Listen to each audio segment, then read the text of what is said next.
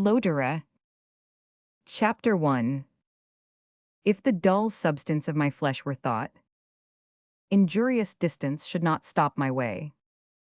For then, despite of space, I would be brought from limits far remote where thou dost stay. Shakespeare. The still hours of darkness passed silently away, and morning dawned when all rose to do the task he set to each, who shaped us to his ends and not our own. Ethel had slept peacefully through the livelong night, nor woke till a knock at her door roused her. A rush of fear, a sense of ill, made her heart palpitate as she opened her eyes to the light of day. While she was striving to recall her thoughts, and to remember what the evil was with which she was threatened, again the servant tapped at her door, to say that Saunders had returned, and to deliver the letter he had brought. She looked at her watch, it was past 10 o'clock. She felt glad that it had grown so late, and she not disturbed. Yet as she took the letter brought to her from her husband, all her tremor returned, and she read it with agitation, as if it contained the announcement of her final doom. "You send me disagreeable tidings, my sweet Ethel," wrote Villiers. "I hope unfounded, but caution is necessary. I shall not, therefore, come to Duke Street. Send me a few lines, by Saunders, to tell me if anything has happened. If what he apprehended has really taken place, you must bear, my love, the separation of a day. You do not understand these things, and will wonder when I tell you that when the clock strikes 12 on Saturday night, the magic spells and potent charms of Saunders's friends cease to have power. At that hour I shall be restored to you. Wait till then, and then we will consult for the future. Have patience, dearest love. You have wedded poverty, hardship, and annoyance, but joined to these is the fondest, the most faithful heart in the world. A heart you deign to prize, so I will not repine at ill fortune. Adieu till this evening, and then, as Belvidera says, remember 12. Saturday morning. After reading these lines, Ethel dressed herself hastily. Fanny Durham had already asked permission to see her, and she found her waiting in her sitting room. It was an unspeakable comfort to have one as intelligent and kind as Fanny to communicate with during Edward's absence. The soft, pleading eyes of Ethel asked her for comfort and counsel, and in spite of her extreme youth, the benignant and intelligent expression of Fanny's countenance promised both. "I am sorry to say," she said, "that Saunders's prognostics are too true. Such men as he describes have been here this morning.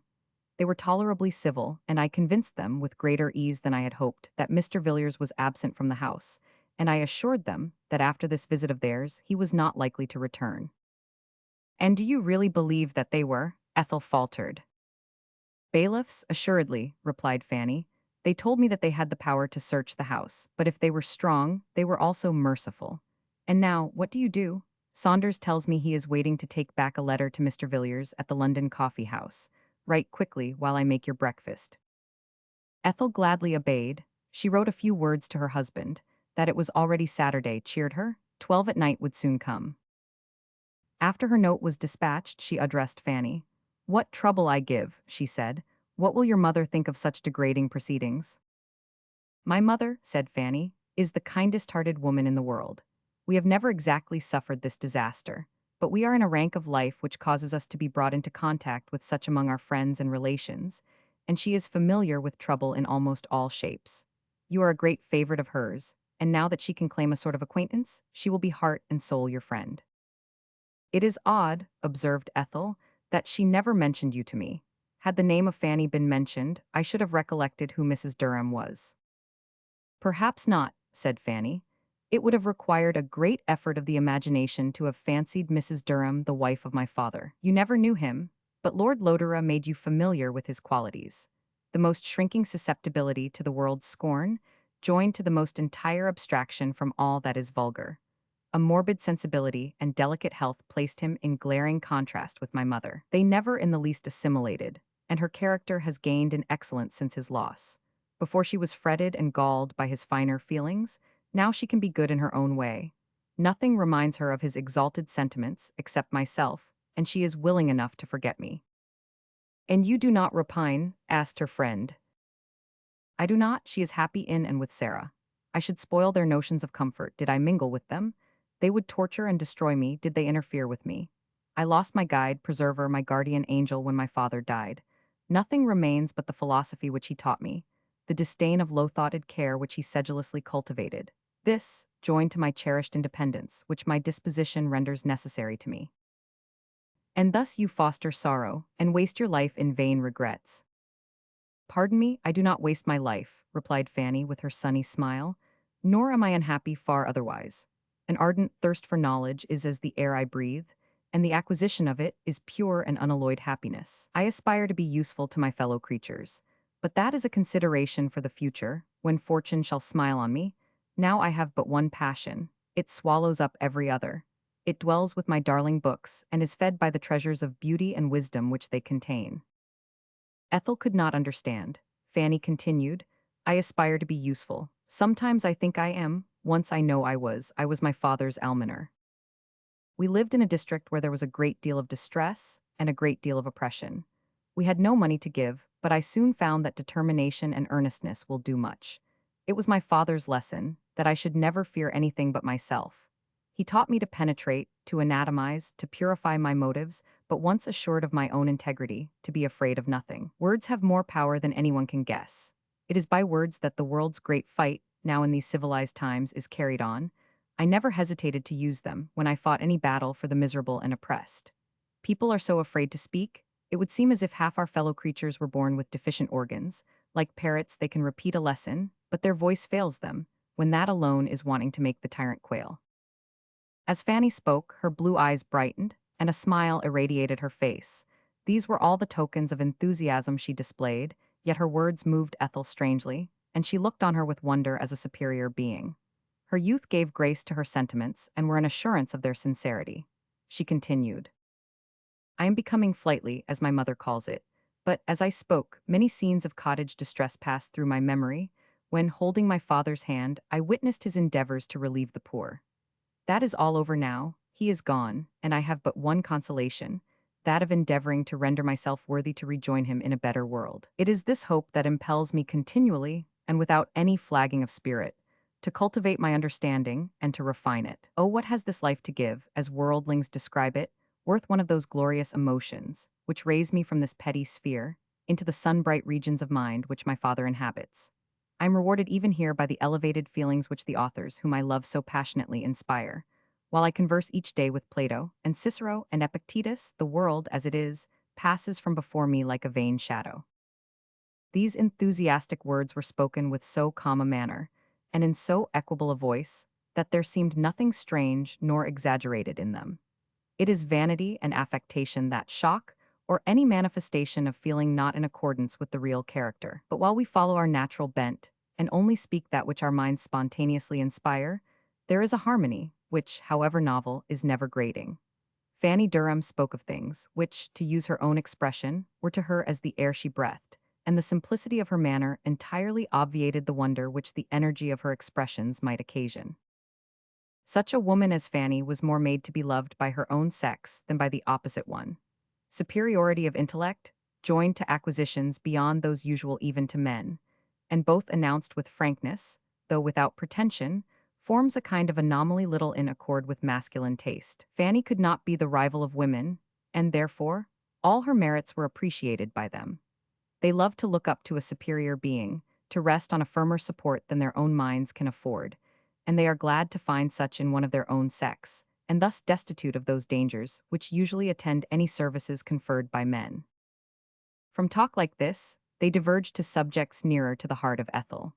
They spoke of Lord Lodore, and her father's name soothed her agitation even more than the consolatory arguments of her friend. She remembered how often he had talked of the trials to which the constancy of her temper and the truth of her affection might be put, and she felt her courage rise to encounter those now before her, without discontent, or rather with that cheerful fortitude, which sheds grace over the rugged form of adversity.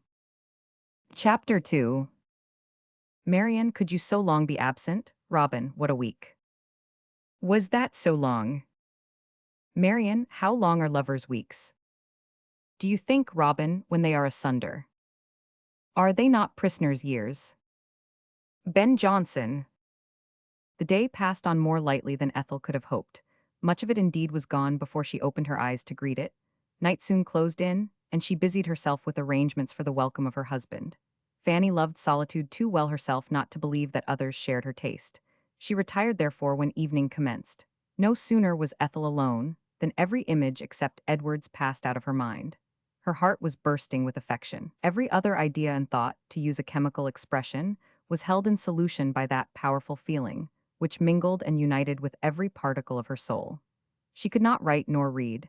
If she attempted, before she had finished the shortest sentence, she found that her understanding was wandering, and she reread it with no better success. It was as if a spring, a gush from the fountain of love poured itself in, bearing away every object which she strove to throw upon the stream of thought, till its own sweet waters alone filled the channel through which it flowed. She gave herself up to the bewildering influence, and almost forgot to count the hours till Edward's expected arrival. At last it was 10 o'clock, and then the sting of impatience and uncertainty was felt. It appeared to her as if a whole age had passed since she had seen or heard of him, as if countless events and incalculable changes might have taken place. She read again and again his note to assure herself that she might really expect him. The minutes meanwhile stood still, or were told heavily by the distinct beating of her heart. The east wind bore to her ear the sound of the quarters of hours, as they chimed from various churches.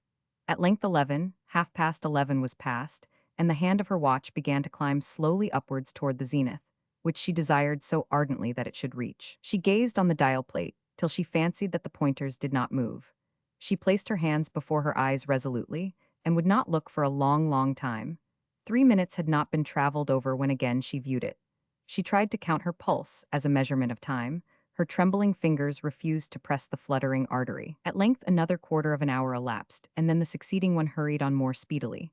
Clock after clock struck. They mingled their various tones as the hour of 12 was tolled throughout London. It seemed as if they would never end. Silence came at last, a brief silence succeeded by a firm, quick step in the street below and a knock at the door. Is he not too soon? Poor fearful Ethel asked herself. But no, and in a moment after he was with her, safe in her glad embrace. Perhaps of the two, Villiers showed himself the most enraptured at this meeting.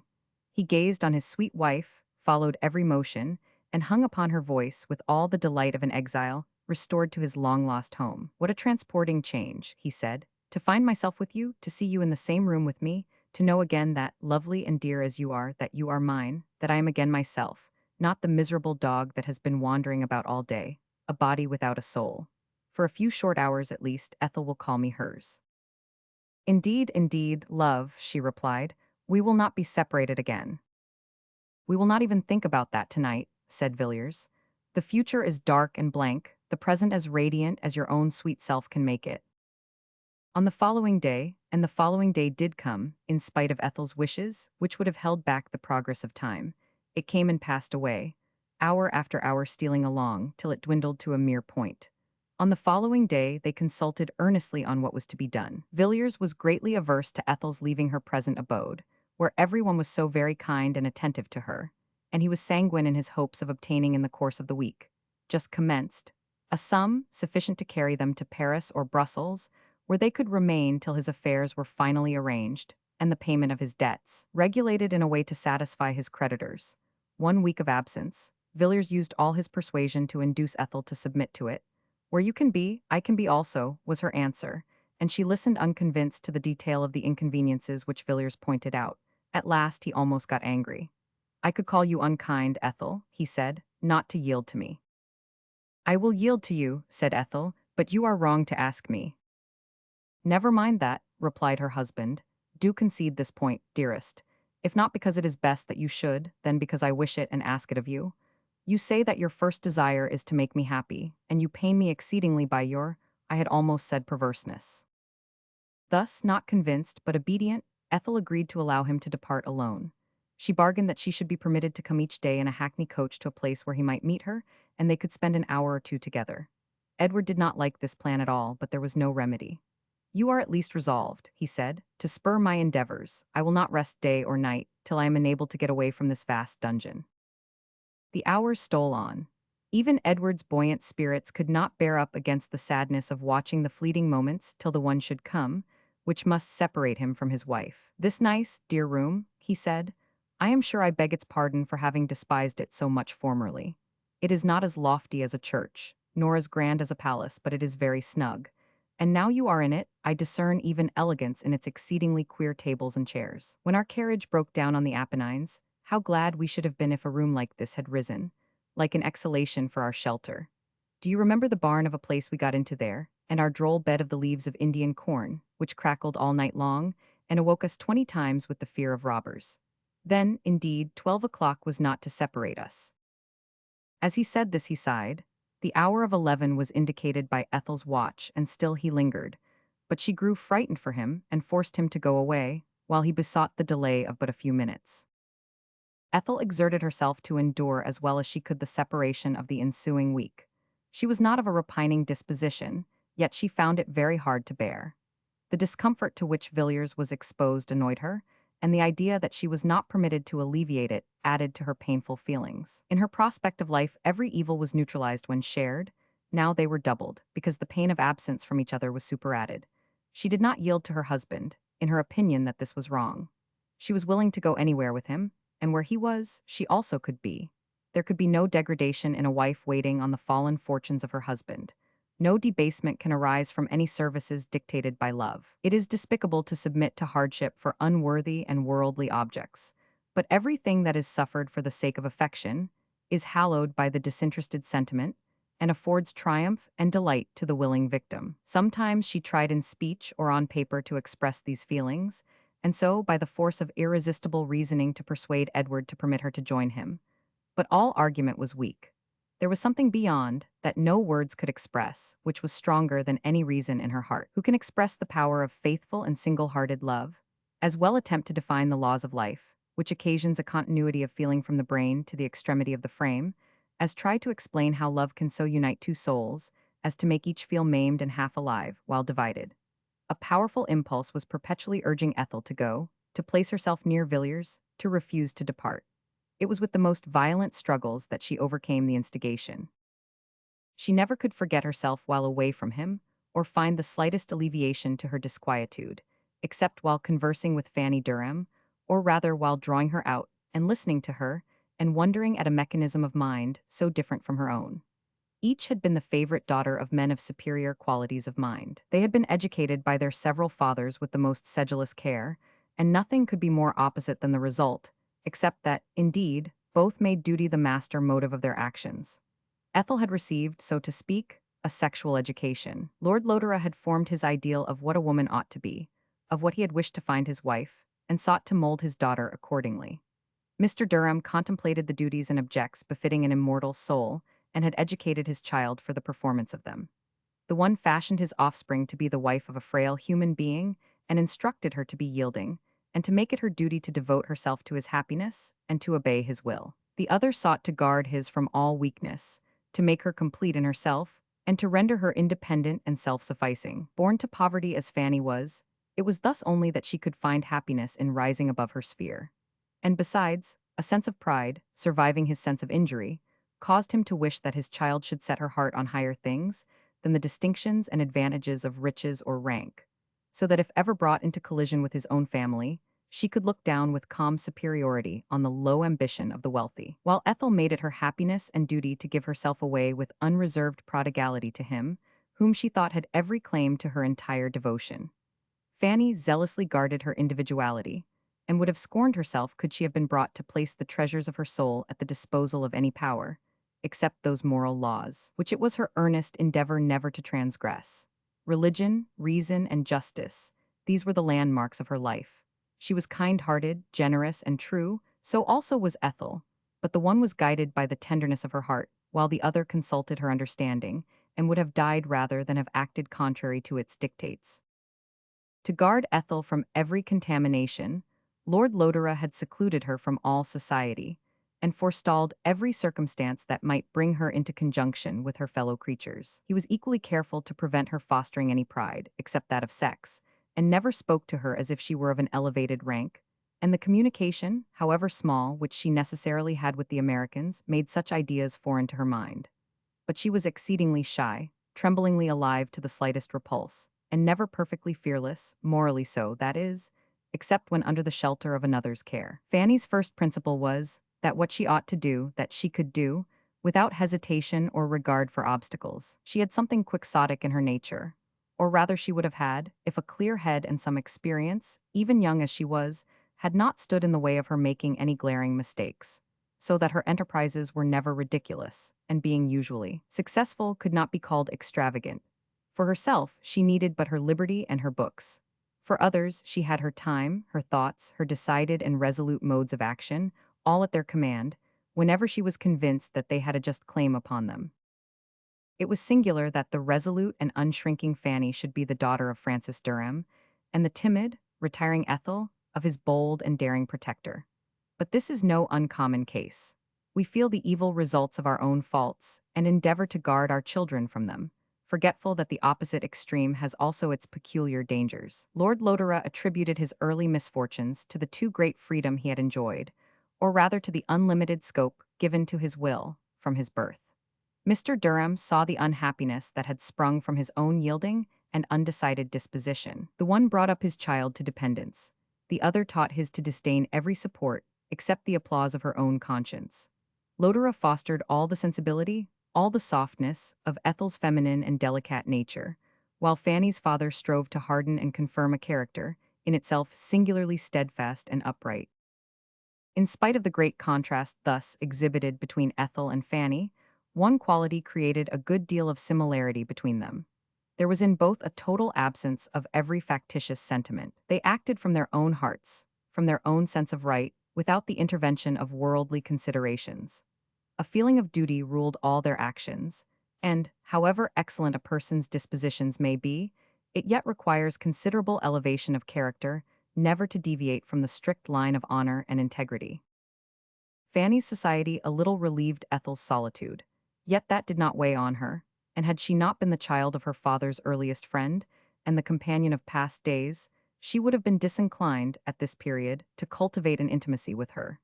She needed no companion except the thought of Edward, which was never absent from her mind. But amidst all her affection for her husband, which gained strength, and, as it were, covered each day a larger portion of her being, anyone associated with the name of Lodore, of her beloved father, had a magic power to call forth her warmest feelings of interest.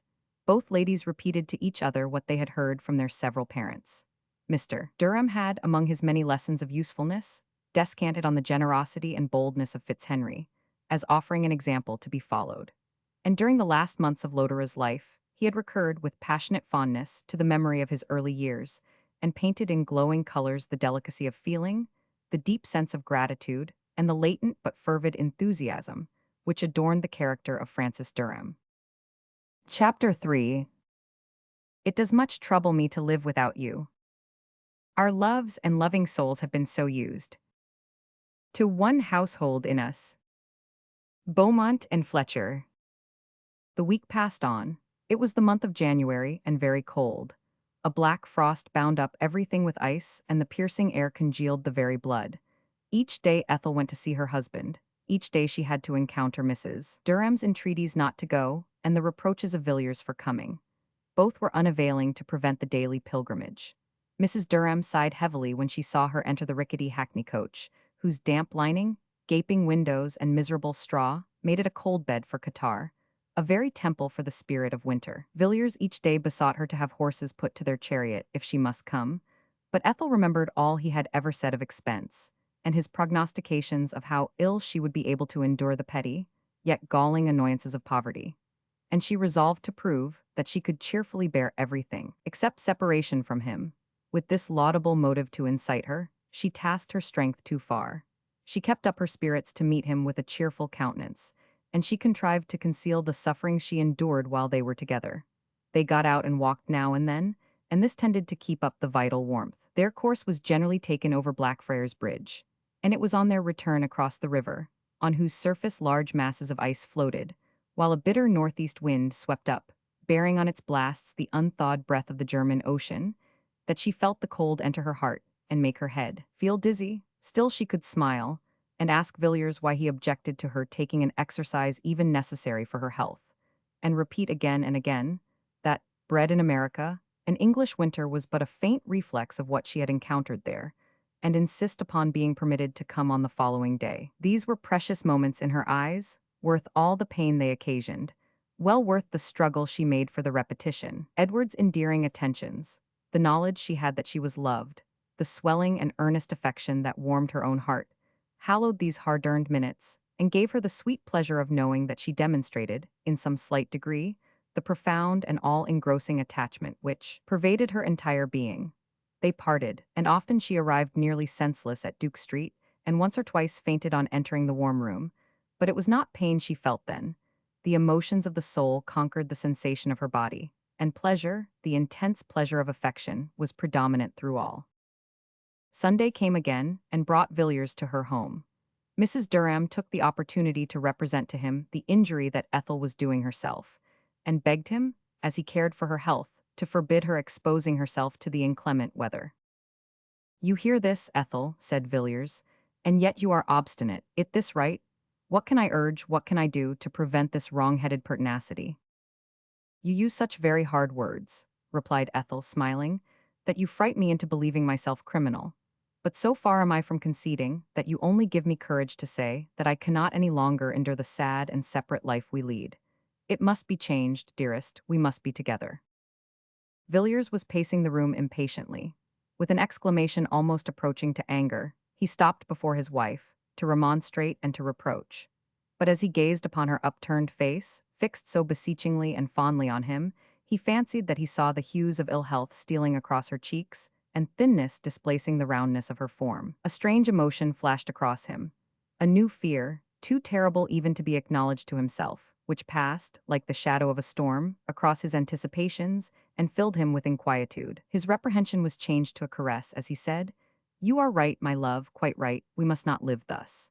You are unable to take care of yourself, and I am very wrong to give up my dearest privilege of watching day and night over the welfare of my only treasure. We will be together, Ethel. If the worst come, it cannot be very bad while we are true to each other."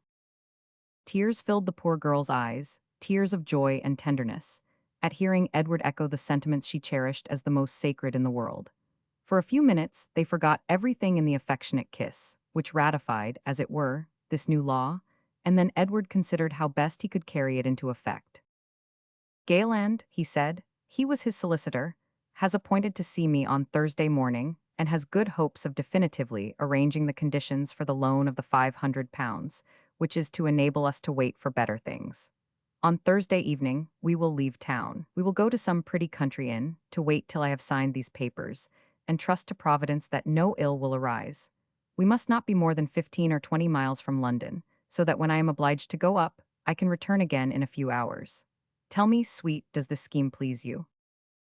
Ethel expressed her warmest gratitude, and then Villiers insinuated his condition, that she should not come to see him in the interval, but remain, taking care of herself, till, on Thursday afternoon, at 6 o'clock, she came, with their chariot, to the northern side of St. Paul's churchyard, where he would immediately join her. They might write, meanwhile. He promised letters as long as if they were to go to India, and soothed her annoyance with every expression of thankfulness at her giving up this point. She did give it up with all the readiness she could muster, and this increased as he dwelt upon the enjoyment they would share, in exchanging foggy, smoky London for the ever-pleasing aspect of nature, which, even during frost and snow, possesses her own charms, her own wonders, and can gratify our senses by 1,000 forms of beauty, which have no existence in a dingy metropolis. When the evening hour came for the young pair to separate, their hearts were cheered by the near prospect of reunion, and a belief that to them, trivial privations of poverty were the only ones they would have to endure. The thrill of fear which had crossed the mind of Villiers, as to the health and preservation of his wife, had served to dissipate the lingering sense of shame and degradation inspired by the penury of their situation. He felt that there was something better than wealth and the attendance of his fellow creatures, something worse than poverty and the world's scorn. Within the fragile form of Ethel, there beat a heart of more worth than a king's ransom, and its pulsations were ruled by him. To lose her, what would all that earth can afford, of power or splendor, appear without her? He pressed her to his bosom, and knew that his arms encircled all life's worth for him. Never again could he forget the deep-felt appreciation of her value, which then took root in his mind. While she, become conscious, by force of sympathy, of the kind of revolution that was made in his sentiments, felt that the foundations of her life grew strong, and that her hopes in this world became steadfast and enduring. Before a wall of separation, however slight, had divided them, they had followed a system of conduct independent of each other, and passed their censure upon the ideas of either. This was over now. They were one sense of right, one feeling of happiness, and when they parted that night, each felt that they truly possessed the other, and that by mingling every hope and wish, they had confirmed the marriage of their hearts. Chapter 4. I think but whither. Now you can go, what you can do to live. How near you have barred all ports to your own. Sucker. Except this one that here I open, love. Beaumont and Fletcher. The most pleasing thoughts shed their balmy influence on Ethel's repose that night. Edward's scheme of a country inn, where the very freedom would make them more entirely dependent upon each other, was absolutely enchanting. Where we establish ourselves and look forward to the passage of a long interval of time, we form ties with, and assume duties towards, many of our fellow creatures, each of which must diminish the singleness of the soul's devotion towards the selected one. No doubt this is the fitting position for human beings to place themselves in, as affording a greater scope for utility. But for a brief space, to have no occupation but that of contributing to the happiness of him to whom her life was consecrated, appeared to Ethel a very heaven upon earth. It was not that she was narrow-hearted. So much affection demands a spacious mansion for its abode. But in their present position of struggle and difficulty, there was no possibility of extending her sphere of benevolence, and she gladly concentrated her endeavors in the one object whose happiness was in her hands. All night, even in sleep, a peculiar sense of calm enjoyment soothed the mind of Ethel, and she awoke in the morning with buoyant spirits, and a soul all alive to its own pleasurable existence. She sat at her little solitary breakfast table, musing with still renewed delight upon the prospect opened before her, when suddenly she was startled by the vision of an empty purse. What could Villiers intend? She felt assured that his stock was very nearly exhausted, and for herself 2 sovereigns, which were not sufficient to meet the demands of the last week, was all that she possessed. She tried to recollect if Edward had said anything that denoted any expectation of receiving money. On the contrary, diving into the recesses of her memory, she called to mind that he had said, "We shall receive your poor little dividend of £100 in less than a fortnight, so we shall be able to live, even if Galen should delay getting the other money. I suppose we have enough to get on till then." He had said this inquiringly, and she knew that she had made a sign of assent, though at the time, she had no thought of the real purport of his question or of her answer. What was to be done? The obvious consequence of her reflections was at once to destroy the cherished scheme of going out of town with Villiers. This was a misfortune too great to bear, and she at last decided upon having again recourse to her aunt. Unused to every money transaction, she had not that terror of obligation, nor dislike of asking, which is so necessary to preserve our independence and even our sense of justice through life. Money had always been placed like counters in her hand. She had never known whence it came, and until her marriage she had never disposed of more than very small sums. Subsequently, Villiers had been the director of their expenses. This was the faulty part of her father's system of education. But Lodore's domestic habits were for a great part founded on experience in foreign countries, and he forgot that an English wife is usually the cashier, the sole controller of the disbursements of her family. It seemed as easy a thing for Ethel to ask for money from Mrs. Fitzhenry, as she knew it would be easy for her to give. In compliance, however, with Villiers's notions, she limited her request to £10, and tried to word her letter so as to create no suspicion in her aunt's mind with regard to their resources. This task achieved, she dismissed every annoying thought, and when Fanny came to express her hope that, bleak and snowy as was the day, she did not intend to make her accustomed pilgrimage with a countenance beaming with delight, she dilated on their plan and spoke as if on the much-desired Thursday, the gates of Elysium were to be thrown open for her. There would have appeared something childish in her gladness to the abstracted and philosophically mind of Fanny, but that the real evils of her situation, and the fortitude, touching in its unconscious simplicity, with which she encountered them, commanded respect. Ethel, as well as her friend, was elevated above the commonplace of life. She also fostered a state of mind, lofty and magnificent, fitted rather to command than to obey, not only suffering patiently, but even making light of all human cares. A grand and dignified self-possession, which fears nothing, yields to no one, and remains forever unvanquished. When Fanny, in one of their conversations, while describing the uses of philosophy, had translated this eulogium of its effects from Cicero, Ethel had exclaimed, "This is love. It is love alone that divides us from sordid earthborn thoughts and causes us to walk alone, girt by its own beauty and power." Fanny smiled, yet while she saw slavery rather than a proud independence in the creed of Ethel, she admired the warmth of heart which could endow with so much brilliancy a state of privation and solitude. At the present moment, when Mrs. Villiers was rapturously announcing their scheme for leaving London, an expression of pain mantled over Fanny's features. Her clear blue eyes became suffused, a large tear gathered on her lashes. "What is the matter?" asked Ethel anxiously. "That I am a fool, but pardon me, for the folly is already passed away. For the first time you have made it hard for me to keep my soul firm in its own single existence. I have been debarred from all intercourse with those whose ideas rise above the soil on which they tread, except in my dear books, and I thought I should never be attached to anything but them. Yet do not think me selfish, Mr. Villiers is quite right. It is much better that you should not be apart. I am delighted with his plan." "Away or near, dear Fanny," said Ethel, in a caressing tone, "I never can forget your kindness, never cease to feel the warmest friendship for you. Remember, our fathers were friends, and their children ought to inherit the same faithful attachment." Fanny smiled faintly. "You must not seduce me from my resolves," she said. "I know my fate in this world, and I am determined to be true to myself to the end.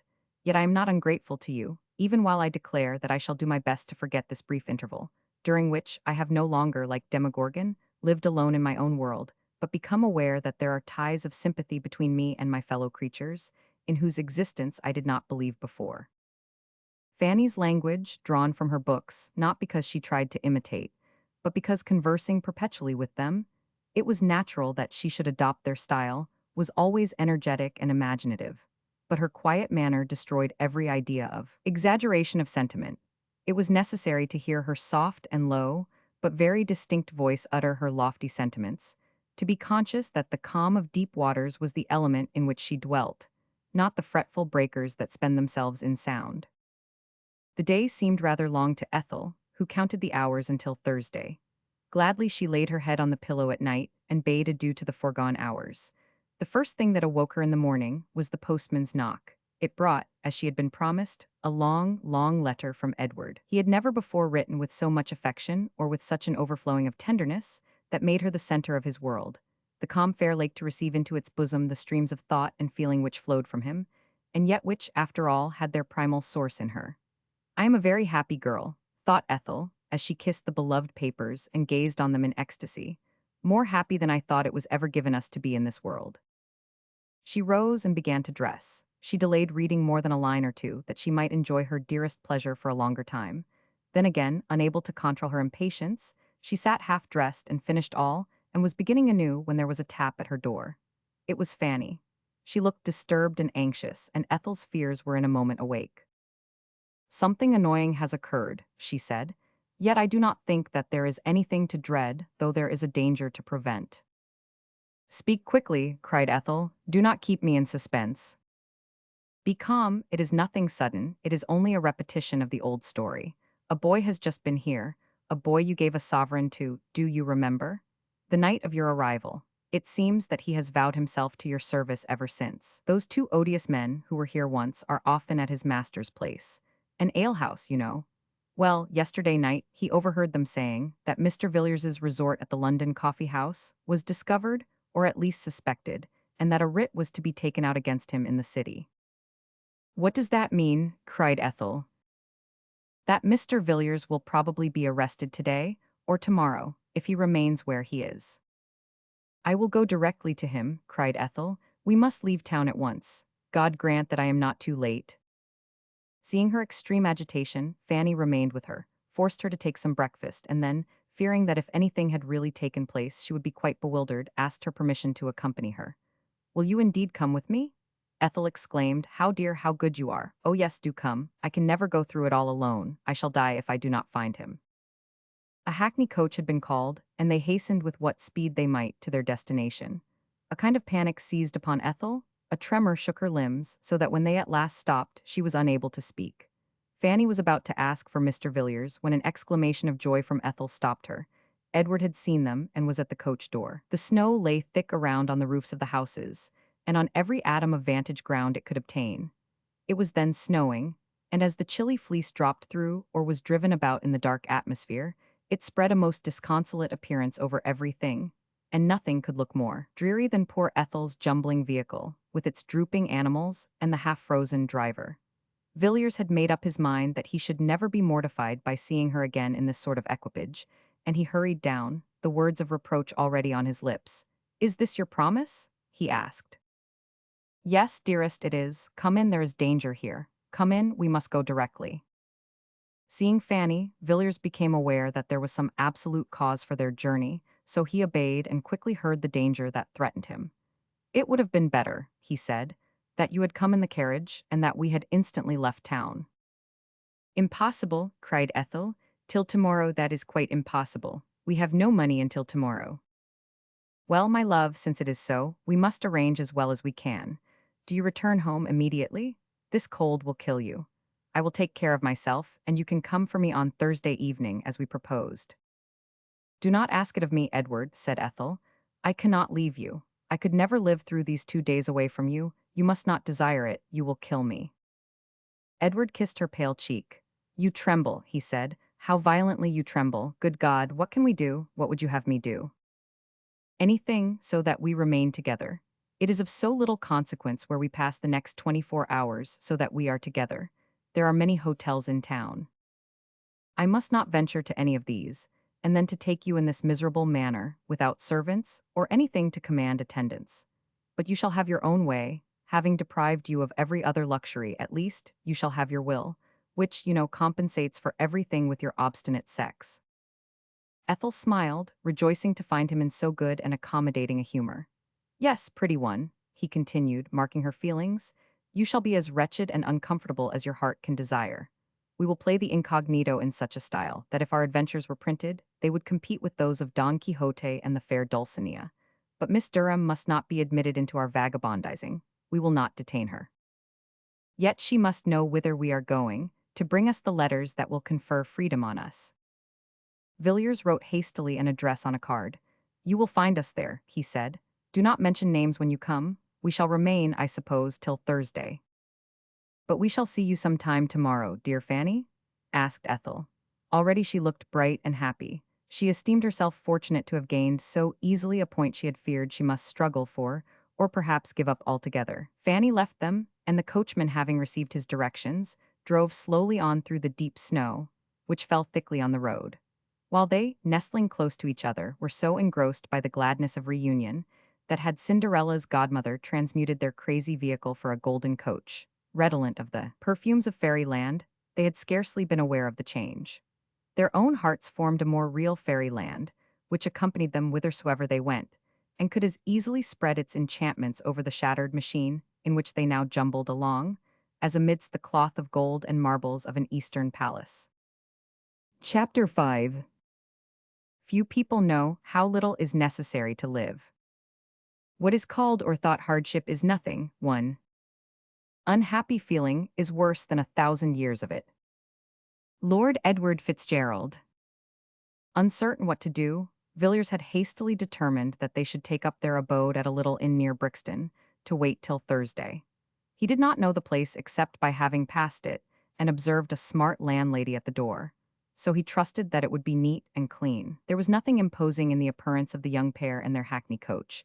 Accordingly, there was no bustling civility displayed to receive them. However, when the fire was once lighted, the old-fashioned sofa drawn near, and dinner ordered, they sat together and felt very happy. Outcasts though they were, wanderers from civilized existence, shut out, through poverty, from the refinements and gilt elegancies of life.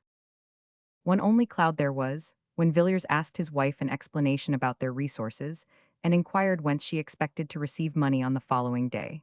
Ethel explained. Villiers looked disturbed. There was something almost of anger in his voice when he said, "And so, Ethel, you feel no compunction in acting in exact opposition to my wishes, my principles, my resolves."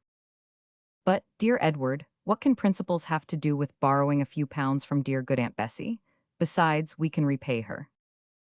"Be assured that we shall," replied Villiers, "and you will never again, I trust, behave so unjustly by me. There are certain things in which we must judge and act for ourselves, and the question of money transactions is one. I may suffer, and you, alas, may also, through poverty, though you have taken pains to persuade me that you do not feel that struggles which, for your sake chiefly, embitter my existence. Yet they are nothing in comparison with the loss of my independence, the sense of obligation, the knowledge that my kind friends can talk over my affairs, take me to task, and call me a burthen to them. Why am I as I am? I have friends and connections who would readily assist me at this extremity if I asked it, and I might turn their kind feelings into sterling gold if I would, but I have no desire to work this transmutation. I prefer their friendship."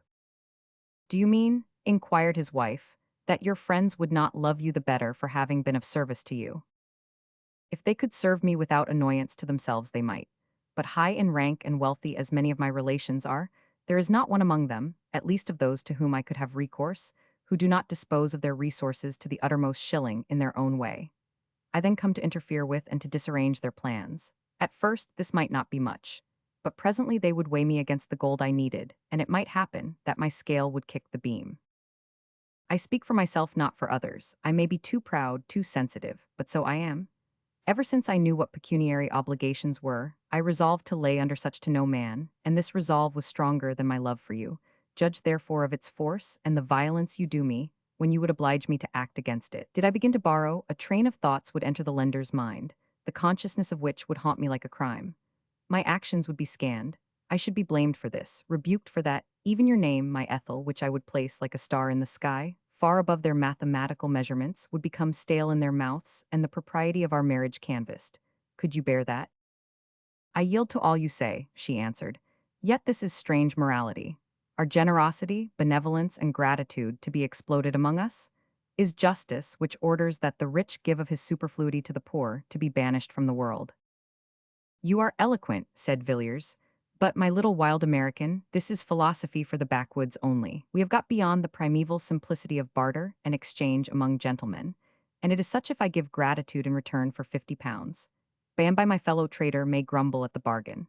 All this will become very clear to you hereafter, I fear, when knowledge of the world teaches you what sordid knaves we all are. It is to prevent your learning this lesson in a painful way that I guard you so jealously from making a wrong step at this crisis.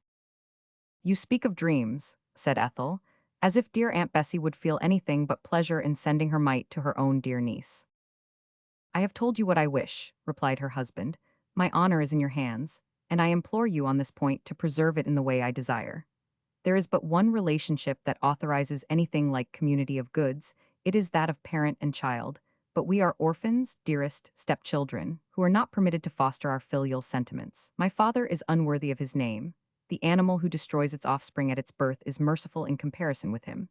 Had he cast me off at once, I should have hardened my hands with labor and earned my daily bread, but I was trained to high-born necessities, and have all the wide wants and narrow powers of the heir of wealth. But let us dismiss this ungrateful subject. I never willingly advert, even in my own mind, to my father's unpaternal conduct. Let us instead fancy, sweet love, that we were born to what we have, that we are cottagers, the children of mechanics, or wanderers in a barbarous country where money is not. And imagine that this repose, this cheerful fire, this shelter from the pelting snow without is an unexpected blessing. Strip a man bare to what nature made him and place him here, and what a hoard of luxury and wealth would not this room contain? In the Illinois, love, few mansions could compete with this. This was speaking in a language which Ethel could easily comprehend. She had several times wished to express this very idea, but she feared to hurt the refined and exclusive feelings of her husband. A splendid dwelling, costly living, and many attendants were with her the adjuncts, not the material, of life. If the stage on which she played her part was to be so decorated, it was well. If otherwise, the change did not merit her attention. Love scoffed at such idle trappings, and could build his tent of canvas, and sleep close nestled in her heart as softly, being only the more lovely and the more true, from the absence of every meretricious ornament. This was another of Ethel's happy evenings, when she felt drawn close to him she loved, and found Elysium in the intimate union of their thoughts. The dusky room showed them but half to each other, and the looks of each, beaming with tenderness, drank life from one another's gaze. The soft shadows thrown on their countenances gave a lamp-like luster to their eyes, in which the purest spirit of affection sat, weaving such unity of sentiment, such strong bonds of attachment, as made all life dwindle to a point, and freighted the passing minute with the hopes and fears of their entire existence. Not much was said, and their words were childish words. Intellet dar laro soli ambidui, which a listener would have judged to be meaningless. But the mystery of love gave a deep sense to each syllable. The hours flew lightly away. There was nothing to interrupt, nothing to disturb. Night came and the day was at an end, but Ethel looked forward to the next, with faith in its equal felicity, and did not regret the fleet passage of time. They had been asked during the evening if they were going by any early coach on the following morning, and a simple negative was given. On that morning they sat at their breakfast, with some diminution of the sanguine hopes of the previous evening. For morning is the time for action, of looking forward, of expectation, and they must spend this in waiting, cooped up in a little room, overlooking no cheering scene. A high road, thickly covered with snow, on which various vehicles were perpetually passing, was immediately before them. Opposite was a row of mean-looking houses, between which might be distinguished low fields buried in snow, and the dreary dark-looking sky bending over all, added to the forlorn aspect of nature. Villiers was very impatient to get away, yet another day must be passed here, and there was no help. On the breakfast table the waiter had placed the bill of the previous day. It remained unnoticed, and he left it on the table when the things were taken away. "I wonder when Fanny will come," said Ethel. "Perhaps not at all today," observed Villiers. "She knows that we intend to remain till tomorrow here, and if your aunt's letter is delayed till then, I see no chance of her coming, nor any use in it." "But Aunt Bessie will not delay. Her answer is certain of arriving this morning." "So you imagine, love, you know little of the various chances that wait upon borrowing." Soon after, unable to bear confinement to the house, uneasy in his thoughts, and desirous a little to dissipate them by exercise, Villiers went out. Ethel, taking a small Shakespeare, which her husband had had with him at the coffee house, occupied herself by reading, or turning from the written page to her own thoughts, gave herself up to reverie, dwelling on many an evanescent idea, and reverting delightedly to many scenes, which her memory recalled. She was one of those who know the pleasures of solitude, when we hold commune alone with the tranquil solemnity of nature. The thought of her father, of the Illinois, and the measureless forest rose before her, and in her ear was the dashing of the stream which flowed near their abode. Her light feet again crossed the prairie, and 1,000 appearances of sky and earth departed forever were retraced in her brain. Would not Edward be happy there? She thought, why should we not go? We should miss dear Horatio, but what else could we regret that we leave behind? And perhaps he would join us, and then we should be quite happy. And then her fancy pictured her new home and all its delights, till her eyes were suffused with tender feeling, as her imagination sketched a variety of scenes. The pleasant labors of cultivation, the rides, the hunting, the boating, all commonplace occurrences, which, attended on by love, were exalted into a perpetual gorgeous procession of beatified hours. And then again she allowed to herself that Europe or America could contain the same delights. She recollected Italy, and her feelings grew more solemn and blissful as she meditated on the wondrous beauty and changeful but deep interest of that land of memory. Villiers did not return for some hours. He also had indulged in reverie, long drawn, but not quite so pleasant as that of his inexperienced wife. The realities of life were kneaded up too entirely with his prospects and schemes for them to assume the fairy hues that adorned Ethel's. He could not see the end to his present struggle for the narrowest independence. Very slender hopes had been held out to him, and thus he was to drag out an embittered existence, spent upon sordid cares, till his father died, an ungrateful idea from which he turned with a sigh. He walked speedily on account of the cold, and as his blood began to circulate more cheerily in his frame, a change came over the tenor of his thoughts.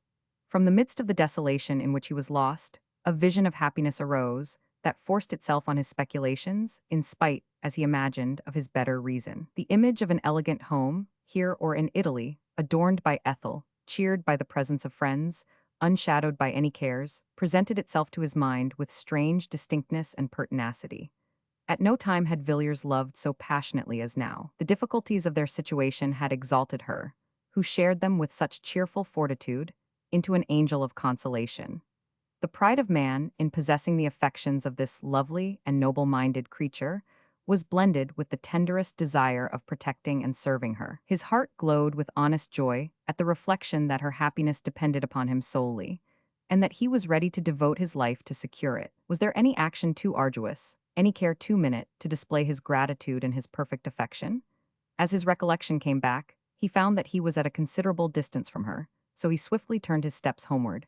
That was his home where she was, and scarcely felt that he trod earth as he recollected that each moment carried him nearer, and that he should soon meet the fond gaze of the kindest, sweetest eyes in the world. Thus they met with a renewed joy after a short absence, each reaping from their separate meditations a fresh harvest of loving thoughts and interchange of grateful emotion. Great was the pity that such was their situation, that circumstances, all mean and trivial, drew them from their heaven-high elevation to the more sordid cares of this dirty planet. Yet why name it pity?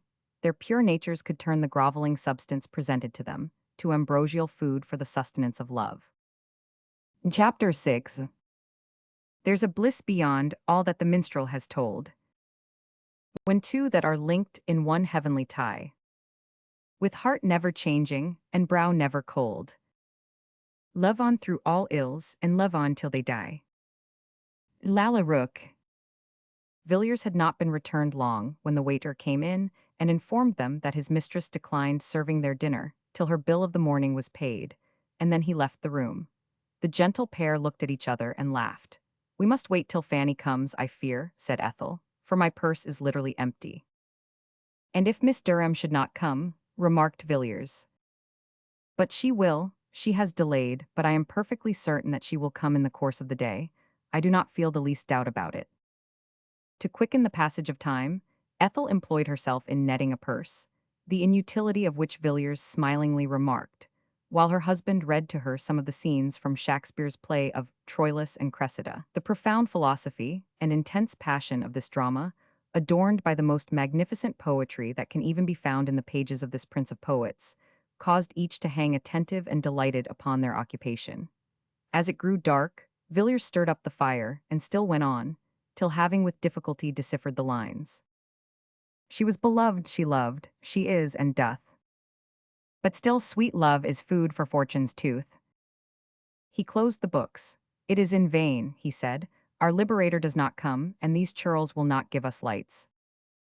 "It is early yet, dearest," replied Ethel. "Not yet 4 o'clock. Would Troilus and Cressida have repined at having been left darkling a few minutes? How much happier we are than all the heroes and heroines that ever lived or were imagined. They grasped at the mere shadow of the thing whose substance we absolutely possess. Let us know and acknowledge our good fortune. God knows I do, and am beyond words grateful." "It is much to be grateful for, sharing the fortunes of a ruined man." "You do not speak as Troilus does," replied Ethel, smiling. "He knew better the worth of love compared with worldly trifles." "You would have me protest, then," said Villiers. "But alas, I am as true as truth's simplicity, and simpler than the infancy of truth. So that all I can say is that you are a very ill-used little girl, to be mated as you are, so buried with all your loveliness in this obscurity, so bound, though akin to heaven, to the basest dross of earth. You are poetical, dearest, and I thank you. For my own part, I am in love with ill luck. I do not think we should have discovered how very dear we are to each other, had we sailed for ever on a summer sea." Such talk, a little prolonged, at length dwindled to silence. Edward drew her nearer to him, and as his arm encircled her waist, she placed her sweet head on his bosom, and they remained in silent reverie. He, as with his other hand he played with her shining ringlets, and parted them on her fair brow, was disturbed in thought, and saddened by a sense of degradation, not to be able to defend the angelic creature, who depended on him, from the world's insults, galled his soul, and embittered even the heart's union that existed between them. She did not think she did know of these things. After many minutes of silence, she said, "I have been trying to discover why it is absolute pleasure to suffer pain for those we love." "Pleasure and pain, you speak riddles." "I do," she replied, raising her head, "but I have divined this. The great pleasure of love is derived from sympathy, the feeling of union, of unity. Anything that makes us alive to the sense of love, that imprints deeper on our plastic consciousness the knowledge of the existence of our affection, causes an increase of happiness. There are two things to which we are most sensitive, pleasure and pain, but habit can somewhat dull the first, and that which was in its newness, ecstasy, our being joined forever, becomes, like the air we breathe, a thing we could not live without, but yet in which we are rather passively than actively happy. But when pain comes to awaken us to a true sense of how much we love, when we suffer for one another's dear sake, the consciousness of attachment swells our hearts. We are recalled from the forgetfulness engendered by custom, and the awakening and renewal of the sense of affection brings with it a joy that sweetens to its dregs the bitterest cup. "Encourage this philosophy, dear Ethel," replied Villiers. "You will need it, but it shames me to think that I am your teacher in this mournful truth." As he spoke, his whole frame was agitated by tenderness and grief. Ethel could see, by the dull firelight, a tear gather on his eyelashes. It fell upon her hand. She threw her arms round him, and pressed him to her heart with a passionate gush of weeping, occasioned partly by remorse at having so moved him, and partly by her heart's overflowing with the dear security of being loved. They had but a little recovered from the scene, when the waiter, bringing in lights, announced Miss Durham. Her coming had been full of disasters. After many threatenings and much time consumed in clumsy repairs, her hackney coach had fairly broken down. She had walked the rest of the way, but they were much further from town than she expected, and thus she accounted for her delay. She brought no news, but held in her hand the letter that contained the means of freeing them from their awkward predicament. "We will not stay another minute in this cursed place," said Villiers. "We will go immediately to Salt Hill, where I intended to take you tomorrow. I can return by one of the many stages which pass continually to keep my appointment with Gayland, and be back with you again by night. So if these stupid people possess a postchaise, we will be gone directly." Ethel was well pleased with this arrangement, and it was put at execution immediately. The chaise and horses were easily procured. They set Fanny down in their way through town. Ethel tried to repay her kindness by heartfelt thanks, and she, in her placid way, showed clearly how pleased she was to serve them. Leaving her in Piccadilly, not far from her own door, they pursued their way to Salt Hill.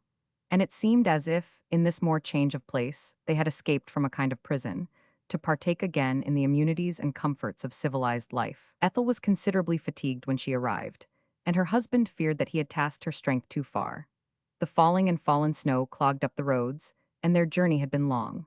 She slept, indeed, the greater part of the way, her head resting on him, and her languor and physical suffering were soothed by emotions the most balmy and by the gladdening sense of confidence and security. They arrived at Salt Hill late in the evening.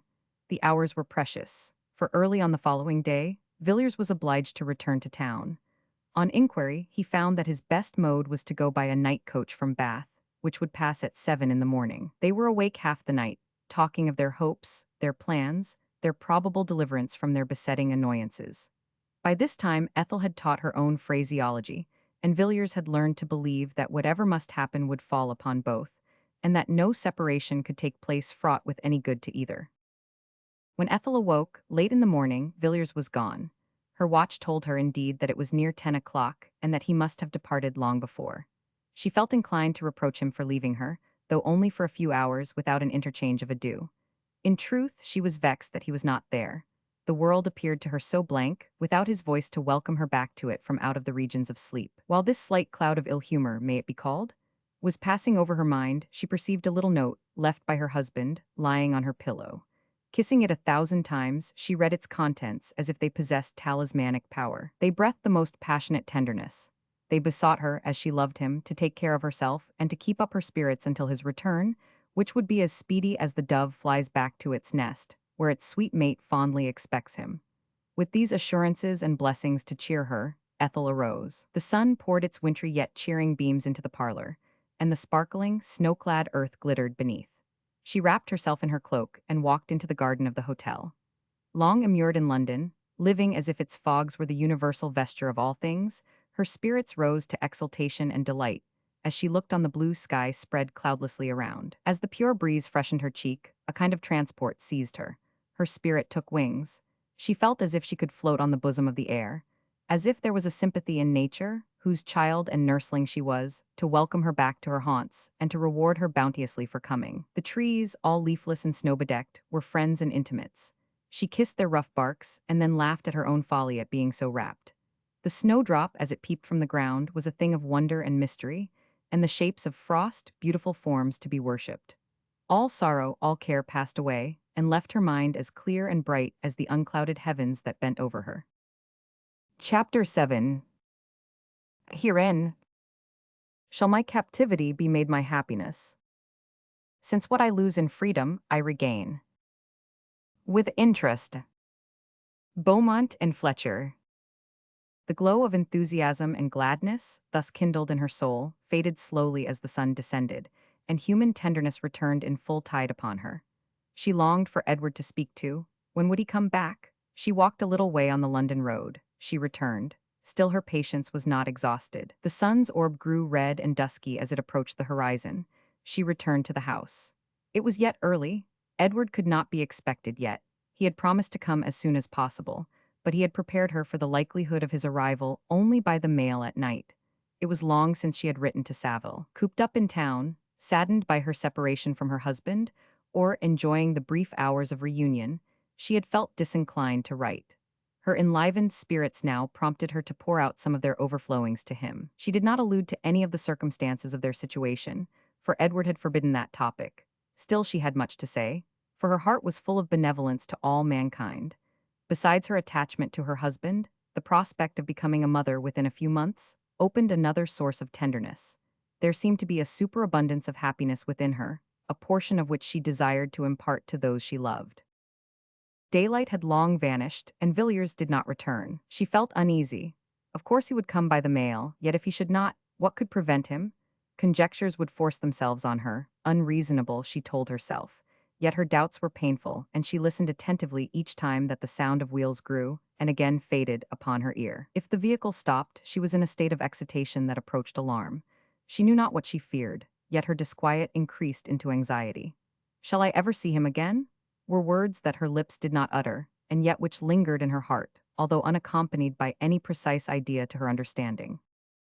She had given 1,000 messages to the servants, and at last the mail arrived. She heard a step. It was the waiter. "The gentleman is not come, ma'am," he said. "I knew it," she thought. Yet why? At one time she resolved to set off for town, yet whither to go, where to find him? An idea struck her that he had missed the mail, but as he would not leave her a prey to uncertainty, he would come by some other conveyance. She got a little comfort from this notion, and resumed her occupation of waiting, though the vagueness of her expectations rendered her 1,000 times more restless than before. And all was vain. The mail had arrived at 11 o'clock. At 12 she retired to her room. She read again and again his note. His injunction that she should take care of herself induced her to go to bed at a little after 1, but sleep was still far from her, till she could no longer expect. Till it became certain that it must be morning before he could come, she did not close her eyes. As her last hope quitted her, she wept bitterly. Where was the joyousness of the morning? The exuberant delight with which her veins had tingled, which had painted life as a blessing? She hid her face in her pillow and gave herself up to tears, till sleep at last stole over her senses. Early in the morning her door opened and her curtain was drawn aside. She awoke immediately, and saw Fanny Durham standing at her bedside. "Edward, where is he?" she exclaimed, starting up. "Well, quite well," replied Fanny. "Do not alarm yourself, dear Mrs. Villiers, he has been arrested. I must go to him immediately. Leave me for a little while, dear Fanny. I will dress and come to you. Do you order the chaise meanwhile? I can hear everything as we are going to town." Ethel trembled violently. Her speech was rapid but inarticulate. The paleness that overspread her face, blanching even her marble brow, and the sudden contraction of her features alarmed Fanny. The words she had used in communicating her intelligence were cabalistic to Ethel, and her fears were the more intolerable because mysterious and undefined. The blood trickled cold in her veins, and a chilly moisture stood on her forehead. She exerted herself violently to conquer this weakness, but it shackled her powers, as bands of rope would her limbs, and after a few moments she sank back on her pillow almost bereft of life. Fanny sprang to the bell, then sprinkled her with water. Some salts were procured from the landlady, and gradually the color revisited her cheeks, and her frame resumed its functions. An hysteric fit, the first she had ever had, left her at last exhausted but more composed. She herself became frightened lest illness should keep her from Villiers. She exerted herself to become tranquil, and lay for some time without speaking or moving. A little refreshment contributed to restore her, and she turned to Fanny with a faint, sweet smile. "You see," said she, "what a weak, foolish thing I am. But I am well now, quite rallied, there must be no more delay." Her cheerful voice and lively manner gave her friend confidence. Fanny was one who believed much in the mastery of mind, and felt sure that nothing would be so prejudicial to Mrs. Villiers as contradiction, and obstacles put in the way of her attaining the object of her wishes. In spite, therefore, of the good people about, who insisted that the most disastrous consequences would ensue, she ordered the horses, and prepared for their immediate journey to town. Ethel repaid her cares with smiles, while she restrained her curiosity, laid as it were a check on her too impatient movements, and forced a calm of manner which gave her friend courage to proceed. It was not until they were on their way that the object of their journey was mentioned. Fanny then spoke of the arrest as a trifling circumstance, mentioned bail and 20 things which Ethel only comprehended to be mysterious methods of setting him free, and then also she asked the history of what had happened. The tale was soon told. The moment Mr. Villiers had entered Piccadilly he had caused a coach to be called, but on passing to it from the stage, 2 men entered it with him, whose errand was too easily explained. He had driven first to his solicitor's, hoping to put everything in train for his instant liberation. The day was consumed in these fruitless endeavors. He did not give up hope till past 10 at night, when he sent to Fanny, asking her to go down to Mrs. Villiers as early as possible in the morning, and to bring her up to town. His wish was, he said, that Ethel should take up her abode at Mrs. Durham's till this affair could be arranged, and they were enabled to leave London. His note was hurried. He promised that another, more explicit, should await his wife on her arrival. "You will tell the driver," said Ethel, when this story was finished, "to drive to Edward's prison. I would not stay away 5 minutes from him in his present situation to purchase the universe."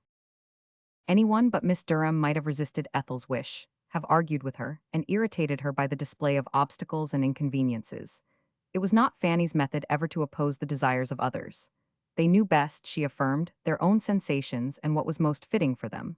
What is best for me, habit, education, and a different texture of character, may render the worst for them. In the present instance, also, she saw that Ethel's feelings were almost too high-wrought for her strength. That opposition, by making a further call on her powers, might upset them wholly. She had, besides, the deepest respect for her attachment to her husband, and was willing to reward it by bringing her to him without delay. Having thus fortunately fallen into reasonable hands, guided by one who could understand her character, and not torture her by forcing notions the opposite of those on which she felt herself compelled to act, Ethel became tranquil, and saw the mere panic of inexperience in her previous excessive alarm. They now approached London. Fanny called the postboy to the window of the chaise, and gave him directions, at which he a little stared, but said nothing.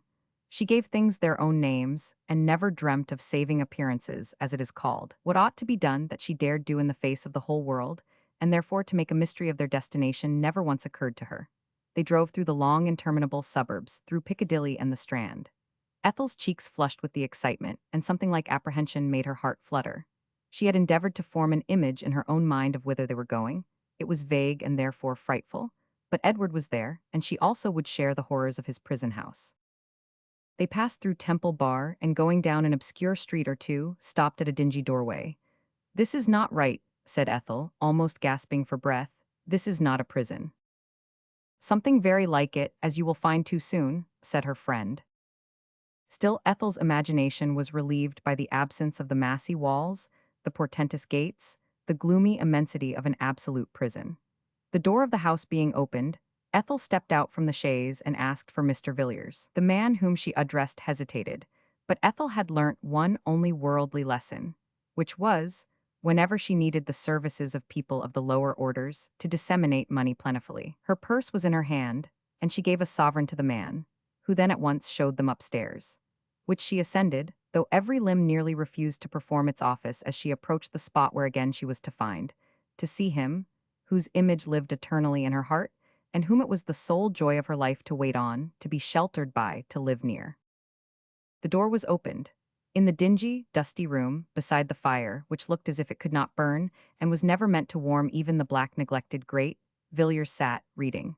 His first emotion was shame when he saw Ethel enter. There was no accord between her spotless loveliness and his squalid prison room. Anyone who has seen a sunbeam suddenly enter, and light up a scene of housewifely neglect and vulgar discomfort, and felt how obtrusive it rendered all that might be half forgotten in the shade, can picture how the simple elegance of Ethel displayed, yet more distinctly to her husband, the worse than beggarly scene in which she found him. His cheeks flushed, and almost he would have turned away. He would have reproached, but a tenderness and an elevation of feeling animated her expressive countenance, which turned the current of his thoughts. Whether it were their fate to suffer the extremes of fortune in the savage wilderness, or in the more appalling privations of civilized life, love and the poetry of love accompanied her, and gilded, and irradiated the commonest forms of penury. She looked at him, and her eyes then glanced to the barred windows. As Fanny and their conductor left them, she heard the key turn in the lock with an impertinent, intrusive loudness. She felt pained for him, but for herself it was as if the world and all its cares were locked out, and as if in this near association with him, she reaped the reward of all her previous anxiety. There was no repining in her thoughts, no dejection in her manner. Villiers could read in her open countenance, as plainly as through the clearest crystal, the sentiments that were passing in her mind. It was something more satisfied than resignation, more contented than fortitude. It was a knowledge that whatever evil might attend her lot, the good so far outweighed it, that, for his sake only, could she advert to any feeling of distress. It was a consciousness of being in her place, and of fulfilling her duty, accompanied by a sort of rapture in remembering how thrice dear and hallowed that duty was. Angels could not feel as she did, for they cannot sacrifice to those they love. Yet there was in her that absence of all self-emanating pain, which is the characteristic of what we are told of the angelic essences.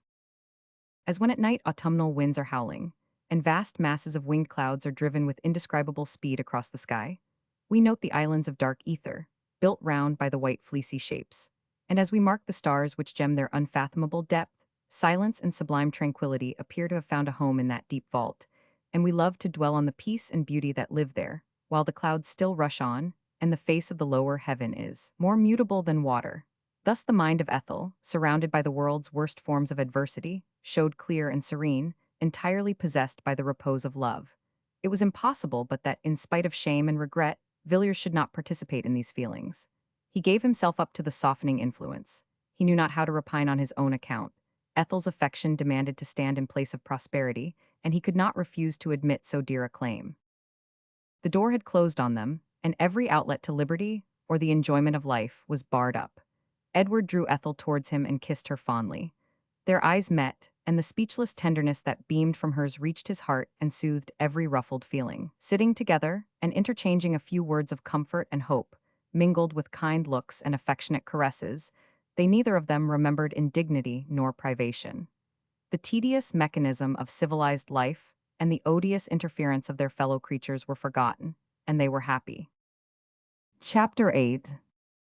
Vego purtroppo. Ci fai vola e la vita. E la favola mia non e compita. Petrarca. The darker months of winter had passed away, and the chilly, blighting English spring begun. Towards the end of March Lady Lodore came to town. She had long ago, in her days of wealth, fitted up a house in Park Lane, so she returned to it as to a home, if home it might be called, where no one welcomed her, where none sat beside her at the domestic hearth. For the first time she felt keenly this circumstance. During her mother's lifetime, she had had her constantly for a companion, and afterwards as events pressed upon her, and while the anguish she felt upon Horatio Savile's marriage was still fresh, she had not reverted to her lonely position as the source of pain. The haughty, the firm, the self-exalting soul of Cornelia had borne up long. She had often felt that she walked on the borders of a precipice, and that if once she admitted sentiments of regret, she should plunge without retrieve into a gulf, dark, portentous, inextricable. She had often repeated to herself that fate should not vanquish her, and that in spite of despair she would be happy.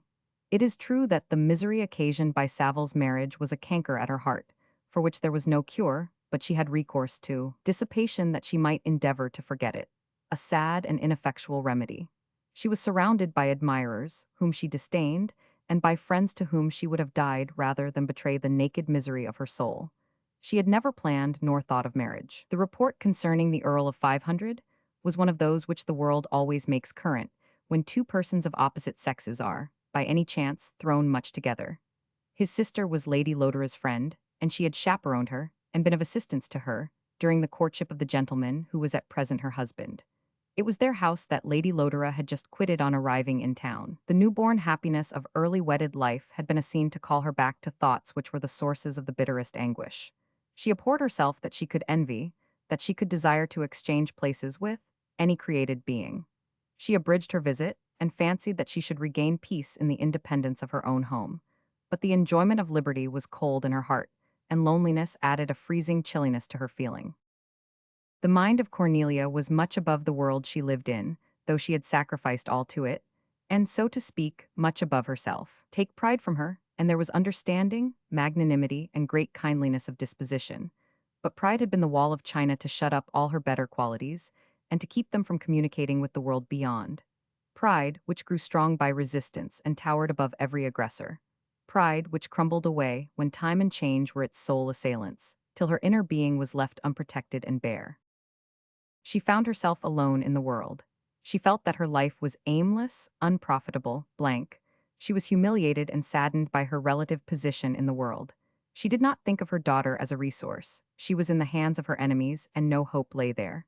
She entertained the belief that Mrs. Villiers was weak both in character and understanding, and that to make any attempt to interest herself in her would end in disappointment, if not disgust. Imagining, as we are all apt to do, how we should act in another person's place, she had formed a notion of what she would have done had she been Ethel, and as nothing was done, she almost despised and quite pitied her. No, there was no help. She was alone. None loved, none cared for her, and the flower of the field which a child plucks and wears for an hour and then casts aside was of more worth than she. Every amusement grew tedious, all society vacant and dull. When she came back from dinners or assemblies to her luxurious but empty abode, the darkest thoughts, engendered by spleen, hung over its threshold and welcomed her return. At such times she would dismiss her attendant and remain half the night by her fireside, encouraging sickly reveries, struggling with the fate that bound her, yet unable in any way to make an effort for freedom. Time, thus would her thoughts fashion themselves. Yes, time rolls on, and what does it bring? I live in a desert, its barren sands feed my hourglass, and they come out fruitless as they went in. Months change their names, years their ciphers. My brow is sadly trenched, the bloom of youth is faded. My mind gathers wrinkles. What will become of me? Hopes of my youth, where are ye? My aspirations, my pride, my belief that I could grasp and possess all things? Alas, there is nothing of all this. My soul lies in the dust, and I look up to know that I have been playing with shadows, and that I am fallen forever. What do I see around me? The tide of life is ebbing fast. I had fancied that pearls and gold would have been left by the retiring waves, and I find only barren, lonely sands. No voice reaches me from across the waters. No one stands beside me on the shore. Would, oh, would I could lay my head on the spray-sprinkled beach and sleep forever. This is madness. These incoherent images that throng my brain are the ravings of insanity. Yet what greater madness than to know that love, affection, the charities of life, the hopes of existence are empty words for me? Am I indeed to have done with these? What is it that still moves up and down in my soul, making me feel as if something might yet be accomplished? Is it that the ardor of youth is not yet tamed? Alas, my youth has departed forever. Yet wherefore these sighs which wrap an eternity of wretchedness in their evanescent breath? Why these tears that, flowing from the inmost fountains of the soul, endeavor to give passage to the flood of sorrow that deluges and overwhelms it? The husband of my youth. The thought of him passes like a shadow across me. Had he borne with me a little longer, had I submitted to his control, how different my destiny had been. But I will not think of that, I do not. A mightier storm than any he could raise has swept across me since, and laid all waste. My soul has been set upon a hope, which has vanished, and desolation has come in its room. Could God, in his anger, bestow a bitter curse on a condemned spirit, than that which weighs on me when I reflect that through my own fault I lost him, whom but to see was paradise? The thought haunts me like a crime, yet when is it absent from me? It sleeps with me, rises with me, it is by me now, and I would willingly die only to dismiss it forever. Miserable Cornelia, thou hast been courted, lauded, waited on, loved. It is all over, I am alone, my poor, poor mother, my much reviled, my dearest mother. By you at least I was valued. Ah, why are you gone, leaving your wretched child alone? Oh, that I could take wings and rise from out of the abyss into which I am fallen. Can I not myself, being miserable, take pleasure in the pleasure of others, and by force of strong sympathy forget my selfish woes? With whom can I sympathize? None desire my care, and all would repay my officiousness with ingratitude, perhaps with scorn. Once I could assist the poor, now I am poor myself. My limited means scarce suffice to keep me in that station in society, from which, did I once descend, I were indeed trampled upon and destroyed forever. Tears rush from my eyes, my heart sinks within me as I look forward. Again the same cares, the same coil, the same bitter result. Hopes held out, only to be crushed, affections excited, only to be scattered to the winds. I blamed myself for struggling too much with fate, for rowing against wind and tide, for resolving to control the events that form existence. Now I yield, I have long yielded. I have let myself drift, as I hoped, into a quiet creek, where indifference and peace ruled the hour. And lo, it is a whirlpool to swallow all I had left of enjoyment upon earth. It was not until she had exhausted herself by these gloomy and restless reflections that she laid her head upon her pillow and tried to sleep. Morning usually dawned before she closed her eyes, and it was nearly noon before she rose, weary and unrefreshed. It was with a struggle that she commenced a day that was to be cheered by no event nor feeling capable of animating her to any sense of joy. She had never occupied herself by intellectual exertion. Her employments had been the cultivation of what are called accomplishments merely, and when now she reverted to these, it was with bitterness. She remembered the interval when she had been inspirited by the delightful wish to please Horatio. Now none cared how the forlorn Cornelia passed her time. No one would hang enraptured on her voice, or hail with gladness the development of some new talent. It is the same, she thought, how I get rid of the heavy hours so that they go. I have but to give myself up to the sluggish stream that bears me on to old age, not more bereft or unregarded than these wretched years.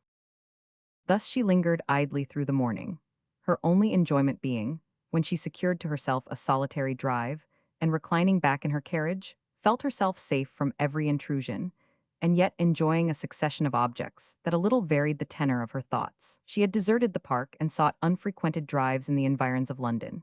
Evening at last came, and with it her uninteresting engagements, which yet she found better than entire seclusion. Forced to rouse herself to adopt, as a mask, the smiling appearance which had been natural to her for many years, she often abhorred every one around her, and yet, hating herself more, took refuge among them from her own society. Her chief care was to repress any manifestation of her despair, which too readily rose to her lips or in her eyes. The glorious hues of sunset, the subduing sounds of music, even the sight of a beautiful girl, resplendent with happiness and youth, moving gracefully in dance, had power to move her to tears. Her blood seemed to curdle and grow thick, while gloomy shadows mantled over her features. Often, she could scarcely forbear expressing the bitterness of her feelings, and indulging in acrimonious remarks on the deceits of life and the inanity of all things. It seemed to her, sometimes, that she must die if she did not give vent to the still increasing horror with which she regarded the whole system of the world. Nor were her sufferings always thus negative. One evening, especially, a young traveled gentleman approached her, with all the satisfaction painted on his countenance, which he felt at having secured a topic for the entertainment of the fashionable Lady Lodore.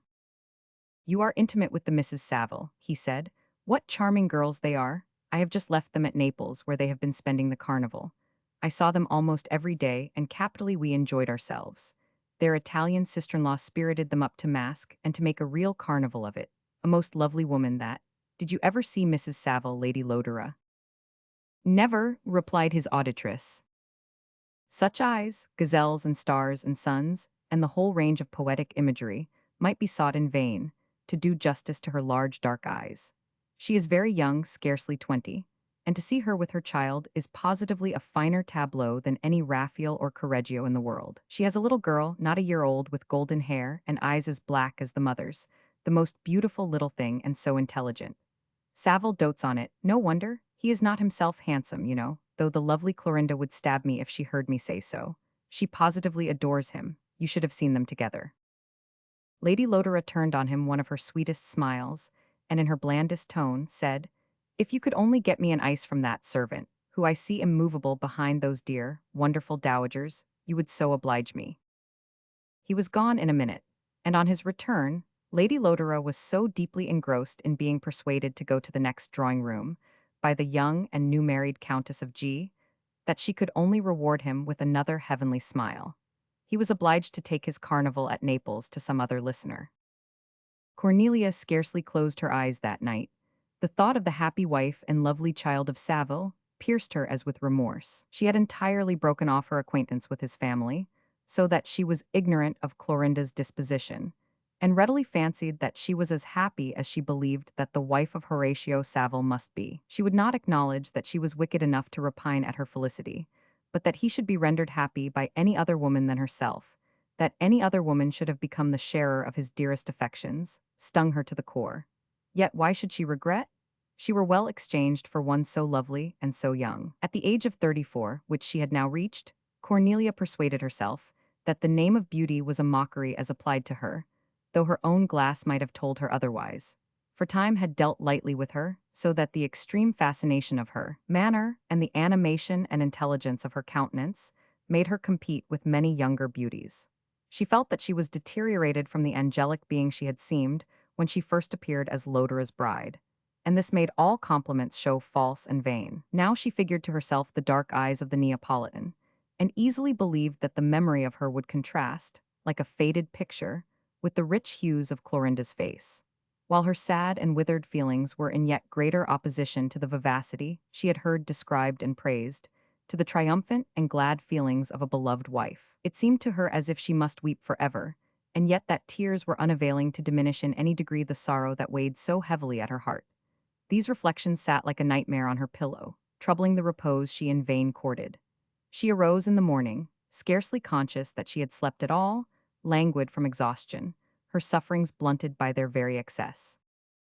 Chapter 9. Oh, where have I been all this time, how friended, that I should lose myself thus disprately, and none for pity show me how I wandered. Beaumont and Fletcher. While it was yet too early for visitors, and before she had ordered herself to be denied to everyone, as she intended to do, she was surprised by a double knock at the door, and she rang hastily to prevent anyone being admitted. The servants, with contradictory orders, found it difficult to evade the earnest desire of the visitor to see their lady, and at last they brought up a card, on which was written, "Miss Durham wishes to be permitted to see Lady Lodore for Mrs. Villiers." From had first been written, erased, and for substituted. Lady Lodore was alarmed, and the ideas of danger and death instantly presenting themselves, she desired Miss Durham to be shown up. She met her with a face of anxiety, and with that frankness and kindness of manner, which was the irresistible scepter she wielded to subdue all hearts. Fanny had hitherto disliked Lady Lodore. She believed her to be cold, worldly, and selfish. Now, in a moment, she was convinced by the powerful influence of manner that she was the contrary of all this, so that instead of the chilling address she meditated, she was impelled to throw off her reserve and to tell her story with animation and detail. She spoke of what Mrs. Villiers had gone through previous to the arrest of her husband, and how constantly she had kept her resolve of remaining with him, though her situation day by day becoming more critical, demanded attentions and luxuries which she had no means of attaining. "Yet," said Fanny, "I should not have intruded on you even now, but that they cannot go on as they are. Their resources are utterly exhausted, and until next June I see no prospect for them. Why does not Mr. Villiers apply to his father, even if letters were of no avail, a personal appeal?" "I am afraid that Colonel Villiers has nothing to give," replied Fanny, "and at all events Mr. Villiers's imprisonment." "Prison?" cried Lady Lodore. "You do not mean Ethel cannot be living in prison." "They live within the rules, if you understand that term. They rent a lodging close to the prison on the other side of the river." "This must indeed be altered," said Lady Lodore. "This is far too shocking. Poor Ethel, she must come here. Dear Miss Durham, will you tell her how much I desire to see her, and entreat her to make my house her home?" Fanny shook head. "She will not leave her husband. I should make your proposal in vain." Lady Lodore looked incredulous. After a moment's thought she persuaded herself that Ethel's having refused to return to the house of Mrs. Durham, or having negatived some other proposed kindness originated this notion, and she believed that she had only to make her invitation in the most gracious possible way, not to have it refused. "I will go to Ethel myself," she said. "I will myself bring her here, and so smooth all difficulties." Fanny did not object. Under her new favorable opinion of Lady Lodore, she felt that all would be well if the mother and daughter were brought together, though only for a few minutes. She wrote down Ethel's address and took her leave, while at the same moment Lady Lodore ordered her carriage and assured her that no time should be lost in removing Mrs. Villiers to a more suitable abode. Lady Lodore's feelings on this occasion were not so smiling as her looks. She was grieved for her daughter, but she was exceedingly vexed for herself. She had desired some interest, some employment in life, but she recoiled from any that should link her with Ethel. She desired occupation, and not slavery. But to bring the young wife to her own house, and make it a home for her, was at once destructive of her own independence. She looked forward with repugnance to the familiarity that must thence ensue between her and Villiers. Even the first step was full of annoyance, and she was displeased that Fanny had given her the task of going to her daughter's habitation, and forced her to appear personally on so degrading a scene. There was however no help, she had undertaken it, and it must be done. Every advance she made towards the wretched part of the town, where Ethel lived, added to her ill humor. She felt almost personally affronted by the necessity she was under of first coming in contact with her daughter under such disastrous circumstances. Her spleen against Lord Lodore revived. She viewed every evil that had ever befallen her as arising from his machinations. If Ethel had been entrusted to her guardianship, she certainly had never become the wife of Edward Villiers, nor ever have tasted the dregs of opprobrious poverty. At length her carriage drew near a row of low, shabby houses, and as the name caught her eye, she found that she had reached her destination. She resolved not to see Villiers if it could possibly be avoided, and then making up her mind to perform her part with grace and every show of kindness, she made an effort to smooth her brow and recall her smiles. The carriage stopped at a door. A servant maid answered to the knock. She ordered Mr. Villiers to be asked for. He was not at home. One objection to her proceeding was removed by this answer. Mrs. Villiers was in the house, and she alighted and desired to be shown to her. Chapter 10. As flowers beneath May's footsteps waken, as stars from night's loose hair are shaken, as waves arise when loud winds call, Thoughts sprung where'er that step did fall. Shelley. Never before had the elegant and fastidious Lady Lodore entered such an abode, or ascended such stairs. The servant had told her to enter the room at the head of the first flight, so she made her way by herself and knocked at the door. The voice that told her to come in thrilled through her, she knew not why, and she became disturbed at finding that her self-possession was failing her. Slight things act powerfully on the subtle mechanism of the human mind. She had dressed with scrupulous plainness, yet her silks and furs were strangely contrasted with the room she entered, and she felt ashamed of all the adjuncts of wealth and luxury that attended her. She opened the door with an effort. Ethel was seated near the fire at work. No place or circumstance could deteriorate from her appearance. In her simple, unadorned morning dress, she looked as elegant and as distinguished as she had done when her mother had last seen her in diamonds and plumes in the presence of royalty. There was a charm about both, strikingly in contrast, and yet equal in fascination. The polish of Lady Lodore and the simplicity of Ethel were both manifestations of inward grace and dignity. And as they now met, it would have been difficult to say which had the advantage of the other. Ethel's extreme youth, by adding to the interest with which she must be regarded, was in her favor.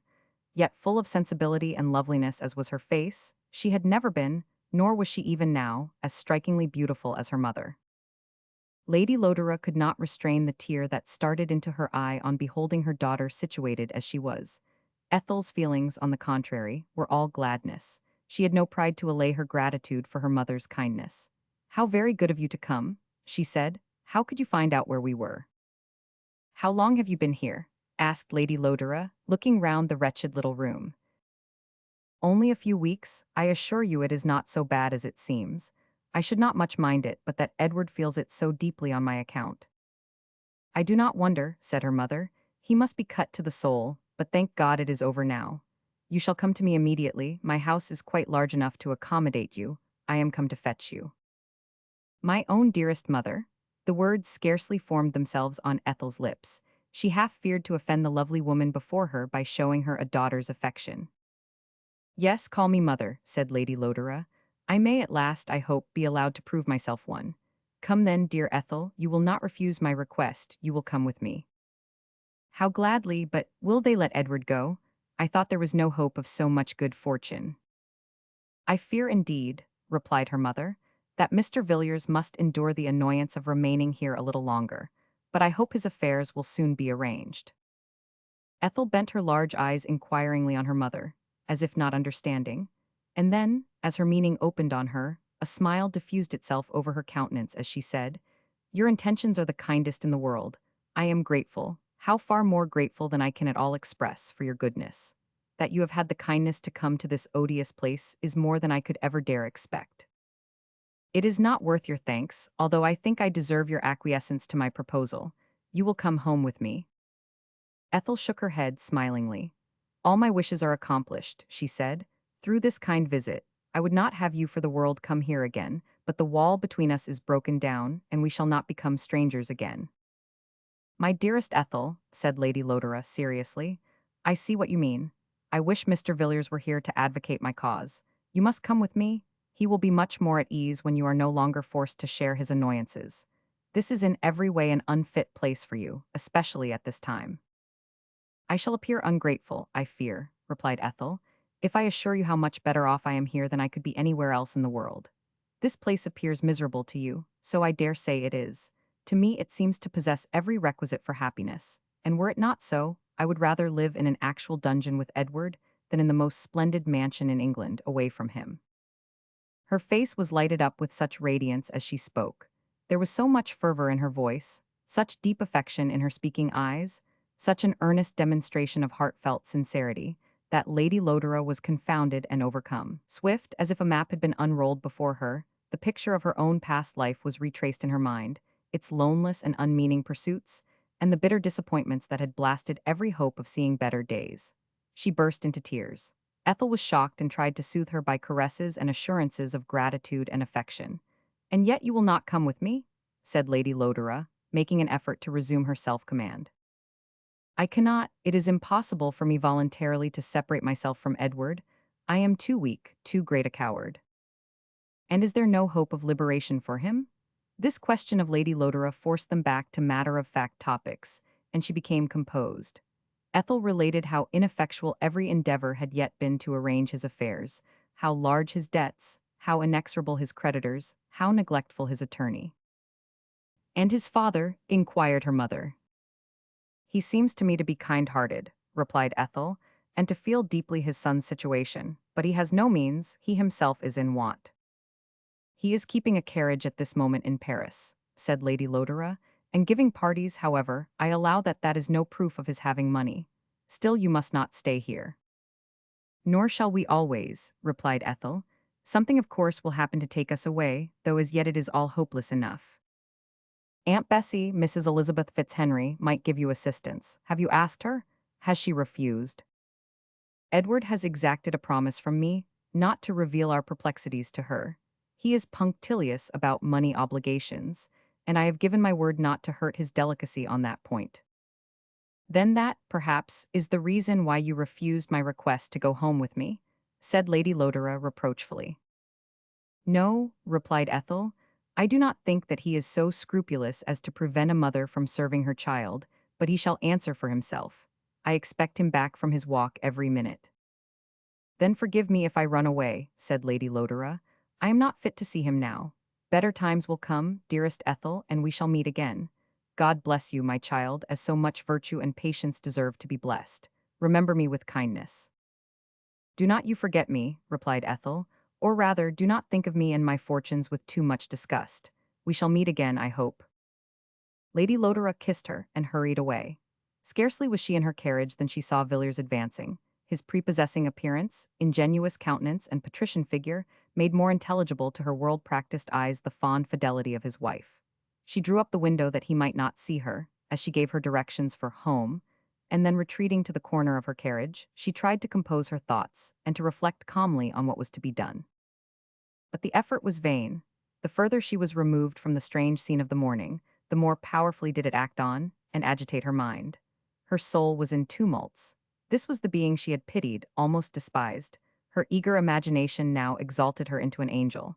There was something heart-moving in the gentle patience and unrepining contentment with which she bore her hard lot. She appeared in her eyes to be one of those rare examples sent upon earth to purify human nature and to demonstrate how near akin to perfection we can become.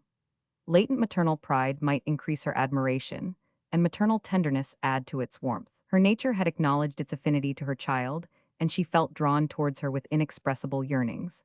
A vehement desire to serve her sprung up, but all was confused and tumultuous.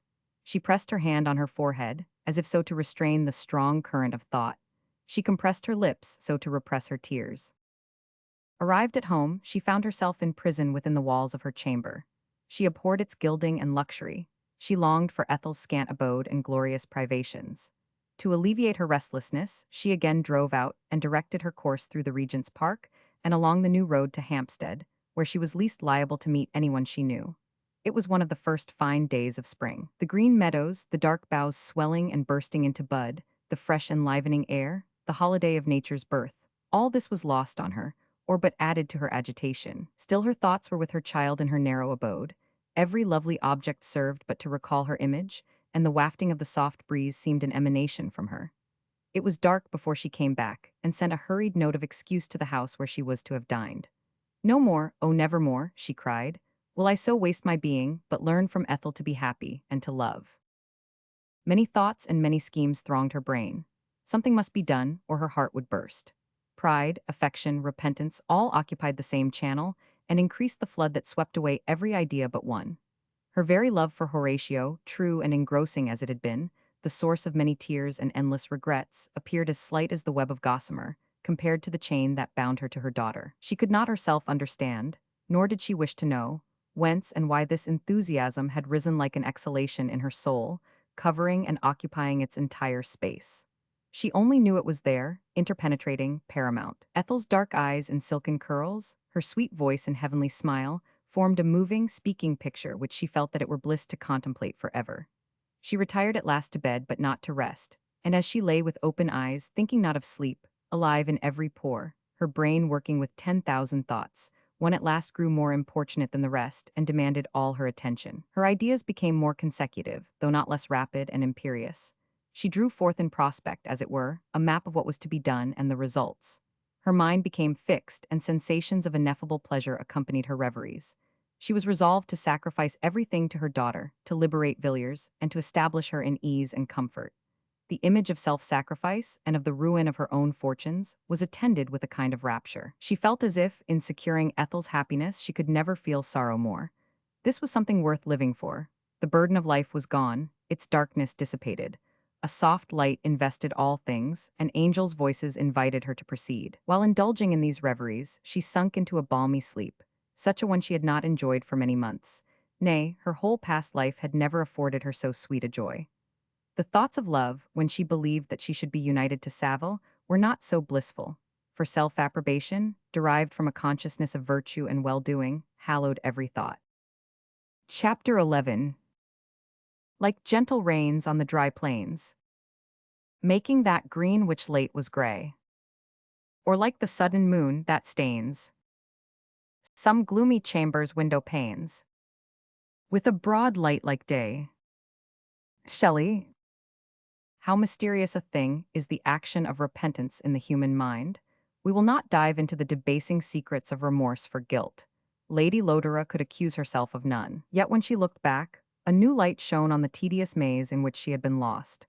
A light, and she blessed it, that showed her a pathway out of tempest and confusion into serenity and peace. She wondered at her previous blindness. It was as if she had closed her eyelids, and then fancied it was night. No fear that she should return to darkness. Her heart felt so light, her spirit so clear and animated, that she could only wonder how it was she had missed happiness so long, when it needed only that she should stretch out her hand to take it. Her first act on the morrow was to have an interview with her son-in-law's solicitor. Nothing could be more hopeless than Mr. Galen's representation of his client's affairs. The various deeds of settlement and entail, through which he inherited his estate, were clogged in such a manner as to render an absolute sale of his reversionary prospects impossible, so that the raising of money on them could only be effected at an immense future sacrifice. Under these circumstances, Galen had been unwilling to proceed, and appeared lukewarm and dilatory, while he was impelled by that love for the preservation of property, which often finds place in the mind of a legal adviser. Lady Lodore listened attentively to his statements. She asked the extent of Edward's debts, and somewhat started at the sum named as necessary to clear him. She then told Mr. Galen that their ensuing conversation must continue under a pledge of secrecy on his part. He assented, and she proceeded to represent her intention of disposing of her jointure for the purpose of extricating Villiers from his embarrassments. She gave directions for its sale, and instructions for obtaining the necessary papers to effect it.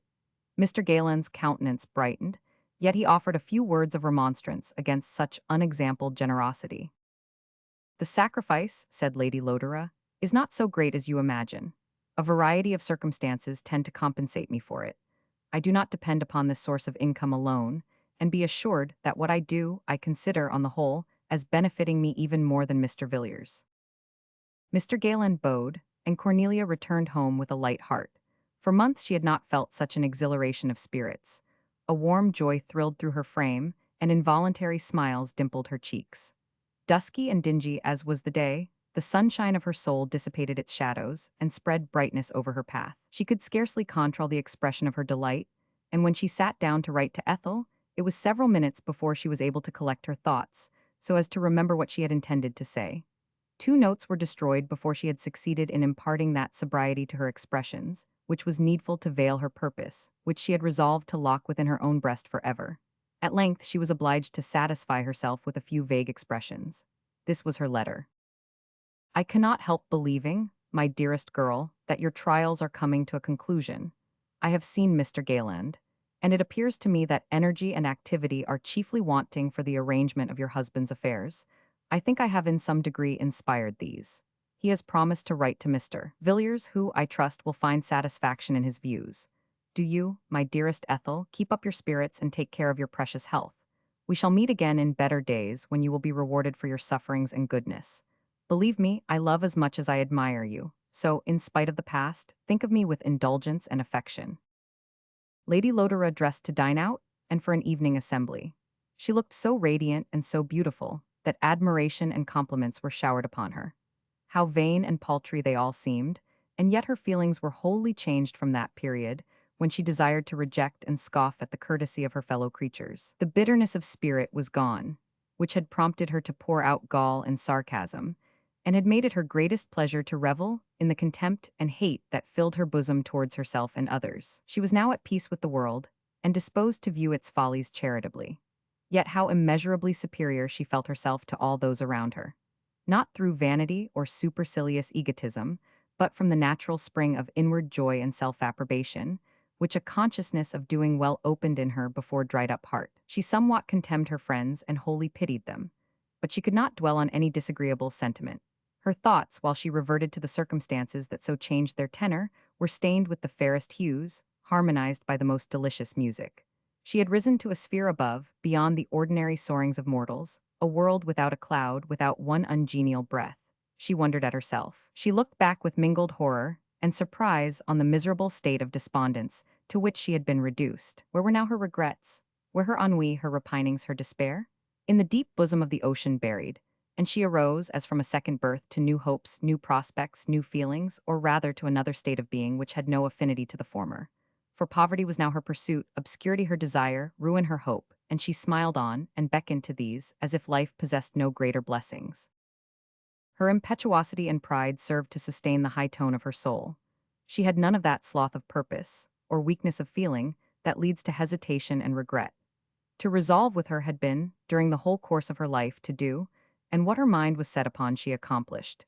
It might be rashly, but still with that independence and energy that gave dignity even to her more ambiguous actions. As before, when she cast off Lodore, she had never admitted a doubt that she was justified before God and her conscience for refusing to submit to the most insulting tyranny.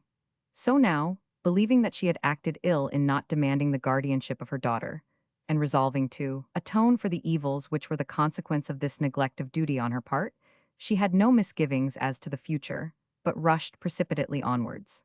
As a racer at the Olympic Games, she panted to arrive at the goal, though it were only to expire at the moment of its attainment. Meanwhile, Ethel had been enchanted by her mother's visit, and spoke of it to Villiers as a proof of the real goodness of her heart, insisting that she was judged harshly and falsely. Villiers smiled incredulously. "She gains your esteem at an easy rate," he observed. "Cultivate it if it makes you happier. It will need more than a mere act of ordinary courtesy, more than a slight invitation to her house, to persuade me that Lady Lodore is not, what she is, a worshipper of the world, a frivolous, unfeeling woman. Mark me whether she comes again." Her letter on the following day strengthened his opinion. "This is even insulting," he said.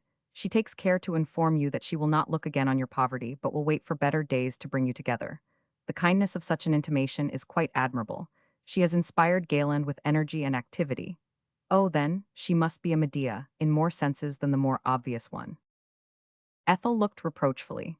She saw that Villiers was deeply hurt that Lady Lodore had become acquainted with their distresses, and been a witness of the nakedness of the land. She could not inspire him with the tenderness that warmed her heart towards her mother, and the conviction she entertained, in spite of appearances.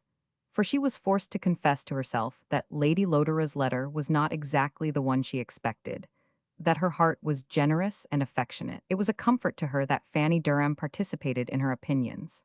Fanny was quite sure that Lady Lodore would prove herself worthy of the esteem she had so suddenly conceived for her, and Ethel listened delightedly to her assertions. It was so soothing to think well of, to love, and praise her mother. The solicitor's letter, which came, as Lady Lodore announced, somewhat surprised Villiers. Yet, after a little reflection, he gave no heed to its contents. It said that upon further consideration of particular points, Galen perceived certain facilities, by improving upon which he hoped soon to make a favorable arrangement and to extricate Mr. Villiers from his involvements. Anything so vague demanded explanation. Edward wrote earnestly, requesting one, but his letter remained unanswered. Perplexed and annoyed, he obtained permission to quit his bounds for a few hours, and called upon the man of law. Galen was so busy that he could not afford him more than 5 minutes' conversation. He said that he had hopes, even expectations, that a little time would show more, and he begged his client to be patient. Villiers returned in despair. The only circumstance that at all served to inspire him with any hope was that on the day succeeding to his visit, he received a remittance of £100 from Galen, who begged to be considered as his banker till the present negotiations should be concluded. There was some humiliation in the knowledge of how welcome this supply had become, and Ethel used her gentle influence to mitigate the pain of such reflections. If she ever drooped, it was not for herself, but for Villiers, and she carefully hid even these disinterested repinings. Her own condition did not inspire her with any fears, and the anxiety that she experienced for her unborn child was untinctured by bitterness or despair. She felt assured that their present misfortunes would be of short duration. And instead of letting her thoughts dwell on the mortifications or shame that marked the passing hour, she loved to fill her mind with pleasing sensations, inspired by the tenderness of her husband, the kindness of poor Fanny, and the reliance she had in the reality of her mother's affection. In vain, she said, did the harsher elements of life try to disturb the serenity which the love of those around her produced in her soul. Her happiness was treasured in their hearts, and did not emanate from the furniture of a room, nor the comfort of an equipage. Her babe, if destined to open its eyes first on such a scene, would be still less acted upon by its apparent cheerlessness. Cradled in her arms and nourished at her bosom, what more benign fate could await the little stranger? What was there in their destiny worthy of grief, while they remained true to each other? With such arguments, she tried to inspire Villiers with a portion of that fortitude and patience which was a natural growth in herself. They had but slender effect upon him. Their different educations had made her greatly his superior in these virtues. Besides that she, with her simpler habits and unprejudiced mind, was less shocked by the concomitants of penury than he, bred in high notions of aristocratic exclusiveness. She had spent her youth among settlers in a new country, and did not associate the idea of disgrace with want. Nakedness and gaunt hunger had often been the invaders of her forest home, scarcely to be repelled by her father's forethought and resources. How could she deem these shameful, when they had often assailed the most worthy and industrious, who were not the less regarded or esteemed on that account? She had acquired a practical philosophy, while inhabiting the western wilderness, and beholding the vast variety of life that it presents, which stood her in good stead under her European vicissitudes. The white inhabitants of America did not form her only school. The Red Indian and his squaw were also human beings, subject to the same necessities, moved in the first instance by the same impulses as herself. All that bore the human form were sanctified to her by the spirit of sympathy, and she could not, as Edward did, feel herself wholly outcast and under ban, while kindness, however humble, and intelligence, however lowly, attended upon her. Villiers could not yield to her arguments, nor partake her wisdom, yet he was glad that she possessed any source of consolation, however unimaginable by himself. He buried within his heart the haughty sense of wrong. He uttered no complaint, though his whole being rebelled against the state of inaction to which he was reduced. It maddened him to feel that he could not stir a finger to help himself, even while he fancied that he saw his young wife withering before his eyes, and looked forward to the birth of his child, under circumstances that rendered even the necessary attendance difficult, if not impracticable. The heaviest weight of slavery fell upon him, for it was he that was imprisoned and forbidden to go beyond certain limits. And though Ethel religiously confined herself within yet narrower bounds than those allotted to him, he only saw, in this delicacy, another source of evil. Nor were these real tangible ills those which inflicted the greatest pain. Had these misfortunes visited him in the American wilderness, or in any part of the world where the majesty of nature had surrounded them, he fancied that he should have been less alive to their sinister influence.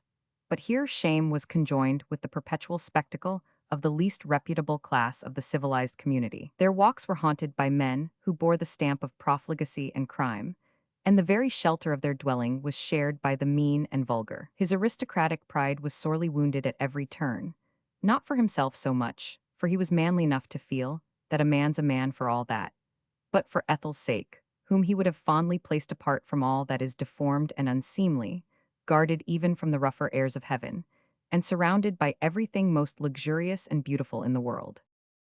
There was no help. Now and then he got a letter from his father, full of unmeaning apologies and unmanly complaints. The more irretrievable his poverty became, the firmer grew his resolve not to burden with his wants any more distant relation. He would readily give up every prospect of future wealth to purchase ease and comfort for Ethel, but he could not bend to any unworthy act, and the harder he felt pressed upon and injured by fortune, the more jealously he maintained his independence of feeling. On that he would lean to the last, though it proved a sword to pierce him. He looked forward with despair, yet he tried to conceal his worst thoughts, which would still be brooding upon absolute want and starvation. He answered Ethel's cheering tones in accents of like cheer, and met the melting tenderness of her gaze with eyes that spoke of love only. He endeavored to persuade her that he did not wholly shut his heart from the hopes she was continually presenting to him. Hopes, the very names of which were mockery, for they must necessarily be embodied in words and ideas, and his father or uncle were mentioned. The one had proved a curse, the other a temptation. He could trace his reverses as to the habits of expense and the false views of his resources, acquired under Lord Maristow's tutelage, as to the prodigality and neglect of his parent. Even the name of Horatio Saville produced bitterness. Why was he not here? He would not intrude his wants upon him in his Italian home, but had he been in England, they had been saved from these worst blows of fate. The only luxury of Villiers was to steal some few hours of solitude, when he could indulge in his miserable reflections without restraint. The loveliness and love of Ethel were then before his imagination to drive him to despair. To suffer alone would have been nothing, but to see this child of beauty and tenderness, this fairest nursling of nature and liberty, droop and fade in their narrow, poverty-stricken home, bred thoughts akin to madness. During each livelong night he was kept awake by the anguish of such reflections. Darker thoughts sometimes intruded themselves. He fancied that if he were dead, Ethel would be happier. Her mother, his relations, each and all would come forward to gift her with opulence and ease. The idea of self-destruction thus became soothing, and he pondered with a kind of savage pleasure on the means by which he should end the coil of misery that had wound round him. At such times, the knowledge of Ethel's devoted affection checked him, or sometimes, as he gazed on her as she lay sleeping at his side, he felt that every sorrow was less than that which separation must produce, and that to share adversity with her was greater happiness than the enjoyment of prosperity apart from her. Once, when brought back from the gloomiest desperation by such a return of softer emotions, the words of Francesca de Rimini rushed upon his mind and completed the change.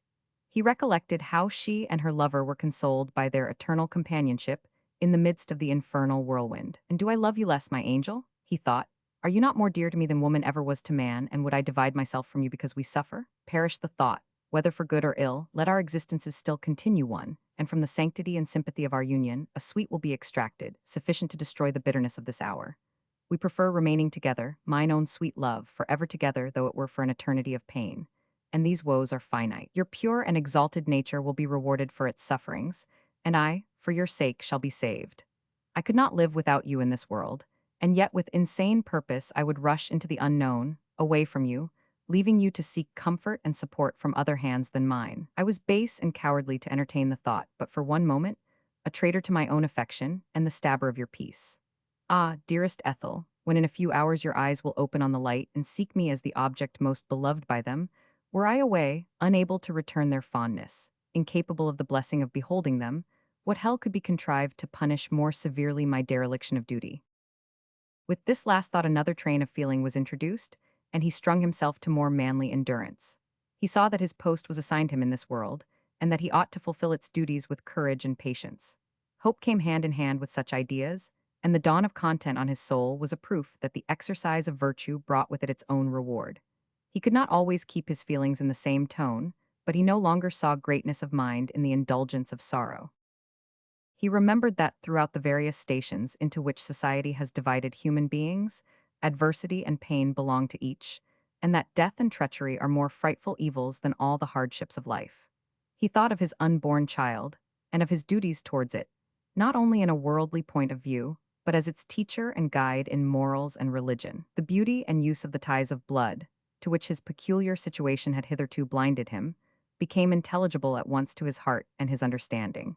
And while he felt how ill his father had fulfilled the paternal duties, he resolved that his own offspring should never have cause to reproach him for similar misconduct. Before he had repined because the evils of his lot seemed gratuitous suffering, but now he felt, as Ethel had often expressed it, that the sting of humiliation is taken from misfortune, when we nerve ourselves to endure it for another's sake. Chapter 12. The world had just begun to steal. Each hope that led me lightly on. I felt not as I used to feel. And life grew dark and love was gone. Thomas Moore. While the young pair were thus struggling with the severe visitation of adversity, Lady Lodore was earnestly engaged in her endeavors to extricate them from their difficulties. The ardor of her zeal had made her take the first steps in this undertaking, with a resolution that would not look behind, and a courage not to be dismayed by the dreary prospect which the future afforded. The scheme which she had planned, and was now proceeding to execute, was unbounded in generosity and self-sacrifice. It was not in her nature to stop short at half measures, nor to pause when once she had fixed her purpose. If she ever trembled on looking forward to the utter ruin she was about to encounter, her second emotion was to despise herself for such pusillanimity, and to be roused to renewed energy. She intended to devote as much as was necessary of the money arising from the sale of her jointure, as fixed by her marriage settlement, for the liquidation of her son-in-law's debts. The remaining 600 a year, bequeathed to her in Lord Lodore's will, under circumstances of cruel insult, she resolved to give up to her daughter's use for her future subsistence. She hoped to save enough from the sum produced by the disposal of her jointure to procure the necessaries of life for a few years, and she did not look beyond. She would quit London forever. She must leave her house, which she had bought during her days of prosperity, and which she had felt so much pride and delight in adorning with every luxury and comfort. To crown her good work, she intended to give it up to Ethel. And then with her scant means she would take refuge in the solitude where Lodore found her, and spend the residue of her days among the uncouth and lonely mountains of Wales, in poverty and seclusion. It was from no agreeable association with her early youth that she selected the neighborhood of Raider Gowy for her future residence, nor from a desire of renewing the recollections of the period spent there, nor of revisiting the scenes where she had stepped beyond infancy into the paths of life. Her choice simply arose from being obliged to think of economy in its strictest sense, and she remembered this place as the cheapest in the world and the most retired. Besides that, in fixing on a part of the country which she had before inhabited, and yet where she would be utterly unknown, the idea of her future home assumed distinctness, and a greater sense of practicability was imparted to her schemes than could have been the case had she been unable to form any image in her mind of the exact spot whither she was about to betake herself. The first conception of this plan had dawned on her soul, as the design of some sublime poem or magnificent work of art may present itself to the contemplation of the poet and man of genius. She dwelt on it in its entire result with a glow of joy. She entered into its details with childish eagerness. She pictured to herself the satisfaction of Villiers and Ethel at finding themselves suddenly, as by magic, restored to freedom and the pleasures of life. She figured their gladness in exchanging their miserable lodging for the luxury of her elegant dwelling, their pleasure in forgetting the long train of previous misfortunes, or remembering them only to enhance their prosperity, when pain and fear, disgrace and shame, should be exchanged for security and comfort. She repeated to herself, "I do all this, I the despised Cornelia, I who was deemed unworthy to have the guardianship of my own child. I, who was sentenced to desertion and misery, because I was too worldly and selfish to be worthy of Horace Saville. How little through life has my genuine character been known, or its qualities appreciated, nor will it be better understood now. My sacrifices will continue a mystery, and even the benefits I am forced to acknowledge to flow from me, I shall diminish in their eyes, by bestowing them with apparent indifference. Will they ever deign to discover the reality under the deceitful appearances which it will be my pride to exhibit? I care not. Conscience will approve me, and when I am alone and unthought of, the knowledge that Ethel is happy through my means will make poverty a blessing." It was not pride alone that induced Lady Lodore to resolve on concealing the extent of her benefits. All that she could give was not much if compared with the fortunes of the wealthy, but it was a competence which would enable her daughter and her husband to expect better days with patience. But if they knew how greatly she was a sufferer for their good, they would insist at least upon her sharing their income, and what was scanty in its entireness would be wholly insufficient when divided. Villiers also might dispute or reject her kindness, and deeply injured as she believed herself to have been by him, injured by his disesteem, and the influence he had used over Saville, in a manner so baneful to her happiness, she felt irrepressible exultation at the idea of heaping obligation on him, and knowing herself to be deserving of his deepest gratitude. All these sentiments might be deemed fantastic, or at least extravagant, yet her conclusions were reasonable, for it was perfectly true that Villiers would rather have returned to his prison than have purchased freedom at the vast price she was about to pay for it. No, her design was faultless in its completeness, meager and profitless if she stopped short of its full execution. Nor would she see Ethel again in the interim, partly fearful of not preserving her secret inviolate, partly because she felt so strongly drawn towards her that she dreaded finding herself the slave of an affection, a passion which, under her circumstances, she could not indulge. Without counselor, without one friendly voice to encourage, she advanced in the path she had marked out, and drew from her own heart only the courage to proceed. It required, however, all her force of character to carry her forward. 1,000 difficulties were born at every minute, and the demands made were increased to such an extent as to make it possible that they would go beyond her means of satisfying them. She had not the assistance of one friend acquainted with the real state of things to direct her. Her only adviser was a man of law, who did what he was directed, not indeed with passive obedience, but whose deviations from mere acquiescence arose from technical objections and legal difficulties, at once unintelligible and tormenting. Besides these more palpable annoyances, other clouds arose, natural to wavering humanity, which would sometimes shadow Cornelia's soul, so that she drooped from the height she had reached, with a timid and dejected spirit. At first she looked forward to ruin, exile, and privation, as to possessions which she coveted. But the further she proceeded, the more she lost view of the light and gladness which had attended on the dawn of her new visions. Futurity became enveloped in an appalling obscurity, while the present was sad and cheerless. The ties which she had formed in the world, which she had fancied it would be so easy to cut asunder, assumed strength, and she felt that she must endure many pangs in the act of renouncing them forever.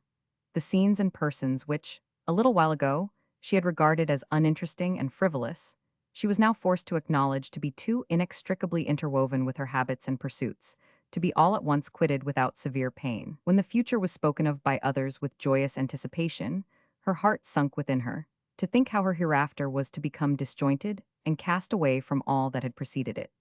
The mere pleasures of society grew into delights when thought of as about to become unattainable, and slight partialities were regarded as if founded upon strong friendship and tender affection. She was not aware till now how habit and association will endear the otherwise indifferent, and how the human heart, prone to love, will entwine its ever-sprouting tendrils around any object, not absolutely repulsive, which is brought into near contact with it. When any of her favorites addressed her in cordial tones, when she met the glance of one she esteemed, directed towards her with an expression of kindliness and sympathy, her eyes grew dim, and a thrill of anguish passed through her frame.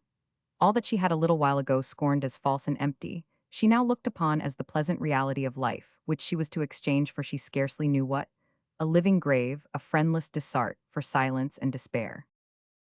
It is a hard trial at all times to begin the world anew, even when we exchange a mediocre station for one which our imagination paints as full of enjoyment and distinction. How much more difficult it was for Lady to despoil herself of every good, and voluntarily to encounter poverty in its most unadorned guise. As time advanced, she became fully aware of what she would have to go through, and her heroism was the greater, because, though the charm had vanished and no hope of compensation or reward was held out, she did not shrink from accomplishing her task. She could not exactly say, like old Adam in the play, "At 17 years many their fortunes seek, but at fourscore it is too late a week." Yet at her age it was perhaps more difficult to cast off the goods of this world than at a more advanced one. Midway in life, we are not weaned from affections and pleasures, we still hope. We even demand more of solid advantages because the romantic ideas of youth have disappeared, and yet we are not content to give up the game. We no longer set our hearts on ephemeral joys, but require to be enabled to put our trust in the continuance of any good offered to our choice. This desire of durability in our pleasures is equally felt by the young, but ardor of feeling and ductility of imagination is then at hand to bestow a quality, so dear and so unattainable to fragile humanity, on any object we desire should be so gifted.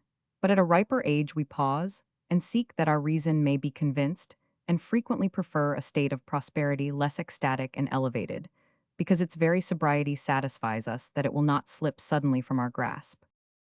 The comforts of life, the esteem of friends, these are things which we then regard with the greatest satisfaction, and other feelings, less reasonable, yet not less keenly felt, may enter into the circle of sensations, which forms the existence of a beautiful woman. It is less easy for one who has been all her life admired and waited upon, to give up the few last years of such power, than it would have been to cast away the gift in earlier life.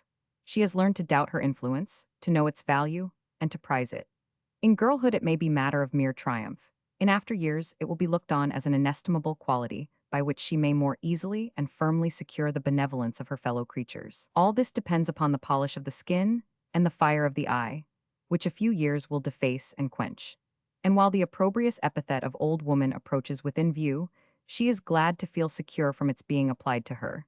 By perceiving the signs of the influence of her surviving attractions, marked in the countenances of her admirers. Lady Lodore never felt so kindly inclined towards hers, as now that she was about to withdraw from them. Their admiration, for its own sake, she might contemn, but she valued it as the testimony that those charms were still hers, which once had subdued the soul of him she loved. And this was no disagreeable assurance to one who was on the eve of becoming a grandmother. Her sensibility, awakened by the considerations forced on her by her new circumstances, caused her to make more progress in the knowledge of life, and in the philosophy of its laws, than love or ambition had ever done before. The last had rendered her proud from success, the first had caused her to feel dependent on one only. But now that she was about to abandon all, she found herself bound to all by stronger ties than she could have imagined. She became aware that any new connection could never be adorned by the endearing recollections attending those she had already formed. The friends of her youth, her mere acquaintances, she regarded with peculiar partiality, as being the witnesses or sharers of her past joys and successes. Each familiar face was sanctified in her eyes by association, and she walked among those whom she had so lately scorned, as if they were saintly memorials to be approached with awe and quitted with eternal regret. Her hopes and prospects had hinged upon them, but her life became out of joint when she quitted them. Her sensitive nature melted in unwonted tenderness while occupied by such contemplations, and they turned the path she had so lately entered as one of triumph and gladness to gloom and despondence. Sometimes she pondered upon means for preserving her connection with the world, but any scheme of that kind was fraught, on the one hand, with mortification to herself, on the other, with the overthrow of her designs, through the repugnance which Ethel and her husband would feel at occasioning such unmeasured sacrifices. She often regretted that there were no convents, to which she might retire with safety and dignity. Conduct, such as she contemplated pursuing, would, under the old regime in France, have been recompensed by praise and gratitude, while its irrevocability must prevent any resistance to her wishes. In giving up fortune and station, she would have placed herself under the guardianship of a community, and have found protection and security to compensate for poverty and slavery. The very reverse of all this must now happen. Alone, friendless, unknown, and therefore despised, she must shift for herself, and rely on her own resources for prudence to ensure safety, and courage to endure the evils of her lot.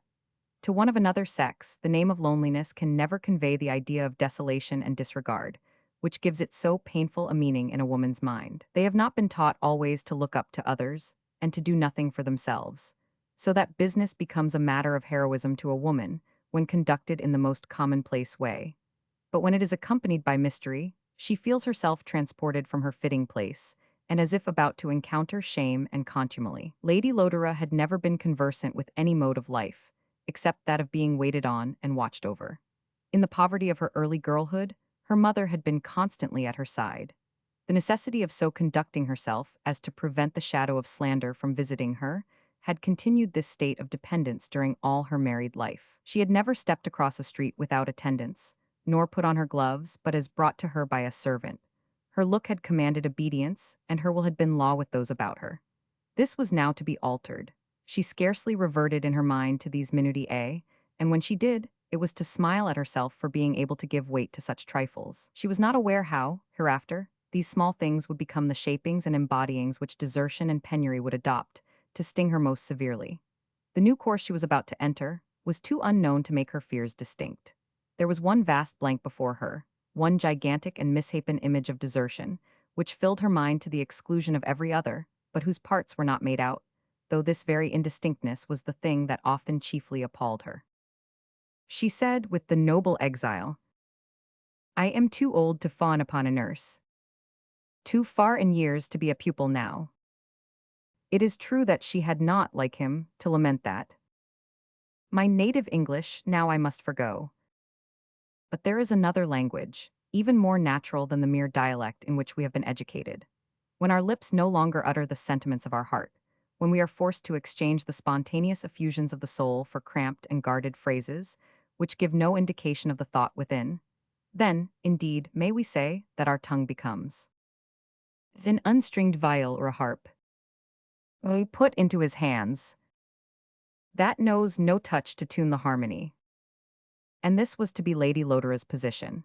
Her only companions would be villagers, or, at best, a few Welsh gentry with whom she could have no real communication. Sympathy, the charm of life, was dead for her, and her state of banishment would be far more complete than if mountains and seas only constituted its barriers.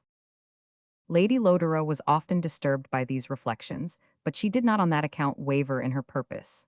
The flesh might shrink, but the spirit was firm. Sometimes, indeed, she wondered how it was that she had first conceived the design, which had become the tyrant of her life. She had long known that she had a daughter, young, lovely, and interesting, without any great desire to become intimate with her.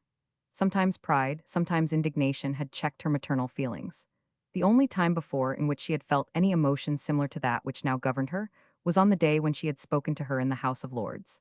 But instead of indulging it, she had fled from it as an enemy, and despised herself as a dupe, for being for one instant its subject. When her fingers then touched her daughter's cheek, she had not trembled like Ethel. Yet an awful sensation passed through her frame, which for a moment stunned her, and she hastily retreated to recover herself. Now, on the contrary, she longed to strain her child to her heart. She thought no sacrifice too great, which was to conduce to her advantage, and that she condemned herself never to see her more, appeared the hardest part of the lot she was to undergo. Why was this change? She could not tell. Memory could not inform her.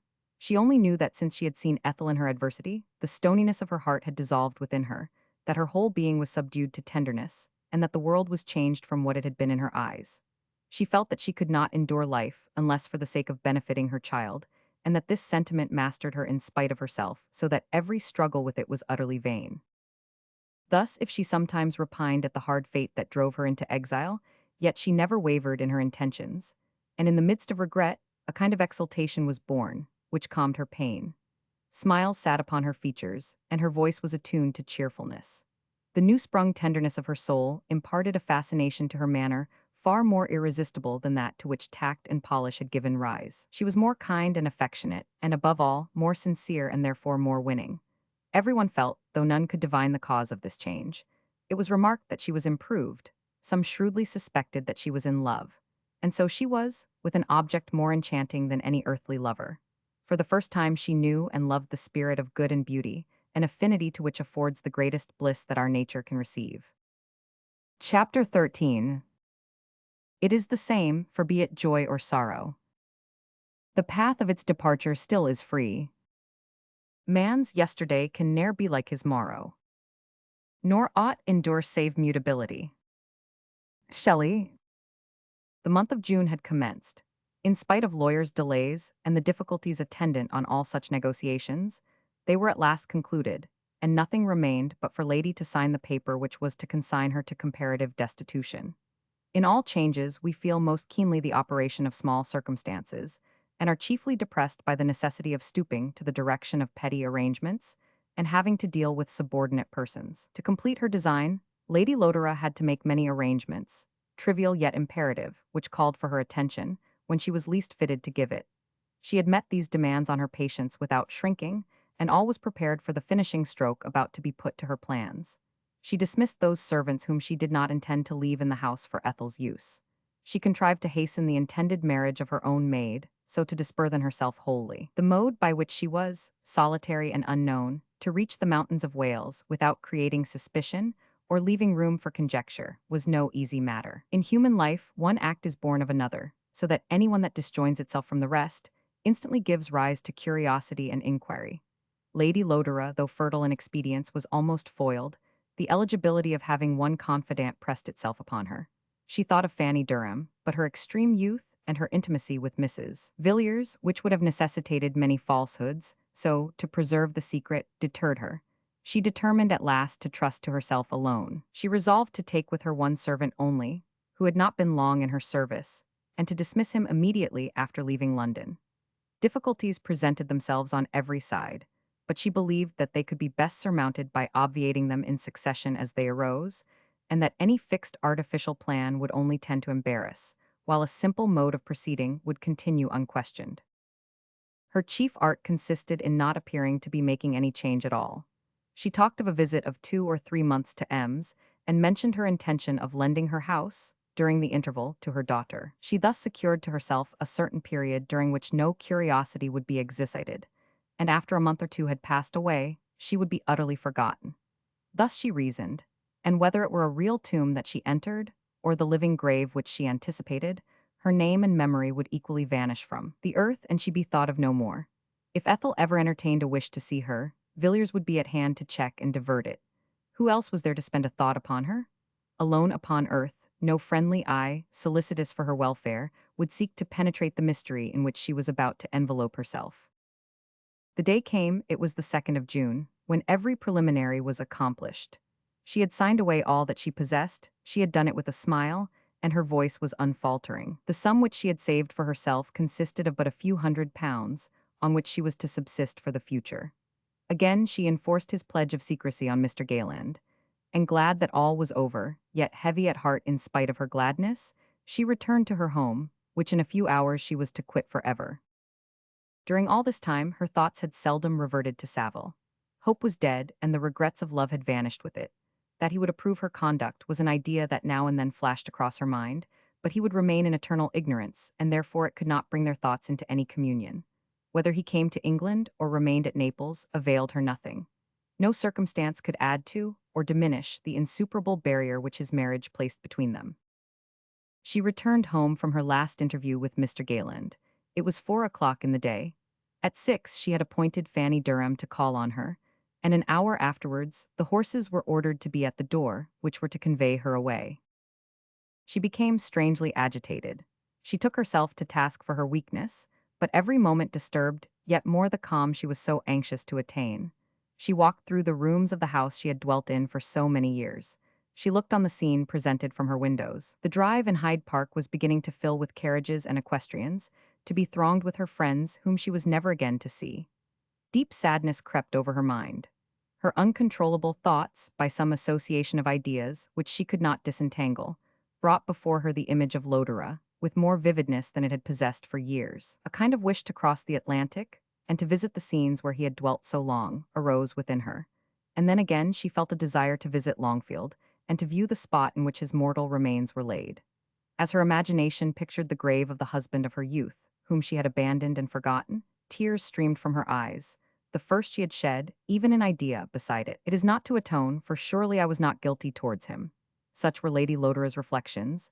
Yet, methinks, in this crisis of my fate, when about to imitate his abrupt and miserable act of self-banishment, my heart yearns for some communication with him, and it seems to me as if, approaching his cold, silent dust, he would hear me if I said, "Be at peace, your child is happy through my means." Again her reveries were attended by a gush of tears. How strange a fate is mine, ever to be abandoned by, or to abandon, those towards whom I am naturally drawn into near contact. 15 years are flown since I parted from Lodore forever. Then by inspiring one so high-minded, so richly gifted, as Savile with love for me, fortune appeared ready to compensate for my previous sufferings, but the curse again operated, and I shall never see him more. Yet do I not forget thee, Savile, nor thy love, nor can it be a crime to think of the past, which is as irretrievable as if the grave had closed over it. Through Savile it has been that I have not lived quite in vain, that I have known what love is, and might have even tasted of happiness, but for the poison which perpetually mingles with my cup. I never wish to see him more, but if I earnestly desire to visit Lodore's grave, how gladly would I make a far longer pilgrimage to see Savile's child, and to devote myself to one who owes its existence to him. Wretched Cornelia, what thoughts are these? Is it now that you are a beggar and an outcast that you first encourage unattainable desires? Still as she looked round, and remembered how often Savile had been beside her in that room, thoughts and regrets thronged faster and more thickly on her. She recollected the haughty self-will and capricious coquetry which had caused the destruction of her dearest hopes. She took down a miniature of herself, which her lover had so fruitlessly besought her to give him. It was on the belief that she had bestowed this picture on arrival that he had so suddenly come to the determination of quitting England. It seemed now in its smiles and youth to reproach her for having wasted both, and the sight of it agitated her bosom, and produced a tumult of regret and despair at his loss, till she threw it from her, as too dearly associated with one she must forget. And yet wherefore forget?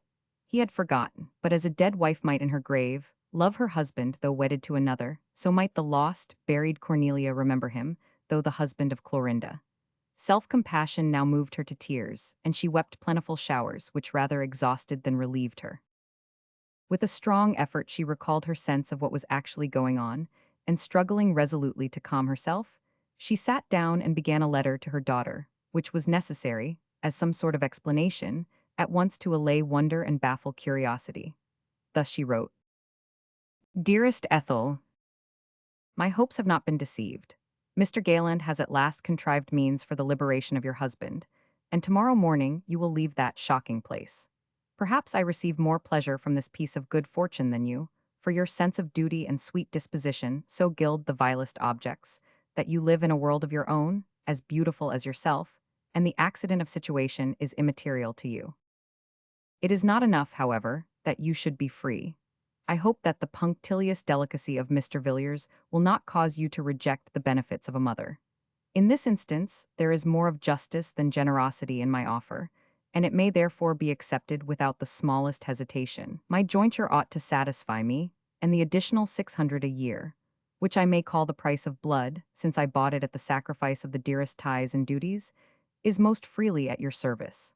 It will delight me to get rid of it, as much as if thus I threw off the consciousness of a crime. It is yours by every law of equity, and will be hereafter paid into your banker's hands. Do not thank me, my dear child. Be happy, that will be my best reward. Be happy, be prudent.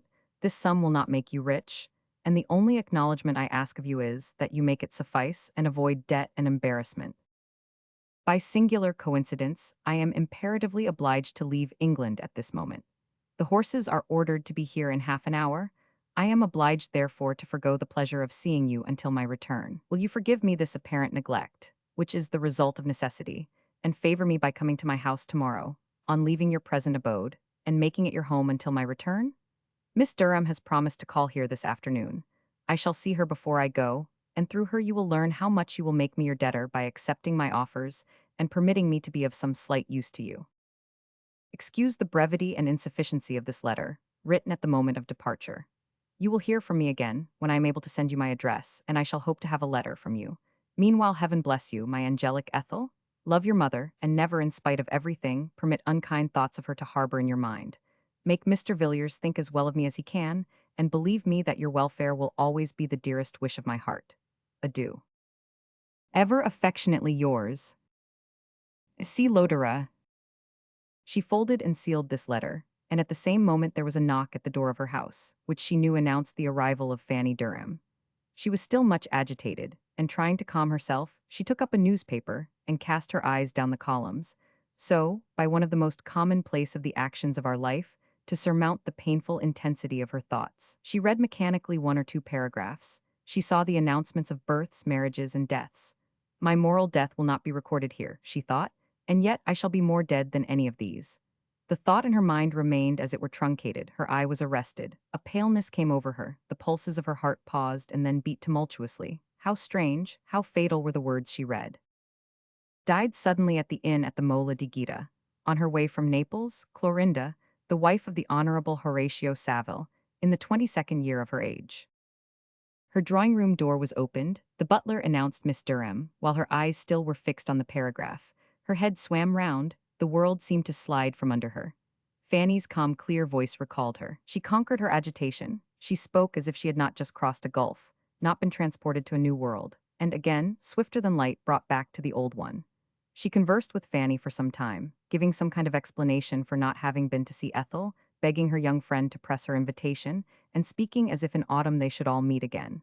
Fanny, philosophically as she was, regarded Lady Lodore with a kind of idolatry. The same charm that had fascinated the unworldly and abstracted Saville, she exercised over the thoughtful and ingenuous mind of the fair young student. It was the attraction of engaging manners, added now to the sense of right, joined to the timid softness of a woman, who trembled on acting unsupported, even though her conscience approved her deeds. It was her loveliness which had gained in expression what it had lost in youth, and kindness of heart was the soul of the enchantment. Fanny ventured to remonstrate against her sudden departure. "Oh, we shall soon meet again," said Cornelia, but her thoughts were more of heaven than earth as the scene of meeting, for her heart was chilled, her head throbbed, the words she had read operated a revolution in her frame, more allied to sickness and death than hope or triumph. Fanny at length took her leave, and Lady Lodore was again alone. She took up the newspaper. Hastily she read again the tidings. She sunk on the sofa, burying her face in the pillow, trying not to think, while she was indeed the prey to the wildest thoughts. Yes, thus ran her reflections. He is free, he is no longer married. Fool, fool, he is still lost to you. An outcast and a beggar shall I solicit his love, which he believes that I rejected when prosperous. Rather never, never let me see him again. My beauty is tarnished, my youth flown. He would only see me to wonder how he had ever loved me. Better hide beneath the mountains among which I am soon to find a home. Better, far better, die than see Savile and read no love in his eyes. Yet thus again I cast happiness from me. What then would I do? Unweave the web, implore Mr. Villiers to endure my presence, reveal my state of beggary, ask thanks for my generosity, and humbly wait for a kind glance from Savile, to raise me to wealth as well as to happiness. Cornelia, awake. Be not subdued at the last, act not against your disposition, the pride of your soul, the determinations you have formed. Do not learn to be humble in adversity. You who were disdainful in happier days, no, if they need me, if they love me, if Savile still remembers the worship, the heart's entire sacrifice which once he made to me, will a few miles, the obscurity of my abode, or the silence and mystery that surrounds me, check his endeavors that we should once again meet. No, she said, rising, my destiny is in other and higher hands than my own. It were vain to endeavor to control it. Whatever I do works against me. Now let the thread be spun to the end while I do nothing. I can but endure the worst patiently, and how much better to bear in silence than to struggle vainly with the irrevocable decree? I submit. Let Providence work out its own ends, and God dispose of the being he has made. Whether I reap the harvest in this world or in the next, my part is played, I will strive no more. She believed in her own singleness of purpose as she said this, and yet she was never more deceived. While she boasted of her resignation, she was yielding not to a high moral power, but to the pride of her soul. Her resolutions were in accordance with the haughtiness of her disposition, and she felt satisfied, not because she was making a noble sacrifice, but because she thus adorned more magnificently the idol she set up for worship, and believed herself to be more worthy of applause and love. Yet who could condemn even errors that led to such unbending and heroic forgetfulness of all the baser propensities of our nature? Nor was this feeling of triumph long-lived. The wounding and humiliating realities of life soon degraded her from her pedestal, and made her feel, as it were, the disgrace and indignities of abdication. Her traveling chariot drove up to the door, and after a few moments' preparation she was summoned. Again she looked round the room, her heart swelled high with impatience and repining, but again she conquered herself. She took up her miniature, that now she might possess, for she could remember without sin. She took up the newspaper, which did or did not contain the fiat of her fate. But this action appeared to militate against the state of resignation she had resolved to attain, so she threw it down. She walked down the stairs and passed out from her house for the last time. She got into the carriage. The door was closed. The horses were in motion. All was over. Her head felt sick and heavy. She leaned back in her carriage half stupefied. When at last London and its suburbs were passed, the sight of the open country a little revived her, but she soon drooped again. Nothing presented itself to her thoughts with any clearness, and the exultation which had supported her vanished totally. She only knew that she was alone, poor, forgotten. These words hovered on her lips, mingled with others, by which she endeavored to charm away her despondency. Fortitude and resignation for herself, freedom and happiness for Ethel. Oh yes, she is free and happy. It matters not then what I am. No tears flowed to soften this thought. The bright green country, the meadows mingled with unripe cornfields, the tufted woods, the hedgerows full of flowers could not attract her eye. Pangs every now and then seized upon her heart. She had talked of resignation, but she was delivered up to despair. At length she sank into a kind of stupor. She was accompanied by one servant only. She had told him where she intended to remain that night. It was past 11 before they arrived at Reading. The night was chill, and she shivered while she felt as if it were impossible to move, even to draw up the glasses of her chariot. When she arrived at the inn where she was to pass the night, she felt keenly the discomfort of having no female attendant. It was new she felt as if it were disgraceful to find herself alone among strangers, to be obliged to give orders herself, and to prepare alone for her repose. All night she could not sleep, and she became aware at last that she was ill. She burnt with fever. Her whole frame was tormented by aches, by alternate hot and shivering fits, and by a feeling of sickness. When morning dawned, it was worse. She grew impatient, she rose. She had arranged that her servant should quit her at this place. He had been but a short time with her, and was easily dismissed under the idea that she was to be joined by a man recommended by a friend who was accustomed to the continent, whither it was supposed that she was going. She had dismissed him the night before. He was already gone, when on the morrow she ordered the horses. She paid the bills herself, and had to answer questions about luggage. All these things are customary to the poor, and to the other sex.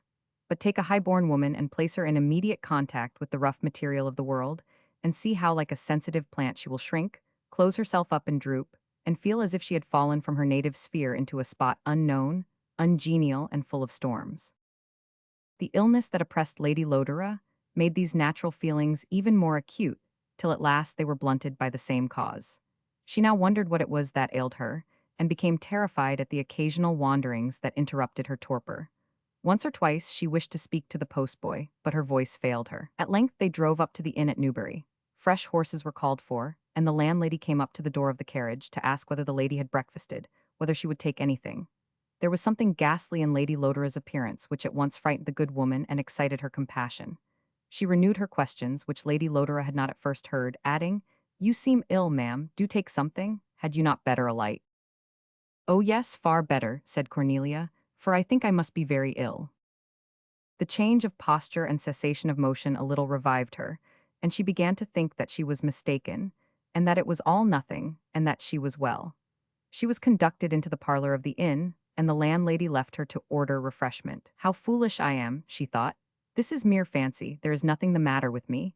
And she rose to ring the bell and to order horses, when suddenly, without any previous warning, struck as by a bolt, she fainted and fell on the floor without any power of saving herself. The sound of her fall quickened the steps of the landlady, who was returning.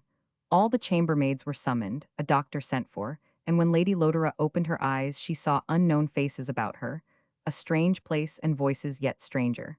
She did not speak, but tried to collect her thoughts and to unravel the mystery, as it appeared, of her situation. But soon her thoughts wandered, and fever and weakness made her yield to the solicitations of those around.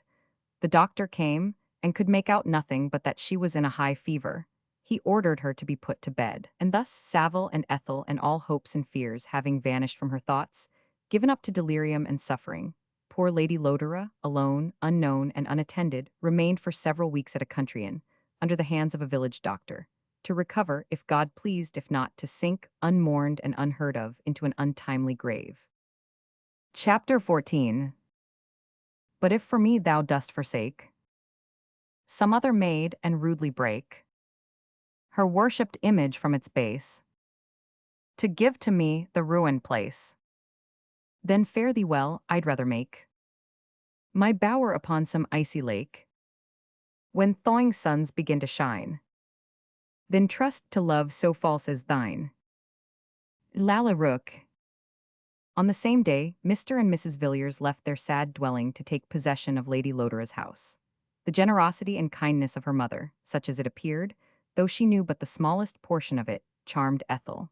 Her heart, which had so long struggled to love her, was gladdened by the proofs given that she deserved her warmest affection. The truest delight beamed from her lovely countenance. Even she had felt the gloom and depression of adversity.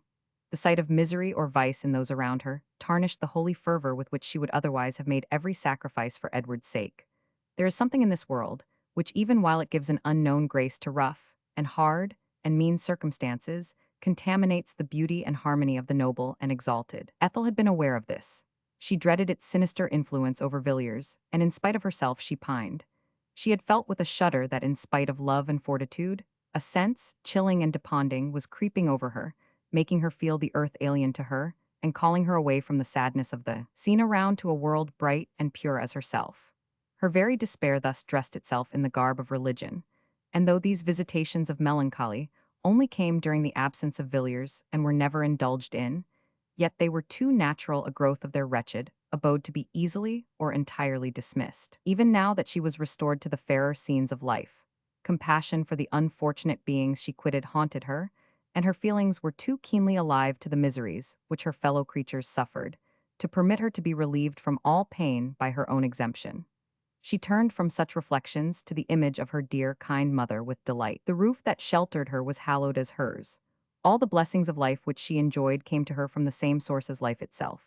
She delighted to trace the current of feeling which had occasioned her to give up so much, and to imagine the sweetness of disposition, the vivacity of mind, the talents and accomplishments which her physiognomy expressed, and the taste manifested in her house, and all the things which she had collected around her, evinced. In less than a month after their liberation, she gave birth to son. The mingled danger and rejoicing attendant on this event imparted fresh strength to the attachment that united Edward to her, and the little stranger himself was a new object of tenderness and interest. Thus their days of mourning were exchanged for a happiness most natural and welcome to the human heart. At this time, also Horatio Saville returned from Italy with his little girl. She was scarcely more than a year old, but displayed an intelligence to be equaled only by her extraordinary beauty. Her golden silken ringlets were even then profuse, her eyes were as dark and brilliant as her mother's, but her complexion was fair, and the same sweet smile flitted round her infant mouth, as gave the charm to her father's face. He idolized her, and tried by his tenderness and attention to appease, as it were, the manes of the unfortunate Clorinda. She, poor girl, had been the victim of the violence of passion and ill-regulated feelings native to her country, excited into unnatural force by the singularity of her fate. When Saville saw her first in her convent, she was pining for liberty. She did not think of any joy beyond escaping the troublesome impertinence of the nuns and the monotonous tenor of monastic life, of associating with people she loved, and enjoying the common usages of life, unfettered by the restrictions that rendered her present existence a burthen. But though she desired no more, her disgust for the present, her longing for a change, was a powerful passion. She was adorned by talents, by genius. She was eloquent and beautiful, and full of enthusiasm and feeling. Saville pitied her. He lamented her future fate among her unworthy countrymen. He longed to cherish, to comfort, and to benefit her. His heart, so easily won to tenderness, gave her readily a brother's regard. Others, seeing the active benevolence and lively interest that this sentiment elicited, might have fancied him inspired by a warmer feeling. But he well knew the difference. He ardently desired her happiness, but did not seek his own in her. He visited her frequently, he brought her books, he taught her English.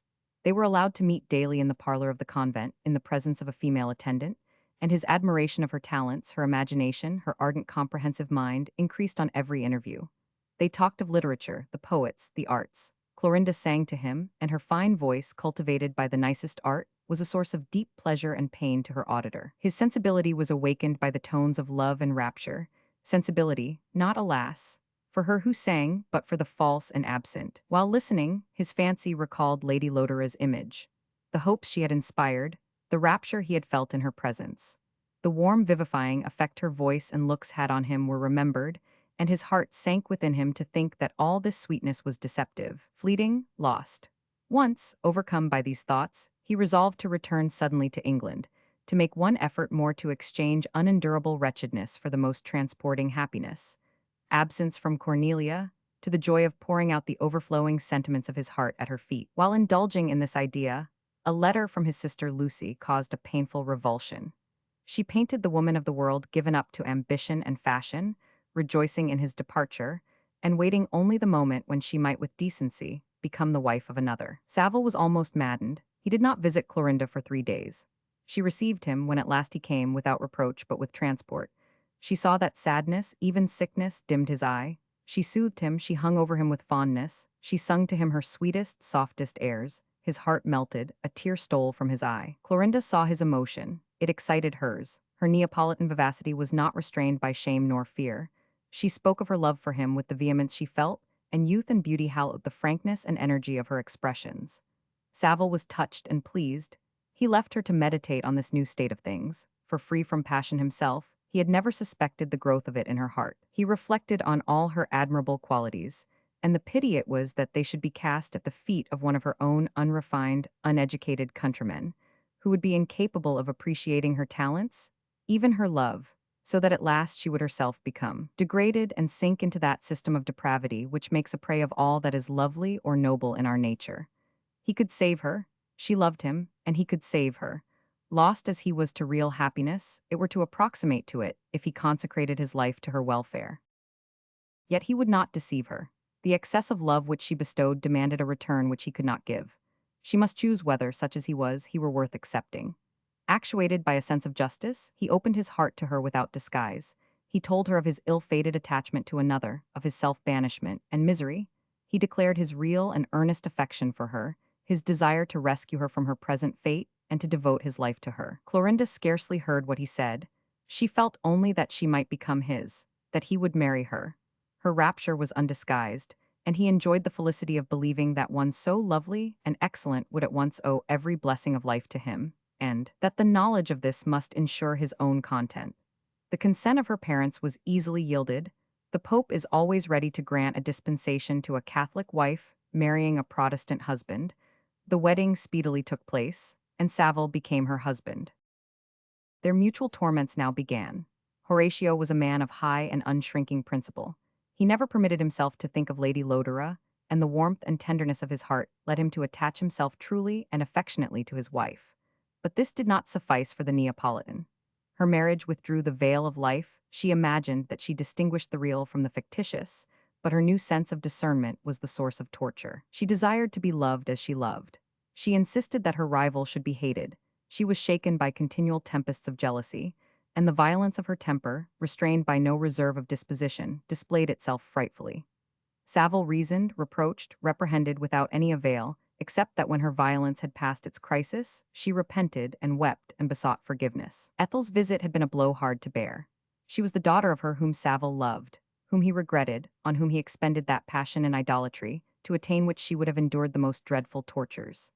These were the reflections, or rather, these were the ravings of Clorinda.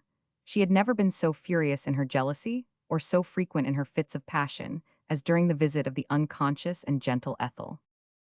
The birth of her child operated a beneficial change for a time, and except when Savile spoke of England, or she imagined that he was thinking of it, she ceased to torment him. He was glad, but the moment was past when she could command his esteem or excite his spontaneous sympathy. He pitied and he loved her, but it was almost as we may become attached to an unfortunate and lovely maniac. Less than ever did he seek his happiness in her. He loved his infant daughter now better than any other earthly thing.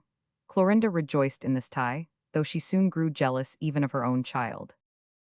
The arrival of Lord Maristow and his daughters was at first full of benefit to the discordant pair. Clorinda was really desirous of obtaining their esteem, and she exerted herself to please. When they talked of her return to England with them, it only excited her to try to render Italy so agreeable as to induce them to remain there. They were not like Ethel. They were good girls, but fashionable and fond of pleasure.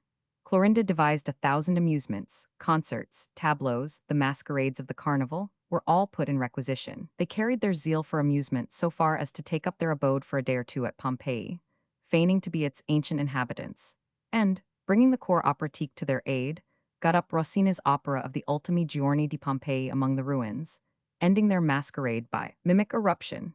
These gaieties did not accord with the classic and refined tastes of Savile, but he was glad to find his wife and sisters agree so well, and under the blue sky, and in the laughing land of Naples, it was impossible not to find beauty and enjoyment even in extravagance and folly. Still, like a funeral bell heard amidst a feast, the name of England, and the necessity of her going thither, struck on the ear and chilled the heart of the Neapolitan. She resolved never to go, but how could she refuse to accompany her husband's sisters? How resist the admonitions and commands of his father? She did not refuse, therefore. She seemed to consent, while she said to Savile, "Poison, stab me, cast me down the crater of the mountain, exhaust your malice and hatred on me as you please here, but you shall never take me to England but as a corpse." Savile replied, "As you will." He was tired of the struggle and left the management of his departure to others. One day his sisters described the delights of a London season, and strove to win Clorinda by the mention of its balls, parties, and opera. They spoke of Almack's and the leaders of fashion. They mentioned Lady Lodore. They were unaware that Clorinda knew anything of their brother's attachment, and speaking of her as one of the most distinguished of their associates in the London world, made their sister-in-law aware that when she made a part of it, she would come into perpetual contact with her rival. This allusion caused one of her most violent paroxysms of rage as soon as she found herself alone with her husband. So frantic did she seem, that Horatio spoke seriously to his father, and declared he knew of no argument nor power which could induce Clorinda to accompany them to England. "Then you must go without her," said Lord Maristow.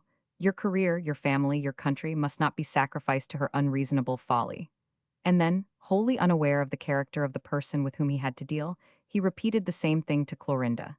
"You must choose," he said, "between Naples and your husband. He must go. Do you prefer being left behind?" Clorinda grew pale, even livid. She returned home. Horatio was not there. She raved through her house like a maniac. Her servants even hid her child from her, and she rushed from room to room tearing her hair and calling for Savile. At length he entered. Her eyes were starting from her head, her frame working with convulsive violence. She strove to speak, to give utterance to the vehemence pent up within her. She darted towards him, when suddenly, as if shot to the heart, she fell on the marble pavement of her chamber, and a red stream poured from her lips. She had burst a blood vessel. For many days she was not allowed to speak nor move. Savile nursed her unremittingly. He watched by her at night, he tried to soothe her, he brought her child to her side. His sweetness and gentleness and real tenderness were all expended on her. Although violent, she was not ungenerous. She was touched by his attentions and the undisguised solicitude of his manner. She resolved to conquer herself, and in a fit of heroism formed the determination to yield and to go to England. Her first words, when permitted to speak, were to signify her assent. Savile kissed and thanked her. She had half imagined that he would imitate her generosity and give up the journey. No such thought crossed his mind. Her distaste was too unreasonable to elicit the smallest sympathy, and consequently any concession. He thanked her warmly, it is true, and looked delighted at this change, but without giving her time to retract, he hurried to communicate to his relations the agreeable tidings. As she grew better, she did not recede, but she felt miserable. The good spirits and ready preparations of Horatio were all acts of treason against her. Sometimes she felt angry, but she checked herself. Like all Italians, Clorinda feared death excessively. Besides that, to die was to yield the entire victory to her rival. She struggled, therefore, and conquered herself, and neither expressed her angry jealousy nor her terrors. She had many causes of fear. She was again in a situation to increase her family within a few months, and while her safety depended on her being able to attain a state of calm, she feared a confinement in England, and believed that it was impossible that she should survive. She was worn to a skeleton. Her large eyes were sunk and ringed with black, while they burnt with unnatural brilliancy, for her vivacity did not desert her, and that deceived those around.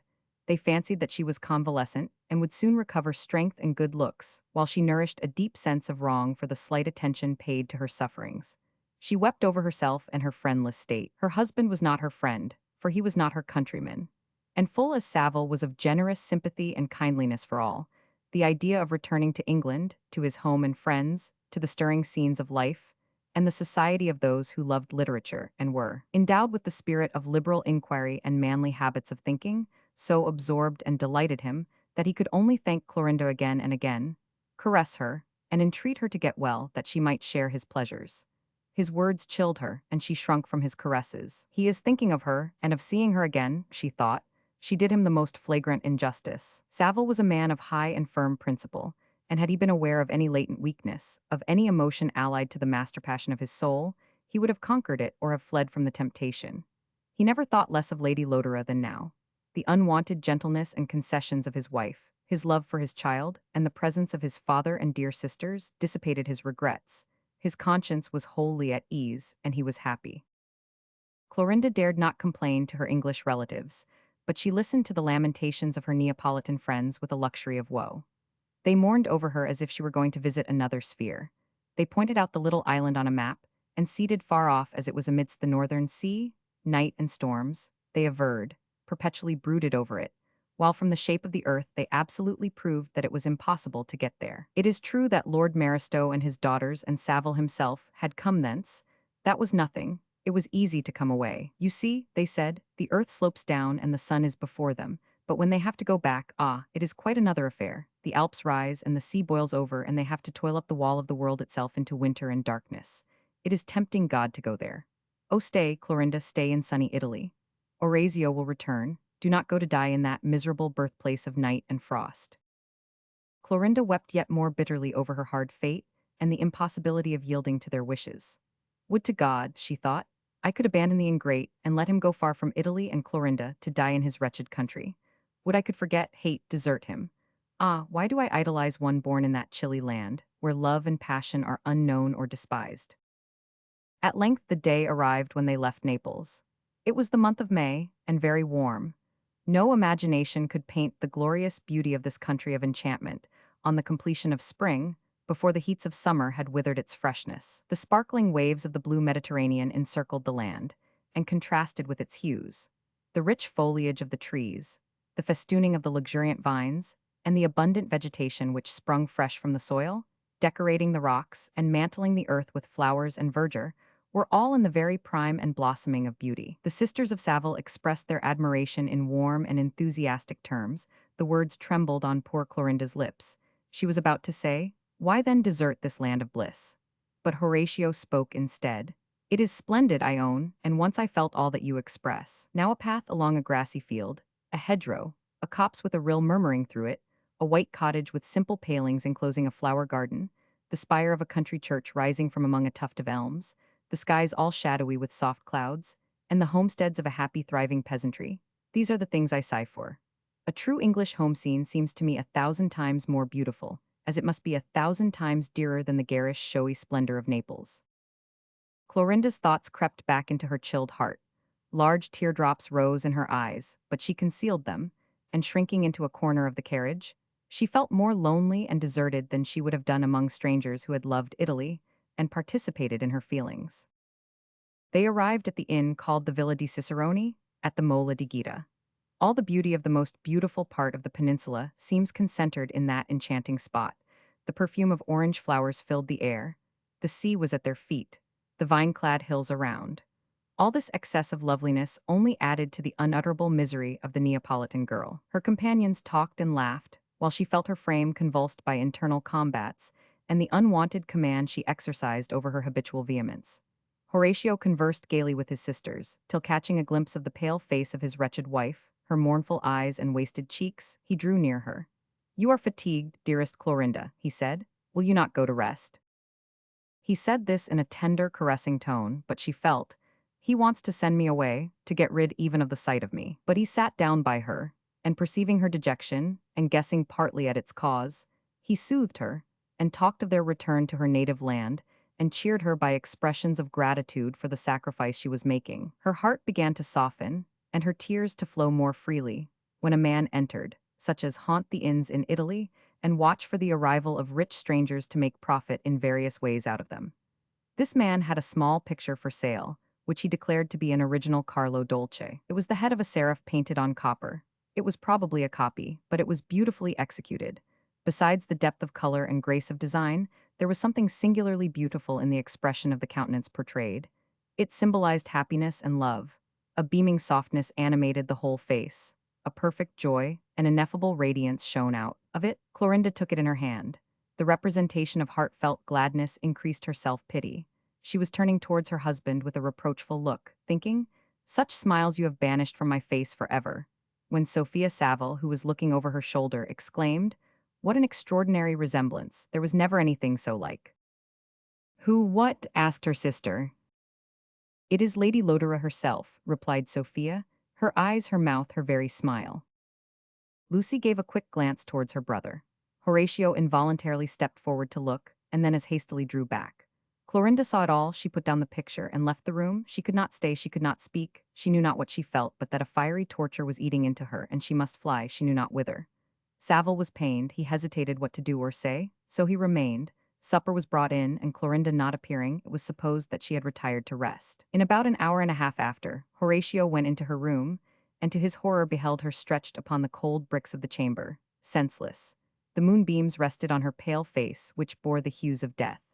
In a moment the house was alarmed, the village doctor summoned, a courier dispatched to Naples for an English physician, and every possible aid afforded the wretched sufferer. She was placed on the bed. She still lived. Her faint pulse could not be felt, and no blood flowed when a vein was opened, but she groaned, and now and then opened her eyes with a ghastly stare and closed them again as if mechanically.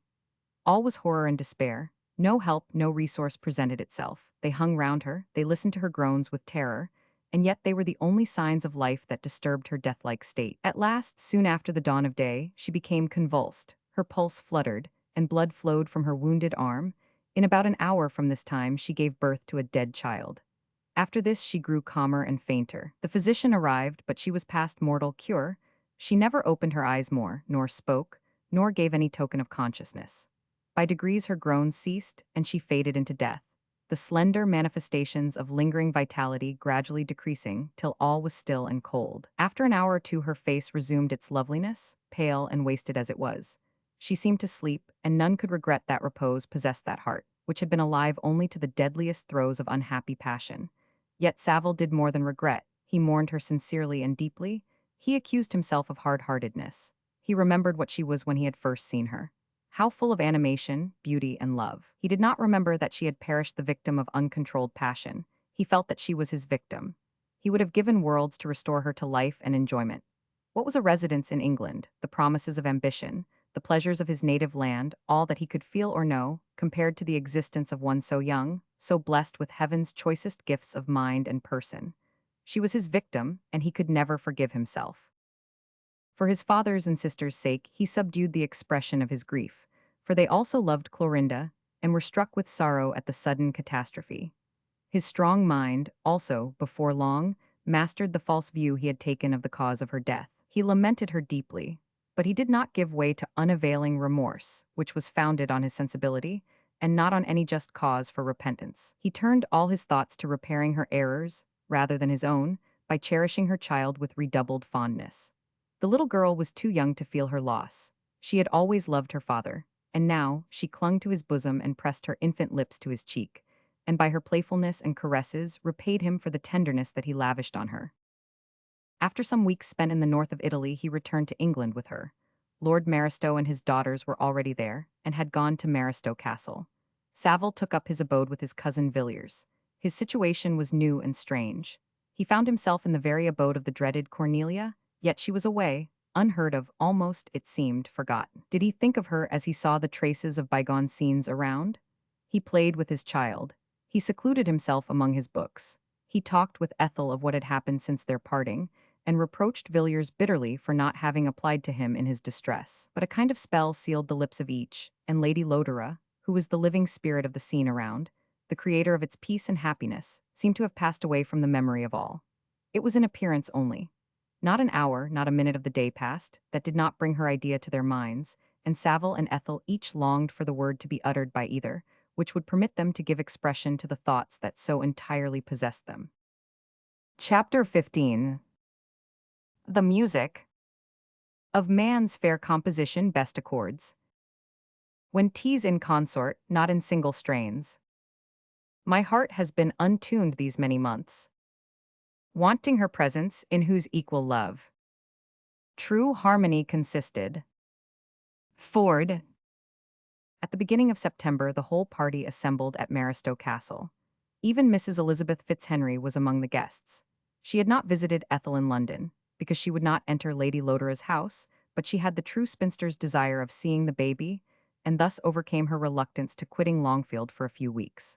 Fanny Durham also accompanied them, unable to deny Ethel's affectionate entreaties. Fanny's situation had been beneficially changed. Sir Gilbert Durham, finding that his granddaughter associated with people in the world, and being applied to by Lord Maristow, was induced to withdraw Mrs. Durham from her mean situation, and to settle a small fortune on each of her children. Fanny was too young, and too wedded to her platonic notions of the supremacy of mind, to be fully aware of the invaluable advantages of pecuniary independence for a woman. She fancied that she could enter on the only career permitted her sex, of servitude, and yet possess her soul in freedom and power. She had never, indeed, thought much of these things. Life was, as it concerned herself, a system of words only. As always happens to the young, she only knew suffering through her affections, and the real chain of life, its necessities and cares, and the sinister influences exercised by the bad passions of our fellow creatures, had not yet begun to fetter her aspiring thoughts. Beautiful in her freedom, in her enthusiasm, and even in her learning, but, above all, in the lively kindliness of her heart, she excited the wonder and commanded the affections of all. Saville had never seen anyone like her. She brought to his recollection his own young feelings before experience had lifted the painted veil which those who live call life, or passion and sorrow had tamed the ardor of his mind. He looked on her with admiration, and yet with compassion, wondering where and how the evil spirit of the world would show its power to torment and conquer the free soul of the disciple of wisdom. Yet Saville's own mind was rather rebuked than tamed. He knew what suffering was, yet he knew also how to endure it, and to turn it to advantage, deriving thence lessons of fortitude, of forbearance, and even of hope. It was not, however, till the seal on his lips was taken off, and the name of Cornelia mentioned, that he became aware that the same heart warmed his bosom, as had been the cause at once of such rapture and misery in former times. Yet even now he did not acknowledge to himself that he still loved, passionately, devotedly loved, Lady Lodore. The image of the pale Clorinda stretched on the pavement. His victim still dwelt in his memory, and he made a sacrifice at her tomb of every living feeling of his own. He fancied, therefore, that he spoke coldly of Cornelia, with speculation only, while in fact, at the very mention of her name, a revulsion took place in his being. His eyes brightened, his face beamed with animation, his very figure enlarged, his heart was on fire within him. Villiers saw and appreciated these tokens of passion, But Ethel only perceived an interest in her mother, shared with herself, and was half angry that he made no professions of the constancy of his attachment. Still, day after day, and soon, all day long, they talked of Lady Lodore. None but a lover and a daughter could have adhered so pertinaciously to one subject, and thus Savile and Ethel were often left to themselves, or joined only by Fanny. Fanny was very mysterious and alarming in what she said of her beautiful and interesting favorite, while Ethel lamented her mother's love of the continent, conjectured concerning her return, and dwelt on the pleasures of their future intercourse. Fanny shook her head and said, "It was strange, very strange, that not one letter had yet reached them from her." She was asked to explain, but she could only say that when she last saw Lady Lodore, she was impressed by the idea that all was not as it seemed. She tried to appear as if acting according to the ordinary routine of life, and yet was evidently agitated by violent and irrepressible feeling. Her manner, she had herself fancied, to be calm, and yet it betrayed a wandering of thought, a fear of being scrutinized, manifested in her repetition of the same phrases, and in the earnestness with which she made assurances concerning matters of the most trivial import. This was all that Fanny could say, but she was intimately persuaded of the correctness of her observation, and lamented that she had not inquired further and discovered more. For, she said, the mystery, whatever it is, springs from the most honorable motives. There was nothing personal nor frivolous in the feelings that mastered her, and Fanny feared that at that very moment she was sacrificing herself to some project, some determination, which, while it benefited others, was injuring herself. Ethel, with all her affection for her mother, was not persuaded of the justice of these suspicions, nor could be brought to acknowledge that the mystery of Lady Lodore's absence was induced by any motives as strange and forcible as those suggested by Fanny, but believed that her young friend was carried away by her own imagination and high-flown ideas. Savile was operated differently upon. He became uneasy, thoughtful, restless. 1,000 times he was on the point of setting out to find a clue to the mystery, and to discover the abode of the runaway, but he was restrained. It is usually supposed that women are always under the influence of one sentiment, and if Lady Lodore acted under the direction, and for the sake of another, wherefore should Savile interfere? What right had he to investigate her secrets and disturb her arrangements? Several months passed. Mrs. Elizabeth Fitzhenry returned to Longfield, and still the mystery concerning Ethel's mother continued, and the wonder increased. Soon after Christmas, Mr. Gayland, who was also Lord Maristow's solicitor, came down to the castle for a few days. He made inquiries concerning Lady Lodore, and was somewhat surprised at her strange disappearance and protracted absence. He asked several questions, and seemed to form conclusions in his own mind. He excited the curiosity of all, yet restrained himself from satisfying it. He was evidently disquieted by her unbroken silence, yet feared to betray the origin of his uneasiness. While he remained, curiosity was dominant. When he went, he requested Villiers to be good enough to let him know if anything should be heard of Lady Lodore. He asked this more than once, and required an absolute promise. After his departure, his questions, his manner, and his last words recurred, exciting even more surprise than when he had been present. Fanny brought forward all he said to support her own conjectures. A shadow of disquiet crossed Ethel's mind. She asked Villiers to take some steps to discover where her mother was, and on his refusal argued earnestly, though vainly, to persuade him to comply. Villiers was actuated by the commonplace maxim of not interfering with the actions and projects of others. "Lady Lodore is not a child," he said. "She knows what she is about. Has she not always avoided you, Ethel? Why press yourself inopportunely upon her?" But Ethel was not now to be convinced by the repetition of these arguments. She urged her mother's kindness and sacrifice, her having given up her home to them, her house still unclaimed by her, still at their disposal, and which contained so many things which must have been endeared by long use and habit, and the relinquishing of, which showed something extraordinary in her motives. This was a woman's feeling, and made little impression on Villiers. He was willing to praise and to thank Lady Lodore for her generosity and kindness, but he suspected nothing beyond her acknowledged acts. Savile heard this disquisition. He wished Villiers to be convinced. He was persuaded that Ethel was right. He was angry at his cousin's obstinacy. He was miserable at the idea that Cornelia should feel herself treated with neglect, that she should need protection and not have it, that she should be alone and not find assistance proffered, urged upon her. He mounted his horse and took a solitary ride, meditating on these things. His imagination became heated, his soul on fire. He pictured Lady Lodore in solitude and desertion, and his heart boiled within him. Was she sick and none near her? Was she dead and her grave unvisited and unknown? A lover's fancy is as creative as a poet's, and when once it takes hold of any idea, it clings to it tenaciously. If it is thus even with ordinary minds, how much more with Saville, with all energy which was his characteristic, and the latent fire of love burning in his heart. His resolution was sudden, and acted on at once. He turned his horse's head towards London. On reaching the nearest town, he ordered a chaise and 4 post-horses. He wrote a few hurried lines announcing an absence of 2 or 3 days, and with the rapidity that always attended the conception of his purposes and their execution, the next morning, having traveled all night, he was in Mr. Galen's office, questioning that gentleman concerning Lady Lodore, and seeking from him all the light he could throw upon her long-continued and mysterious absence. Mr. Galen had promised Lady Lodore not to reveal her secret to Mr. or Mrs. Villiers, but he felt himself free to communicate it to any other person. He was very glad to get rid of the burden and even the responsibility of being her sole confidant. He related all he knew to Saville, and the truth flashed on the lover's mind. His imagination could not dupe him.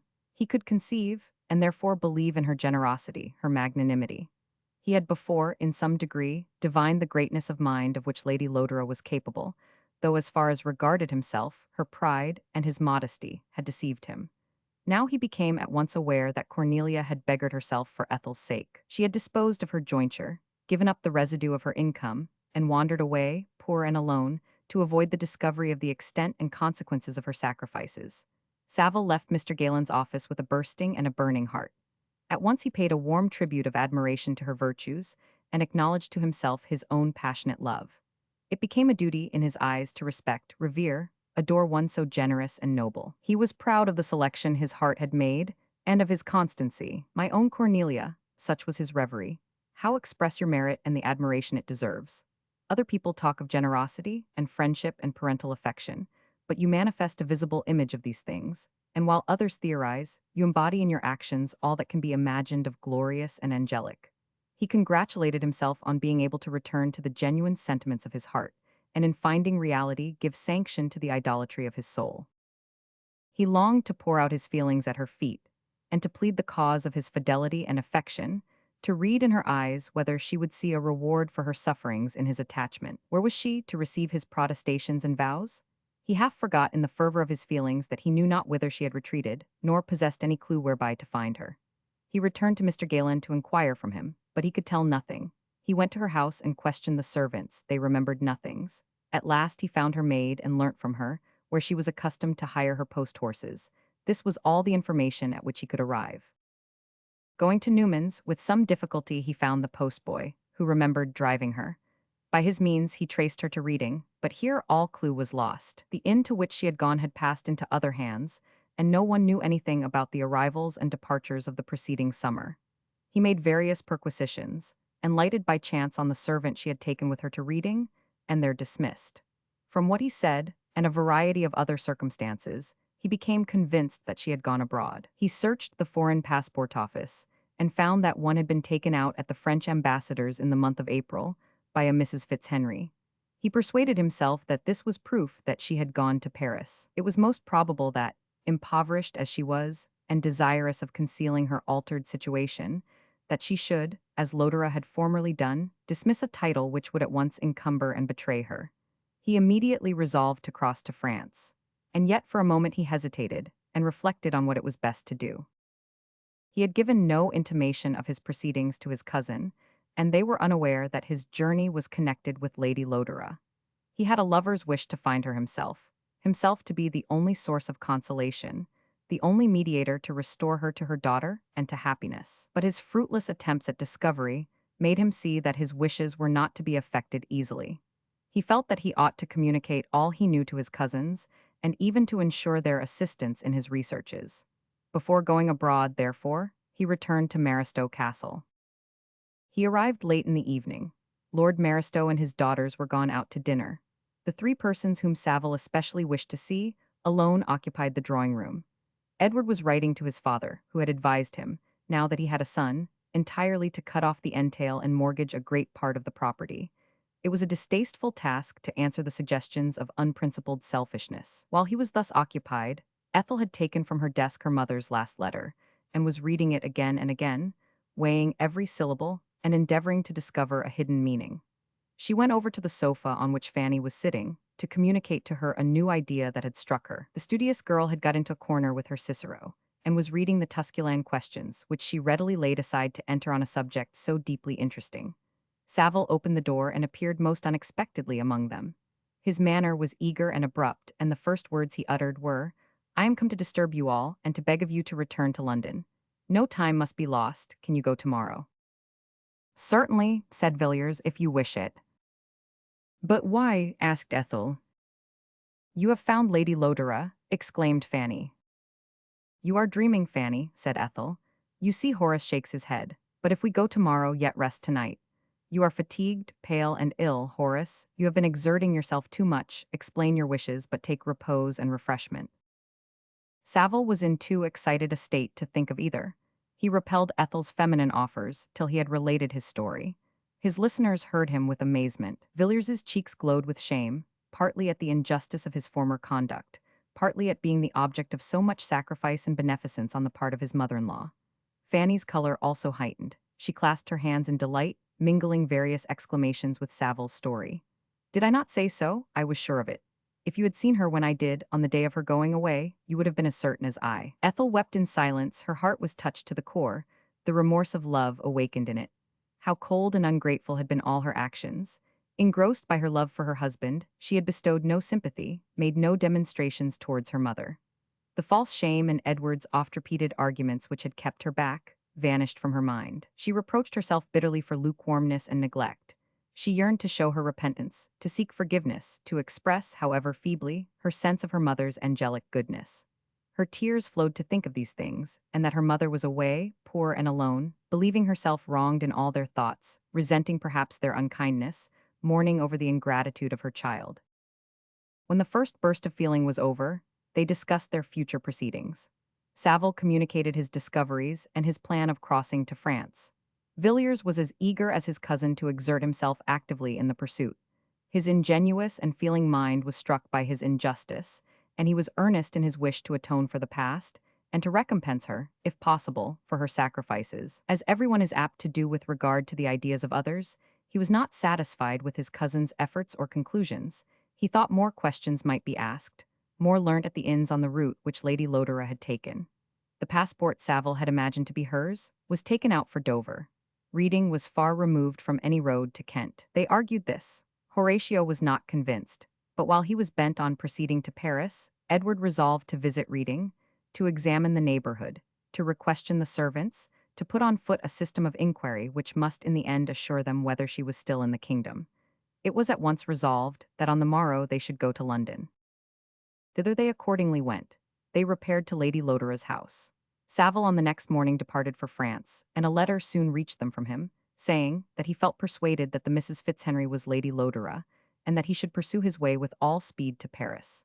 It appeared that the lady in question had crossed to Calais on the 11th of June, and intimated her design of going to the Bagnères de Bigorre among the Pyrenees, passing through Paris on her way. The mention of the Bagnères de Bigorre clinched Savile's suspicions. It was such a place as one in Lady Lodore's position might select for her abode. Distant, secluded, situated in sublime and beautiful scenery, singularly cheap and seldom visited by strangers. Yet the annual resort of the French from Bordeaux and Lyon, civilized what otherwise had been too rude and wild for an English lady. It was a long journey thither. The less wonder that nothing was heard, or seen, or surmised concerning the absentee by her numerous acquaintances, many of whom were scattered on the continent. Savile represented all these things, and expressed his conviction that he should find her.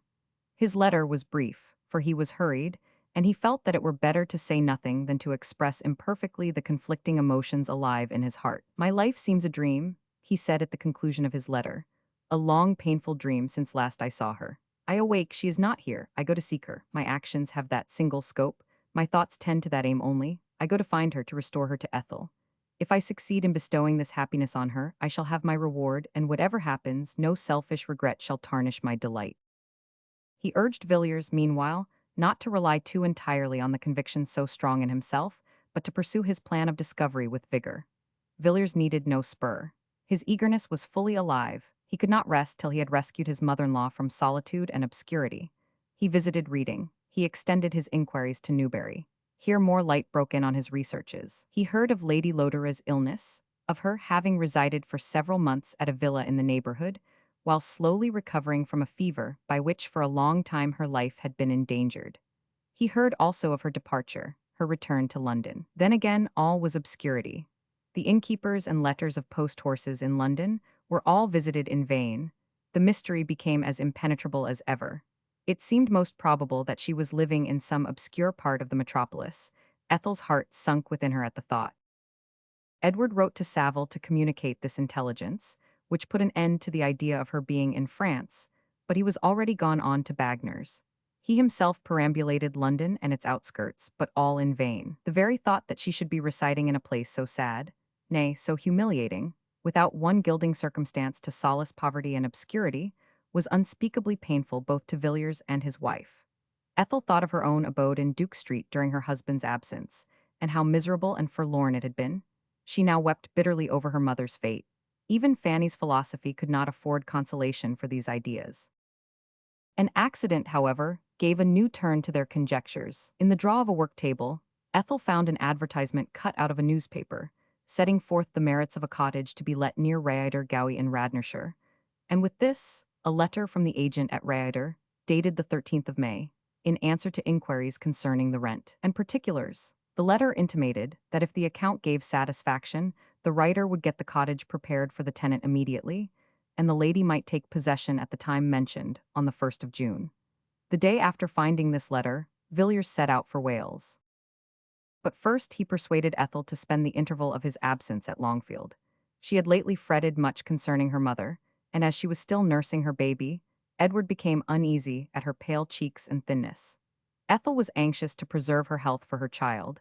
She felt that her uneasiness and pining would be lessened by a removal into the country. She was useless in London, and there was something in her residence in her mother's house, in the aspect of the streets, in the memory of what she had suffered there, and the fear that Lady Lodore was enduring a worse repetition of the same evils, that agitated and preyed upon her. Her aunt had pressed her very much to come and see her, and she wrote to say that she might be expected on the following day. She bade adieu to Villiers with more of hope with regard to his success than she had formerly felt. She became half convinced that her mother was not in London. Fanny supported her in these ideas. They talked continually of all they knew of the illness of Lady Lodore, of her firmness of purpose in not sending for her daughter, or altering her plans in consequence. They comforted themselves that the air of Wales would restore her health, and the beauty of the scenery and the freedom of nature soothe her mind.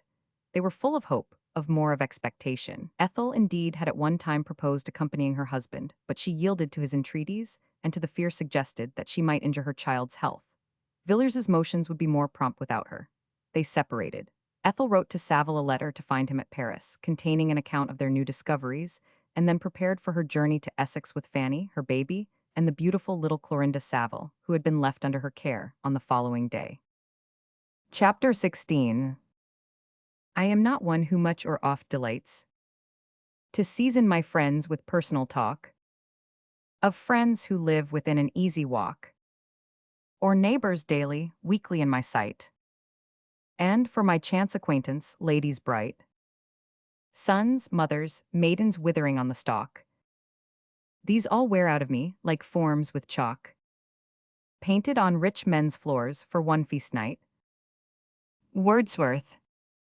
Mrs. Elizabeth Fitzhenry returned to Longfield from Maristow Castle at the end of the month of November. She gladly came back, in all the dinginess and bleakness of that dismal season, to her beloved seclusion at Longfield. The weather was dreary, a black frost invested everything with its icy chains, the landscape looked disconsolate, and now and then wintry blasts brought on snowstorms and howled loudly through the long dark nights. The amiable spinster drew her chair close to the fire. With half-shut eyes she contemplated the glowing embers, and recalled many past winters just like this, when Lodore was alive and in America, or, diving yet deeper into memory, when the honored chair she now occupied had been dignified by her father, and she had tried to soothe his querulous complaints on the continued absence of her brother Henry. When, instead of these familiar thoughts, the novel ones of Ethel and Villiers intruded themselves, she rubbed her eyes to be quite sure that she did not dream. It was a lamentable change, and who the cause? Even she whose absence had been, she felt, wickedly lamented at Maristow Castle, Cornelia Santera, she, who in an evil hour had become Lady Lodore, and who would before God answer for the disasters and untimely death of her ill-fated husband. With any but Mrs. Fitzhenry, such accusations had, after the softening process of time, been changed to an admission that, despite her errors, Lady Lodore had rather been misled and mistaken than heinously faulty. And her last act, in sacrificing so much to her daughter, although the extent of her sacrifice was unknown to her sister-in-law, had cancelled her former delinquencies. But the prejudiced old lady was not so easily mollified. She was harsh alone towards her, but all the gall of her nature was collected and expended on the head of her brother's widow. Probably an instinctive feeling of her unreasonableness made her more violent.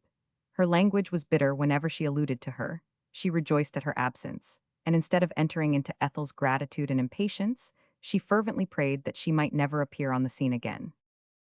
Mrs. Elizabeth Fitzhenry was less of a gossip than any maiden lady who had ever lived singly in the center of a little village.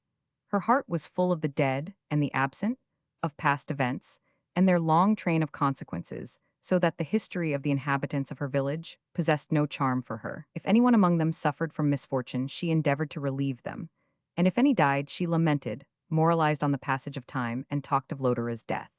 But the scandal, the marriages, the feuds, and wonderful things that came to pass at Longfield appeared childish and contemptible. The flickering of earthborn tapers compared to the splendor, the obscuration, and final setting of the celestial luminary which had been the pole star of her life.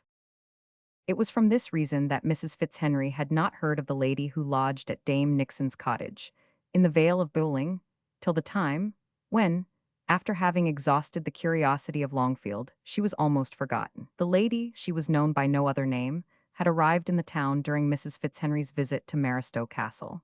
She had arrived in her own chariot, unattended by any servant. The following day she had taken up her abode at Dame Nixon's cottage, saying that she was only going to stay a week. She had continued there for more than 3 months. Dame Nixon's cottage was situated about a mile and a half from Longfield. It stood alone in a little hollow embowered by trees. The ground behind rose to a slight upland, and a rill trickled through the garden. You got to it by a by-path, which no wheeled vehicle could traverse, though a horse might, and it was indeed the very dingle and cottage which Ethel had praised during her visit into Essex in the preceding year. The silence and seclusion were in summer tranquilizing and beautiful, in winter sad and drear. The fields were swampy in wet weather, and in snow and frost it seemed cut off from the rest of the world. Dame Nixon and her granddaughter lived there alone. The girl had been engaged to be married.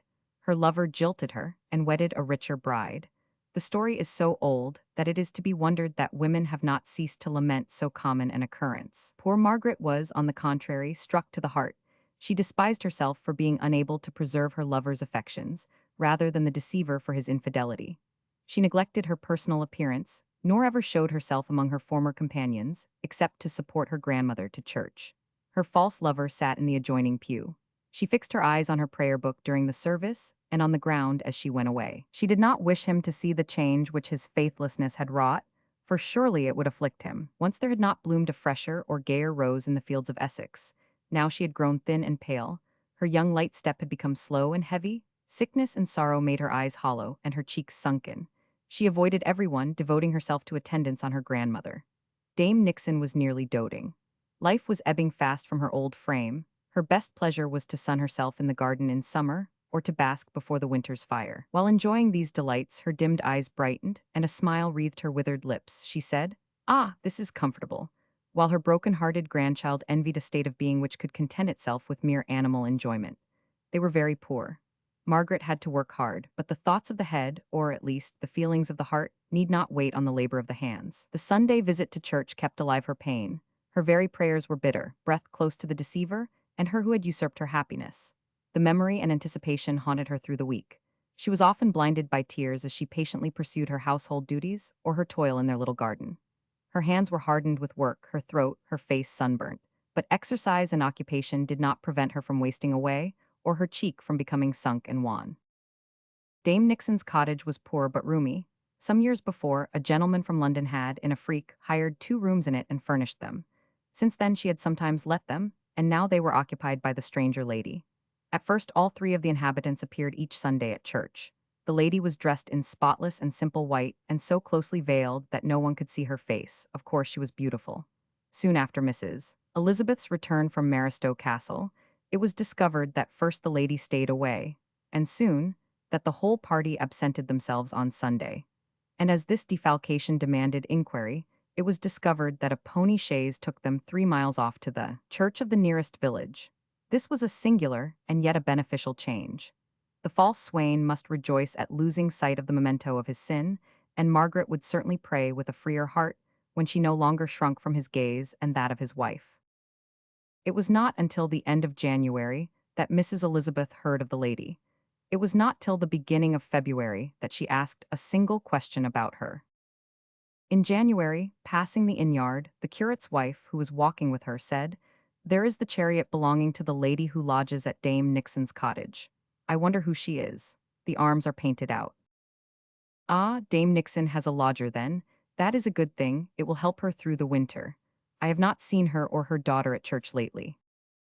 "No," replied the other, "they go now to Bulling Church." "I am glad to hear it," said Mrs. Fitzhenry. "It is much better for poor Margaret not to come here." The conversation went on, and the lady was alluded to, but no questions were asked or curiosity excited. In February she heard from the doctor's wife that the doctor had been to the cottage and that the lady was indisposed. She heard at the same time that this lady had refused to receive the visits of the curate's lady and the doctor's lady, excusing herself that she was going to leave Essex immediately. This had happened 2 months before. On hearing of her illness, Mrs. Elizabeth thought of calling on her, but this stopped her. "It is very odd," said the doctor's wife. "She came in her own carriage, and yet has no servants. She lives in as poor a way as can be, down in that cottage, yet my husband says she is more like the Queen of England in her looks and ways than anyone he ever saw." "Like the Queen of England," said Mrs. Fitzhenry. "What queen?" "Queen Charlotte, who had been the queen of the greater part of the good lady's life." "She is as young and beautiful as an angel," said the other, half angry. "It is very mysterious. She did not look downcast like as if anything was wrong, but was as cheerful and condescending as could be." "Condescending, doctor," said I, for my husband used the word. "You don't want condescension from a poor body lodging at Dame Nixon's." "A poor body?" said he, in a huff. "She is more of a lady, indeed more like the Queen of England than any rich body you ever saw. And what is odd, no one knows her name. Dame Nixon and Margaret always call her lady. The very marks are picked out from her pocket handkerchiefs. Yet I did hear that there was a coronet plain to be seen on one, a thing impossible unless she was a poor castaway, and the doctor says he'd lay his life that she was nothing of that. He must know her name when he makes out her bill, and I told him to ask it plump, but he puts off, and puts off, till I am out of all patience." A misty, confused sense of discomfort stole over Mrs. Elizabeth when she heard of the coronet in the corner of the pocket handkerchief, but it passed away without suggesting any distinct idea to her mind. Nor did she feel curiosity about the stranger. She was too much accustomed to the astonishment, the conjectures, the gossip of Longfield, to suppose that there was any real foundation for surprise, because its wonder-loving inhabitants choose to build up a mystery out of every common occurrence of life. This absence of inquisitiveness must long have kept Mrs. Fitzhenry in ignorance of who her neighbor was, and the inhabitants of Longfield would probably have discovered it before her, had not the truth been revealed even before she entertained a suspicion that there was any secret to be found out. "I beg your pardon, ma'am," said her maid to her one evening, as she was superintending the couchy of the worthy spinster. "I think you ought to know, though I am afraid you may be angry." The woman hesitated, her mistress encouraged her. "If it is anything I ought to know, Wilmot, tell it at once, and don't be afraid. What has happened to you?" "To me, ma'am? La, nothing," replied the maid. "It's something about the lady at Dame Nixon's, only you commanded me never to speak the name of—" And again the good woman stopped short. Mrs. Fitzhenry, a little surprised and somewhat angry, bade her go on. At length, in plain words, she was told, "Why, ma'am, the lady down in the vale is no other than my lady, than Lady Lodore." "Ridiculous! Who told you so?" "My own eyes, ma'am. I shouldn't have believed anything else. I saw the lady, and it was my lady, as sure as I stand here." "But how could you know her? It is years since you saw her." "Yes, ma'am," said the woman with a smile of superiority, "but it is not easy to forget Lady Lodore. See her yourself, ma'am. You will know then that I am right." Wilmot had lived 20 years with Mrs. Fitzhenry. She had visited town with her at the time of Ethel's christening. She had been kept in vexatious ignorance of subsequent events, till the period of the visit of her mistress and niece to London 2 years before, when she indemnified herself. Through the servants of Villiers and of the Misses Saville, she had learnt a vast deal, and not satisfied with mere hearsay, she had seen Lady Lodore several times getting into her carriage at her own door, and had even been into her house. Such energy is there in a liberal curiosity.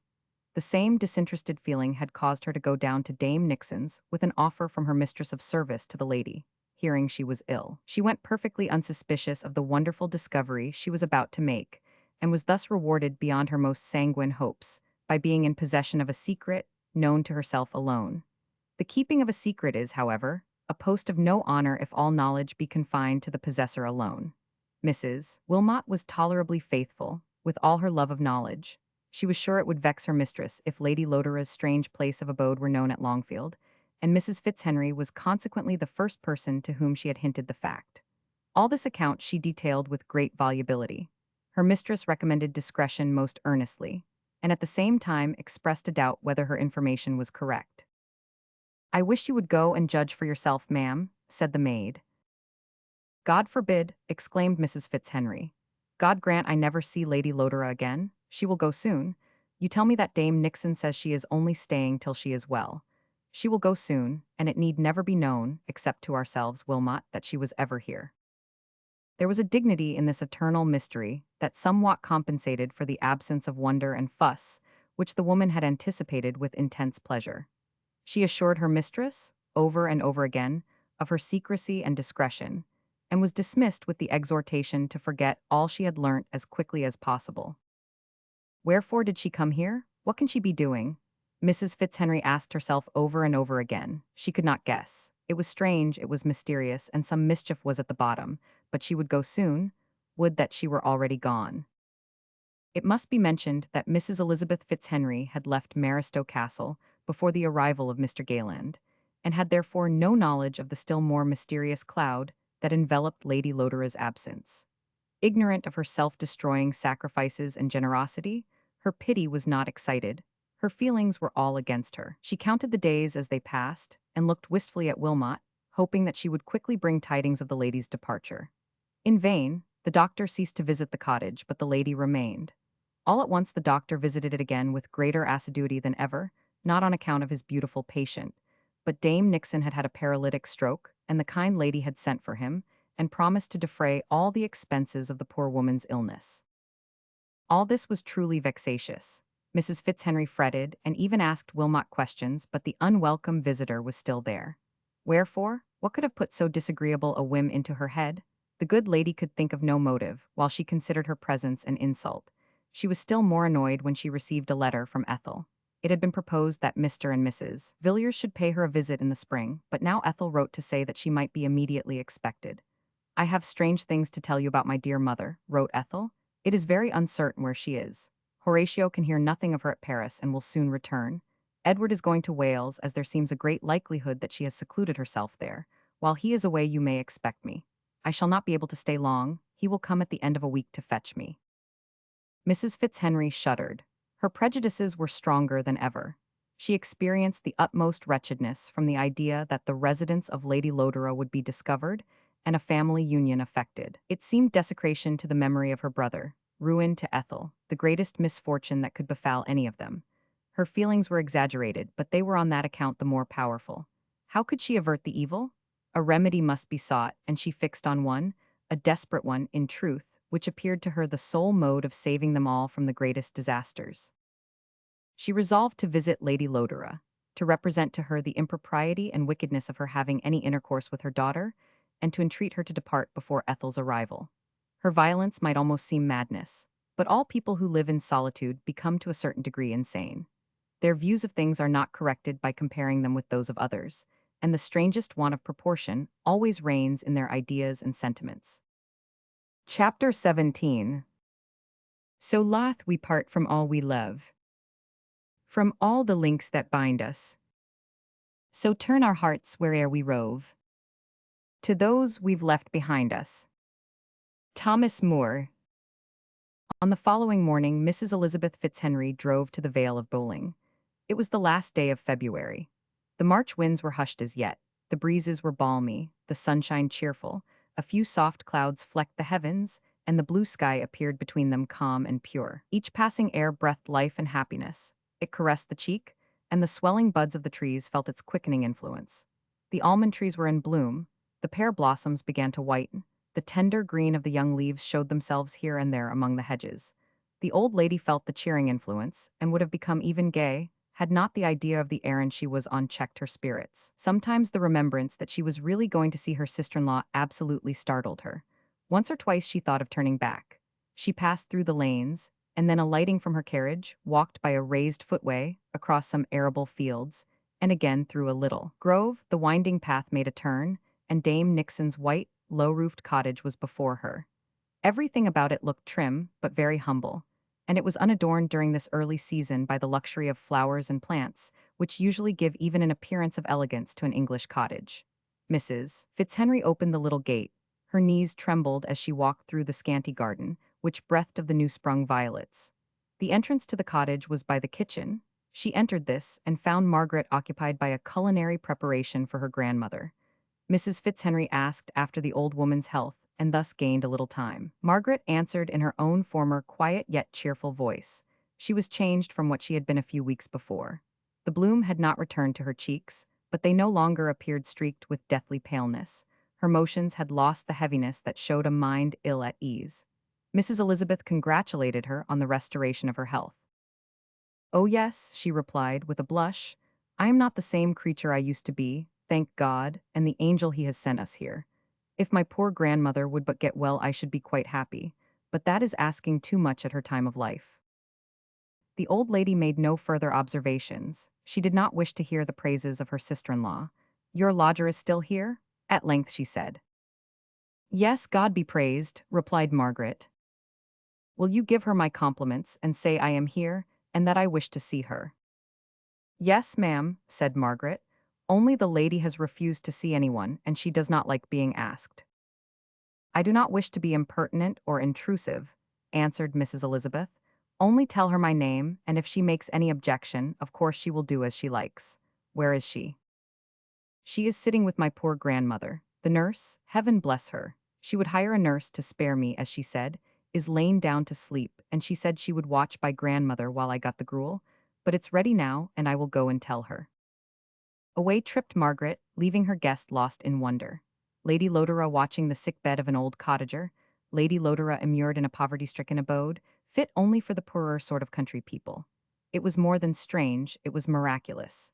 Yet she refused to accompany poor Henry to America? There must be some strange mystery in all this that does not tell well for her. So bitterly uncharitable was the unforgiving old lady towards her brother's widow. She ruminated on these things for a minute or two, and then Margaret came to usher her into the wicked one's presence. The sitting room destined for the lodger was neat, though very plain. The walls were wainscoted and painted white, the windows small and latticed. The furniture was old black, shining mahogany, the chairs high-backed and clumsy, the table heavy and incommodious, the fireplace large and airy, and the shelf of the mantelpiece, almost as high as the low ceiling. There were a few things of a more modern construction: a comfortable sofa, a rosewood bureau and large folding screen. Near the fire was a large easy chair of Gillos's manufacture, two light cane ones and two small tables. Vases, filled with hyacinths, jonquils, and other spring flowers stood on one, and an embroidery frame occupied the other. There was a perfume of fresh-gathered flowers in the room, which the open window rendered very agreeable. Lady Lodore was standing near the fire, for Wilmot was not mistaken, and it was she indeed who now presented herself to Mrs. Fitzhenry's eyes. She might be agitated. She did not show it. She came forward and held out her hand. "Dear Bessie," she said, "you are very kind to visit me. I thank you very much." The poor recluse was overpowered. The cordiality of the greeting frightened her. She who had come full of bitter reproach and hard purposes, to be thanked with that sweet voice and smile. "I thought," at length she stammered out, "that you did not wish to be known. I am glad you are not offended, Cornelia." "Offended by kindness? Oh no, it is true I did not wish. I do not wish that it should be known that I am here. But since, by some strange accident, you have discovered me, how can I help being grateful for your visit? I am indeed glad to see you. It is so long since I have heard anything. Ah, dear Bessie, tell me, how is Ethel?" Tears glistened in the mother's eyes. She asked many questions, and Mrs. Fitzhenry a little recovered her self-possession as she answered them. She looked at Lady Lodore. She was changed. She could not fail of being changed after so many years. She was no longer a beautiful girl, but she was a lovely woman, despite the traces of years which, however lightly they impressed, yet might be discerned. Expression so embellished her that it was impossible not to admire. Brilliancy had given place to softness, animation to serenity. Still she was fair, still her silken hair clustered on her brow, and her sweet eyes were full of fire. Her smile had more than its former charm, it came from the heart. Mrs. Fitzhenry was not, however, to be subdued by a little outward show. She was there, who had betrayed and deserted, such were the energetic words she was accustomed to employ, the noble, broken-hearted Lodore. The thought steeled her purpose, and she contrived at last to ask whether Lady Lodore was going to remain much longer in Essex. "I have been going every day since I came here. In a few weeks I shall certainly be gone. Why do you ask?" "Because I thought that is, you have made a secret of your being here, and I expect Ethel in a day or two, and she would certainly discover you." "Why should she not?" asked Lady Lodore. "Why should you be averse to my seeing Ethel?" It is very difficult to say a disagreeable thing, especially to one unaccustomed to society, and who is quite ignorant of the art of concealing the sting of her intentions by flowery words. Mrs. Fitzhenry said something about her sister-in-law's own wishes, and the desire expressed by Lodore that there should be no intercourse between the mother and daughter. Cornelia's eyes flashed fire. "Am I," she exclaimed, "to be always the sacrifice? Is my husband's vengeance to pursue me beyond his grave, even till I reach mine? Unjust as he was, he would not have desired this." Mrs. Elizabeth colored with anger. Lady Lodore continued, "Pardon me, Bessie, I do not wish to say anything annoying to you or in blame of Lodore. God knows I did him great wrong, but—" "Oh, Cornelia," cried the old lady, "do you indeed acknowledge that you were to blame?" Lady Lodore smiled and said, "I were strangely blind to the defects of my own character, and to the consequences of my actions, were I not conscious of my errors. But retrospection is useless, and the punishment is sufficiently severe. Lodore himself would not have perpetuated his resentment, had he lived only a very little while longer. But I will speak frankly to you, Bessie, as frankly as I may, and you shall decide on my further stay here. From circumstances which it is immaterial to explain, I have resolved on retiring into absolute solitude. I shall never live in London again, never again see any of my old friends and acquaintances. The course of my life is entirely changed, and whether I live here or elsewhere, I shall live in obscurity and poverty. I do not wish Ethel to know this. She would wish to assist me, and she has scarcely enough for herself. I do not like being a burthen, I do not like being pitied, I do not like being argued with, or to have my actions commented upon. You know that my disposition was always independent." Mrs. Elizabeth assented with a sigh, casting up her eyes to heaven. Lady Lodore smiled and went on. "You think this is a strange place for me to live in. Whether here or elsewhere, I shall never live in any better. I shall be fortunate if I find myself as well off when I leave Essex, for the people here are good and honest, and the poor girl loves me. It is always pleasant to be loved." A tear again filled Cornelia's eyes. She tried to animate herself to smile. "I have nothing to love in all the wide world except Ethel. I do love her. Everyone must love her. She is so gentle, so kind, so warm-hearted and beautiful.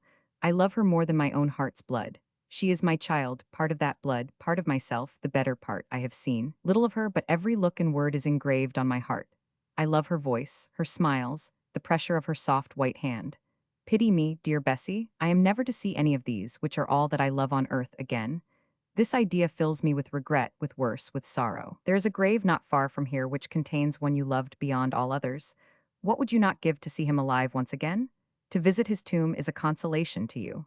I must not see even the walls within which my blessed child lives. You alone can help me, can be of comfort to me. Do not refuse, do not send me away. If I leave this place, I shall go to some secluded nook in Wales and be quite alone. The sun will shine, and the grass will grow at my feet, but my heart will be dead within me, and I shall pine and die.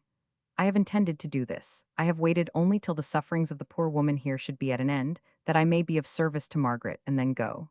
Your visit, which I fancied meant in kindness, has put other thoughts into my head. Do not object to my staying here, let me remain, and do yet more for me. Come to me sometimes, and bring me tidings of my daughter. Tell me what she says, how she looks. Tell me that she is at each moment well and happy.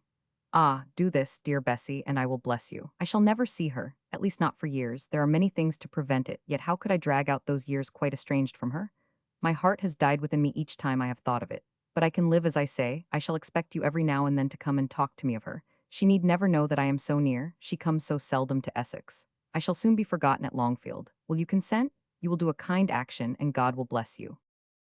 Mrs. Fitzhenry was one of those persons who always find it difficult to say no, and Lady Lodore asked with so much earnestness that she commanded. She felt that her request ought to be granted, and therefore it was impossible to refuse it. Before she well knew what she had said, the good lady had yielded her consent and received her sister-in-law's warm and heartfelt thanks. Mrs. Fitzhenry looked round the room. "But how can you think of staying here, Cornelia?"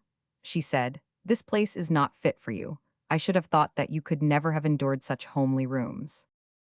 "Do you think them so bad?" replied the lady. "I think them very pleasant, for I have done with pride, and I find peace and comfort here. Look," she continued, throwing open a door that led into the garden, "is not that delightful? This garden is very pretty, that clear rivulet murmurs by with so lulling a sound. And look at these violets, are they not beautiful? I have planted a great many flowers, and they will soon come up. Do you not know how pleasant it is to watch the shrubs we plant, and water and rear ourselves?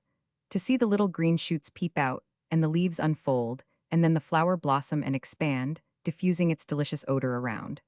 All, as it were, created by oneself, by one's own nursing, out of a bit of stick or an ugly bulb. This place is very pretty, I assure you. When the leaves are on the trees they make a bower, and the grove behind the house is shady, and leads to lanes and fields more beautiful than any I ever saw. I have loitered for hours in this garden and been quite happy. Now I shall be happier than ever, thanks to you. You will not forget me. Come as often as you can. You say that you expect Ethel soon." Lady Lodore walked with her sister-in-law to the garden gate, and beyond, through the little copse, still talking of her daughter. "I cannot go further," she said at last, "without a bonnet, so goodbye, dear Bessie. Come soon. Thank you for this visit." She held out her hand. Mrs. Fitzhenry took it, pressed it. A half-feeling came over her as if she were about to kiss the cheek of her offending relative, but her heart hardened, she blushed, and muttering a hasty goodbye, she hurried away. She was bewildered, and after walking a few steps, she turned round, and saw again the white dress of Cornelia, as a turn in the path hid her. The grand, the exclusive Lady Lodore, the haughty, fashionable, worldly, heartless wife thus metamorphosed into a tender-hearted mother, suing to her for crumbs of charitable love, and hiding all her boasted advantages in that low-roofed cottage. What could it all mean? Mrs. Fitzhenry walked on. Again she thought, how odd. I went there, determining to persuade her to go away, and miserable at the thoughts of seeing her only once. And now I have promised to visit her often, and agreed that she shall live here. Have I not done wrong? What would my poor brother say? Yet I could not refuse. Poor thing, how could I refuse when she said that she had nothing else to live for? Besides, to go away and live alone in Wales, it would be too dreadful, and she thanked me as if she were so grateful. I hope I have not done wrong.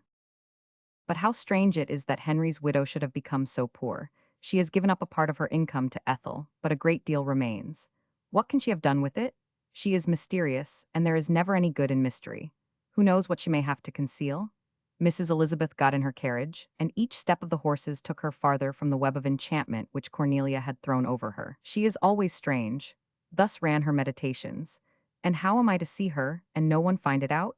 And what a story for Longfield, that Lady Lodore should be living in poverty in Dame Nixon's cottage. I forgot to tell her that. I forgot to say so many things I meant to say. I don't know why, except that she talked so much, and I did not know how to bring in my objections. But it cannot be right, and Ethel in her long rambles and rides with Miss Durham or Mr. Villiers will be sure to find her out. I wish I had not seen her. I will write and tell her I have changed my mind, and entreat her to go away.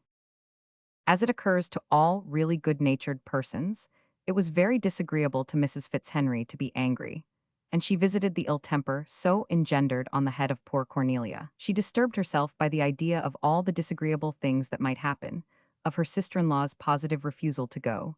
The very wording which she imagined for her intended letter puzzled and irritated her. She no longer felt the breath of spring as pleasant, but sat back in the chariot, nursing her wrath to keep it warm. When she reached her home, Ethel's carriage was at her door. The meeting, as ever, between aunt and niece was affectionate. Fanny was welcomed, the baby was kissed, and little Clorinda admired, but the theme nearest Ethel's heart was speedily introduced, her mother. The disquietudes she felt on her account, Mr. Savile's journey to Paris, the visit of Villiers to Wales to discover her place of concealment, the inutility of all their endeavors. "But why are they so anxious?" asked her aunt. "I can understand you. You have some fantastic notion about your mother, but how can Mr. Villiers desire so very much to find her?" "I could almost say," said Ethel, "that Edward is more eager than myself, though I should wrong my own affection and gratitude, but he was more unjust towards her, and thus he feels the weight of obligation more keenly. But perhaps, dear aunt, you do not know all that my dearest mother has done for us, the unparalleled sacrifices she has made. Then Ethel went on to tell her all that Mr. Gayland had communicated, the sale of her jointure, the very small residue of money she had kept for herself, the entire payment of Villiers's debts, and afterwards the surrender of the remainder of her income and of her house to them. Her eyes glistened as she spoke, her heart, overflowing with admiration and affection, shone in her beautiful face, her voice was pregnant with sensibility, and her expressions full of deep feeling. Mrs. Elizabeth's heart was not of stone, far from it. It was, except in the one instance of her sister-in-law, made of pliable materials. She heard Ethel's story, she caught by sympathy the tenderness and pity she poured forth. She thought of Lady Lodore at the cottage, a dwelling so unlike any she had ever inhabited before, poverty-stricken and mean. She remembered her praises of it, her cheerfulness, the simplicity of taste which she displayed, the light-hearted content with which she spoke of every privation except the absence of Ethel. What before was mysterious wrong was now manifest heroism. The loftiness and generosity of her mind rose upon the old lady unclouded. Her own uncharitable deductions stung her with remorse. She continued to listen, and Ethel to narrate, and the big tears gathered in her eyes and rolled down her venerable cheeks, tears at once of repentance and admiration. Chapter 18. Repentance is a tender sprite. If aught on earth have heavenly might, 'tis lodged within her silent tear. Wordsworth. Mrs. Elizabeth Fitzhenry was not herself aware of all that Lady Lodore had suffered, or the extent of her sacrifices. She guessed darkly at them, but it was the detail that rendered them so painful, and, but for their motive, humiliating to one nursed in luxury, and accustomed to all those intermediate servitors and circumstances, which stand between the rich and the bare outside of the working-day world. Cornelia shrunk from the address of those she did not know, and from the petty acts of daily life which had gone on before without her entering into their detail. Her illness at Newbury had been severe. She was attacked by the scarlet fever. The doctor had ordered her to be removed from the bustle of the inn, and a furnished villa had been taken for her, while she could only give a languid assent to propositions which she understood confusedly. She was a long time very ill, a long time weak and slowly convalescent. At length health dawned on her, accompanied by a disposition attuned to content and a wish for tranquility. Her residence was retired, commodious, and pretty. She was pleased with it. She did not wish to remove, and was glad to procrastinate from day to day any consideration of the future. Thus it was a long time before the strength of her thoughts and purposes was renewed, or that she began to think seriously of where she was and what she was going to do. During the half-delirium, the disturbed and uncontrollable, but not unmeaning reveries of her fever, the idea of visiting Lodore's grave had haunted her pertinaciously. She had often dreamt of it. At one time the tomb seemed to rise in a lonely desert, and the dead slept peacefully beneath sunshine or starlight. At another, storms and howling winds were around, groans and sighs, mingled with the sound of the tempest, and menaces and reproaches against her were breathed from the cold marble. Now her imagination pictured it within the aisles of a magnificent cathedral, and now again the real scene. The rustic church of Longfield was vividly present to her mind. She saw the pathway through the green churchyard, the ruined ivy-mantled tower, which showed how much larger the edifice had been in former days, near which might be still discerned on high a niche containing the Holy Mother and Divine Child, the half-defaced porch on which rude monkish imagery was carved, the time-worn pews and painted window. She had never entered this church but once, many, many years ago, and it was strange how in sleep and fever-troubled reverie, each portion of it presented itself distinctly and vividly to her imagination. During these perturbed visions, one other form and voice perpetually recurred. She heard Ethel continually repeat, "Come, come," and often her figure flitted round the tomb or sat beside it.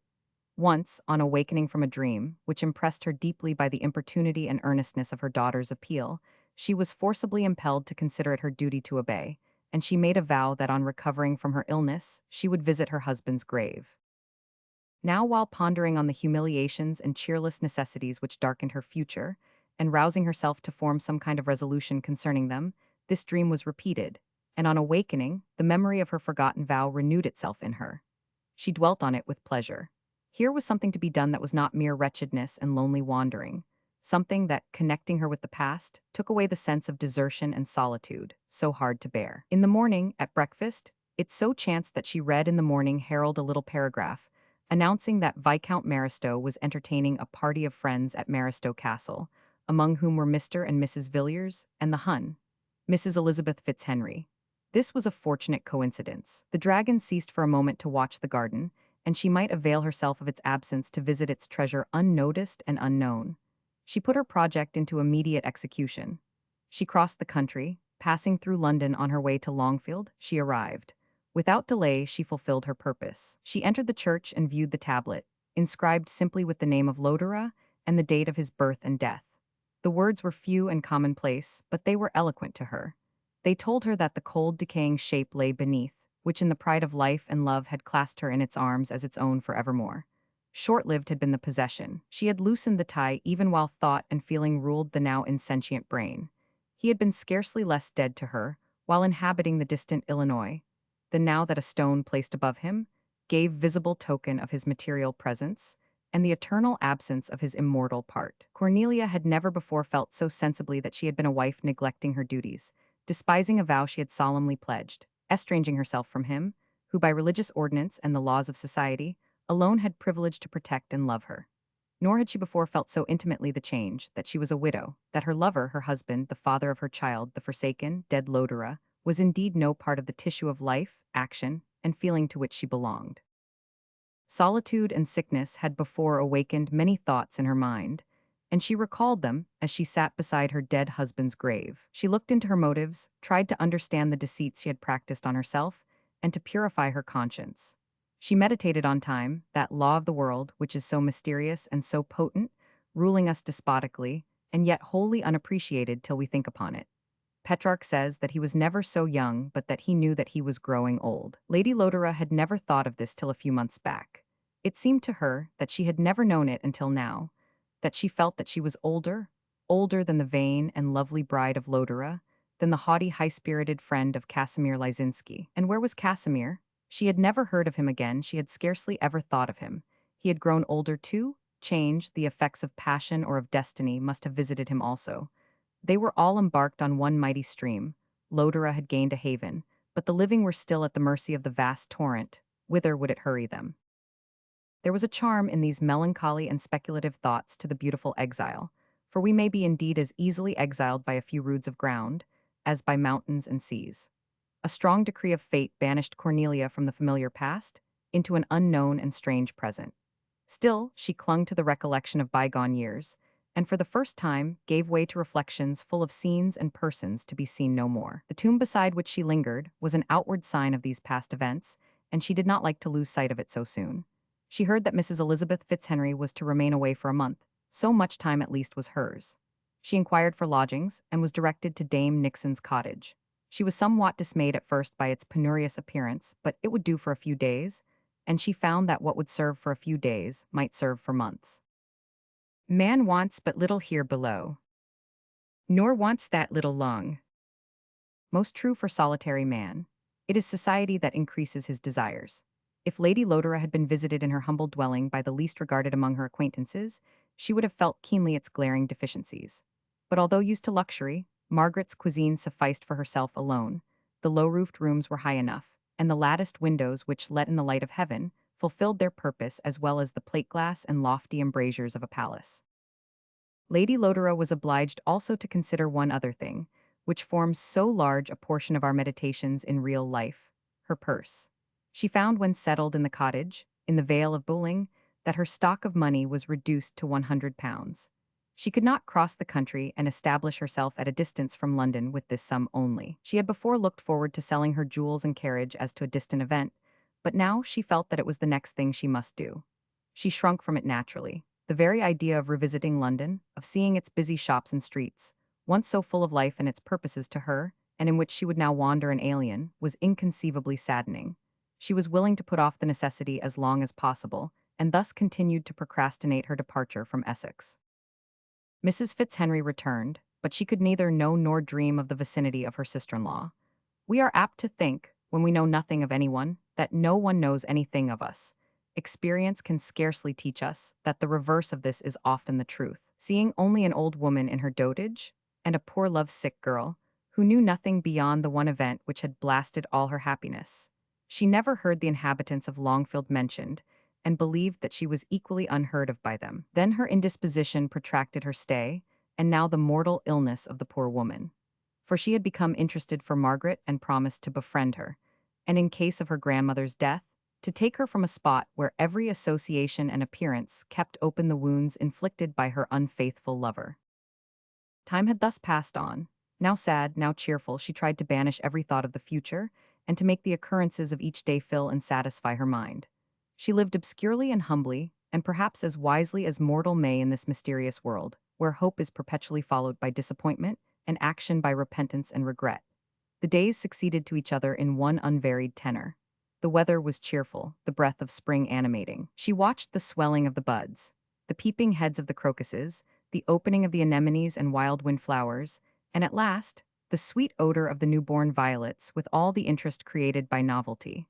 Not that she had not observed and watched these things before, with transitory pleasure, but now the operations of nature filled all her world. The earth was no longer merely the dwelling place of her acquaintance, the stage on which the business of society was carried on, but the mother of life, the temple of God, the beautiful and varied storehouse of bounteous nature.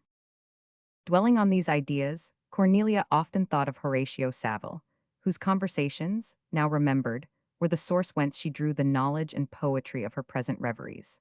As solitude and nature grew lovely in her eyes, she yearned yet more fondly for the one who could embellish all she saw. Yet while her mind needed a companion so congenial to her present feelings, her heart was fuller of Ethel.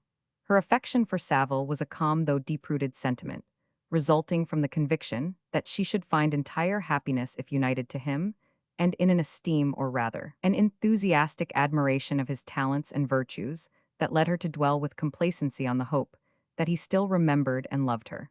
But the human heart is jealous, and with difficulty admits two emotions of equal force, and her love for her daughter was the master passion. The instinct of nature spoke audibly within her.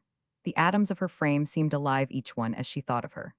Often her tears flowed, often her eyes brightened with gladness when alone, and the beloved image of her beautiful daughter as she saw her last, smiling amidst penury and indignity, was her dearest companion by day and night. She alone made her present situation endurable, and yet separation from her was irksome beyond expression. Was she never to see or hear of her more? It was very hard. She implored Providence to change the harsh decree. She longed inexpressibly for one word that had reference to her, one event, however slight, which should make her existence palpable. When Margaret announced Mrs. Fitzhenry, her heart bounded with joy. She could ask concerning Ethel here. Her countenance was radiant with delight, and she really for a moment thought her sister-in-law's visit was meant in kindness, since so much pleasure was the result. This conviction had produced the very thing it anticipated. She had given poor Bessie no time to announce the actual intention with which she came. She had borne away her sullen mood by force of sweet smiles and sweeter words, and saw her depart with gladdened spirits, whispering to herself the fresh hopes and fond emotions which filled her bosom. She walked back to her little garden and stooped to gather some fresh violets, and to prop a drooping jonquil heavy with its burthen of sweet blooms. She inhaled the vernal odors with rapture. Yes, she thought, nature is the refuge and home for women. They have no public career, no aim nor end beyond their domestic circle, but they can extend that and make all the creations of nature their own, to foster and do good to. We complain, when shut up in cities of the niggard rules of society, which gives us only the drawing-room or ball-room in which to display our talents, and which, forever turning the sympathy of those around us into envy on the part of women, or what is called love on that of men, besets our path with dangers or sorrows. But throw aside all vanity. No longer seek to surpass your own sex, nor to inspire the other with feelings which are pregnant with disquiet or misery, and which seldom end in mutual benevolence. Turn your steps to the habitation which God has given as befitting his creatures. Contemplate the lovely ornaments with which he has blessed the earth. Here is no heart-burning nor calumny. It is better to love, to be of use to one of these flowers, than to be the admired of the many, the mere puppet of one's own vanity. Lady Lodore entered the house. She asked concerning her poor hostess, and learnt that she slept. For a short time she employed herself with her embroidery. Her thoughts were all awake, and as her fingers created likenesses of the flowers she loved, several times her eyes filled with tears as she thought of Ethel, and how happy she could be if her fate permitted her to cultivate her affection and enjoy her society. It is very sad, she thought. Only a few minutes ago my spirits were buoyant, gladdened as they were by Bessie's visit, but they flag again when I think of my loneliness and the unreplying silence of this place. What is to become of me? I shall remain here. Yes, I shall not banish myself to some inhospitable nook where I should never hear her name. But am I not to see her again? Am I to be nothing to her? Is she satisfied with my absence? And are they all, to whom I am bound by ties of consanguinity or affection, indifferent to the knowledge of whether I exist or not? Nothing gives token to them of my life. It is as if the grave had closed abruptly over me, and had it closed, thus I should have been mourned in coldness and neglect. Again her eyes were suffused, but as she wiped away the blinding tears, she was recalled from her reflections by the bright rays of the sun which entered her little room. She threw open the door, stepped out into the garden. The sun was setting. The atmosphere was calm and lighted up by golden beams. The few clouds were dyed in the same splendid hues. The birds sent forth a joyous song at intervals, and a band of rooks passed above the little wood, cawing loudly. The air was balmy, the indescribable freshness of spring was abroad, interpenetrating and cheerful. Cornelia's melancholy fled as she felt and gave way to its influence. God blesses all things, she thought, and he will also bless me. Much wrong have I done, but love pure and disinterested is in my heart, and I shall be repaid. My own sweet Ethel, I have sacrificed everything except my life for your sake, and I would add my life to the gift could it avail you. I ask but for you and your love. The world has many blessings, and I have asked for them before, with tears and anguish, but I give up all now except you, my child. You are all the world to me. Will you not come even now as I implore heaven to give you to me? She raised her eyes in prayer, and it seemed as if her wishes were to be accomplished. Surely once in a life God will grant the earnest entreaty of a loving heart. Cornelia believed that he would, that happiness was near at hand, and life not all a blank. She heard a rustling among the trees, a light step. Was it Margaret? She had scarcely asked herself this question, when the dear object of her every thought and hope was before her, in her arms. Ethel had entered from the wood, had seen her mother, had sprung forward and clasped her to her heart. "My dear, dear child." "Dearest mother," repeated Ethel, as her eyes were filled with tears of delight. "Why did you go? Why conceal yourself? You do not know the anxiety we have suffered, and how very unhappy your absence has made us. But I have found you. Of all that have gone to seek you, I have found you. I deserve this reward, for I love you most of all." Lady Lodore returned her daughter's caresses, and her tears flowed fast for very joy, and then she turned to Mrs. Fitzhenry, who followed Ethel, but who had been outspeeded by her in her eagerness. The old lady's face was beaming with happiness. "Ah, Bessie, you have betrayed me, traitress? I did not expect this. I do not deserve such excessive happiness." "You deserve all, and much more than we can any of us bestow," cried Ethel, "except that your dear generous heart will repay you beyond any reward we can give, and you will be blessed in the happiness we owe to you alone. Edward is gone far away into Wales in quest of you." "And Angelica run after by the paladins," said Lady Lodore, smiling through her tears. "Paladins worthy the name," replied Ethel. "Horatio is even now on the salt seas for your sake. He is returning discomfited and hopeless from his journey of discovery to the Pyrenees. His zeal almost deserved the reward which I have found, yet who but she, for whom you sacrifice so much, ought to be the first to thank you? And while we all try to show you an inexpressible gratitude, ought not I to be the first to see, first to kiss, first, always the first, to love you?" Conclusion. None, I trust, repines at these delights, they are free and harmless. After distress at sea, the danger's o'er. Safety and welcomes better taste ashore. Ford. Thus the tale of Lodore is ended. The person who bore that title by right of descent has long slept in peace in the church of his native village. Neither his own passions, nor those of others, can renew the pulsations of his heart. The silver cord is loosed, and the pitcher broken at the fountain. His life had not been fruitless. The sedulous care and admirable education he had bestowed on Ethel would, had he lived, have compensated to him for his many sufferings, and been a source of pure and unfading joy to the end. He was not destined in this world to reap the harvest of his virtues, though his errors had been punished severely. Still his memory is the presiding genius of his daughter's life, and the name of Lodore contains for her a spell that dignifies existence in her own eyes, and incites her to render all her thoughts and actions such as her beloved father would have approved. It was fated that the evil which he did should die with him, but the good outlived him long, and was a blessing to those whom he loved far better than himself. She who received the title on her marriage, henceforth continued her existence under another, and the wife of Saville, who soon after became Viscountess Maristow, loses her right to be chronicled in these pages. So few years indeed are passed since the period to which the last chapter brought us, that it may be safely announced that Cornelia Santera possesses that happiness, through her generosity and devoted affection, which she had lost through pride and self-exaltation. She wonders at her past self, and laments the many opportunities she lost for benefiting others and proving herself worthy of their attachment. Her pride is gone, or rather, her pride is now placed in redeeming her faults. She is humble, knowing how much she was deceived in herself. She is forgiving, for she feels that she needs forgiveness. She looks on the track of years she has passed over as wasted, and she wishes to retrieve their loss. She respects, admires, in some sense it may be said, that she adores her husband.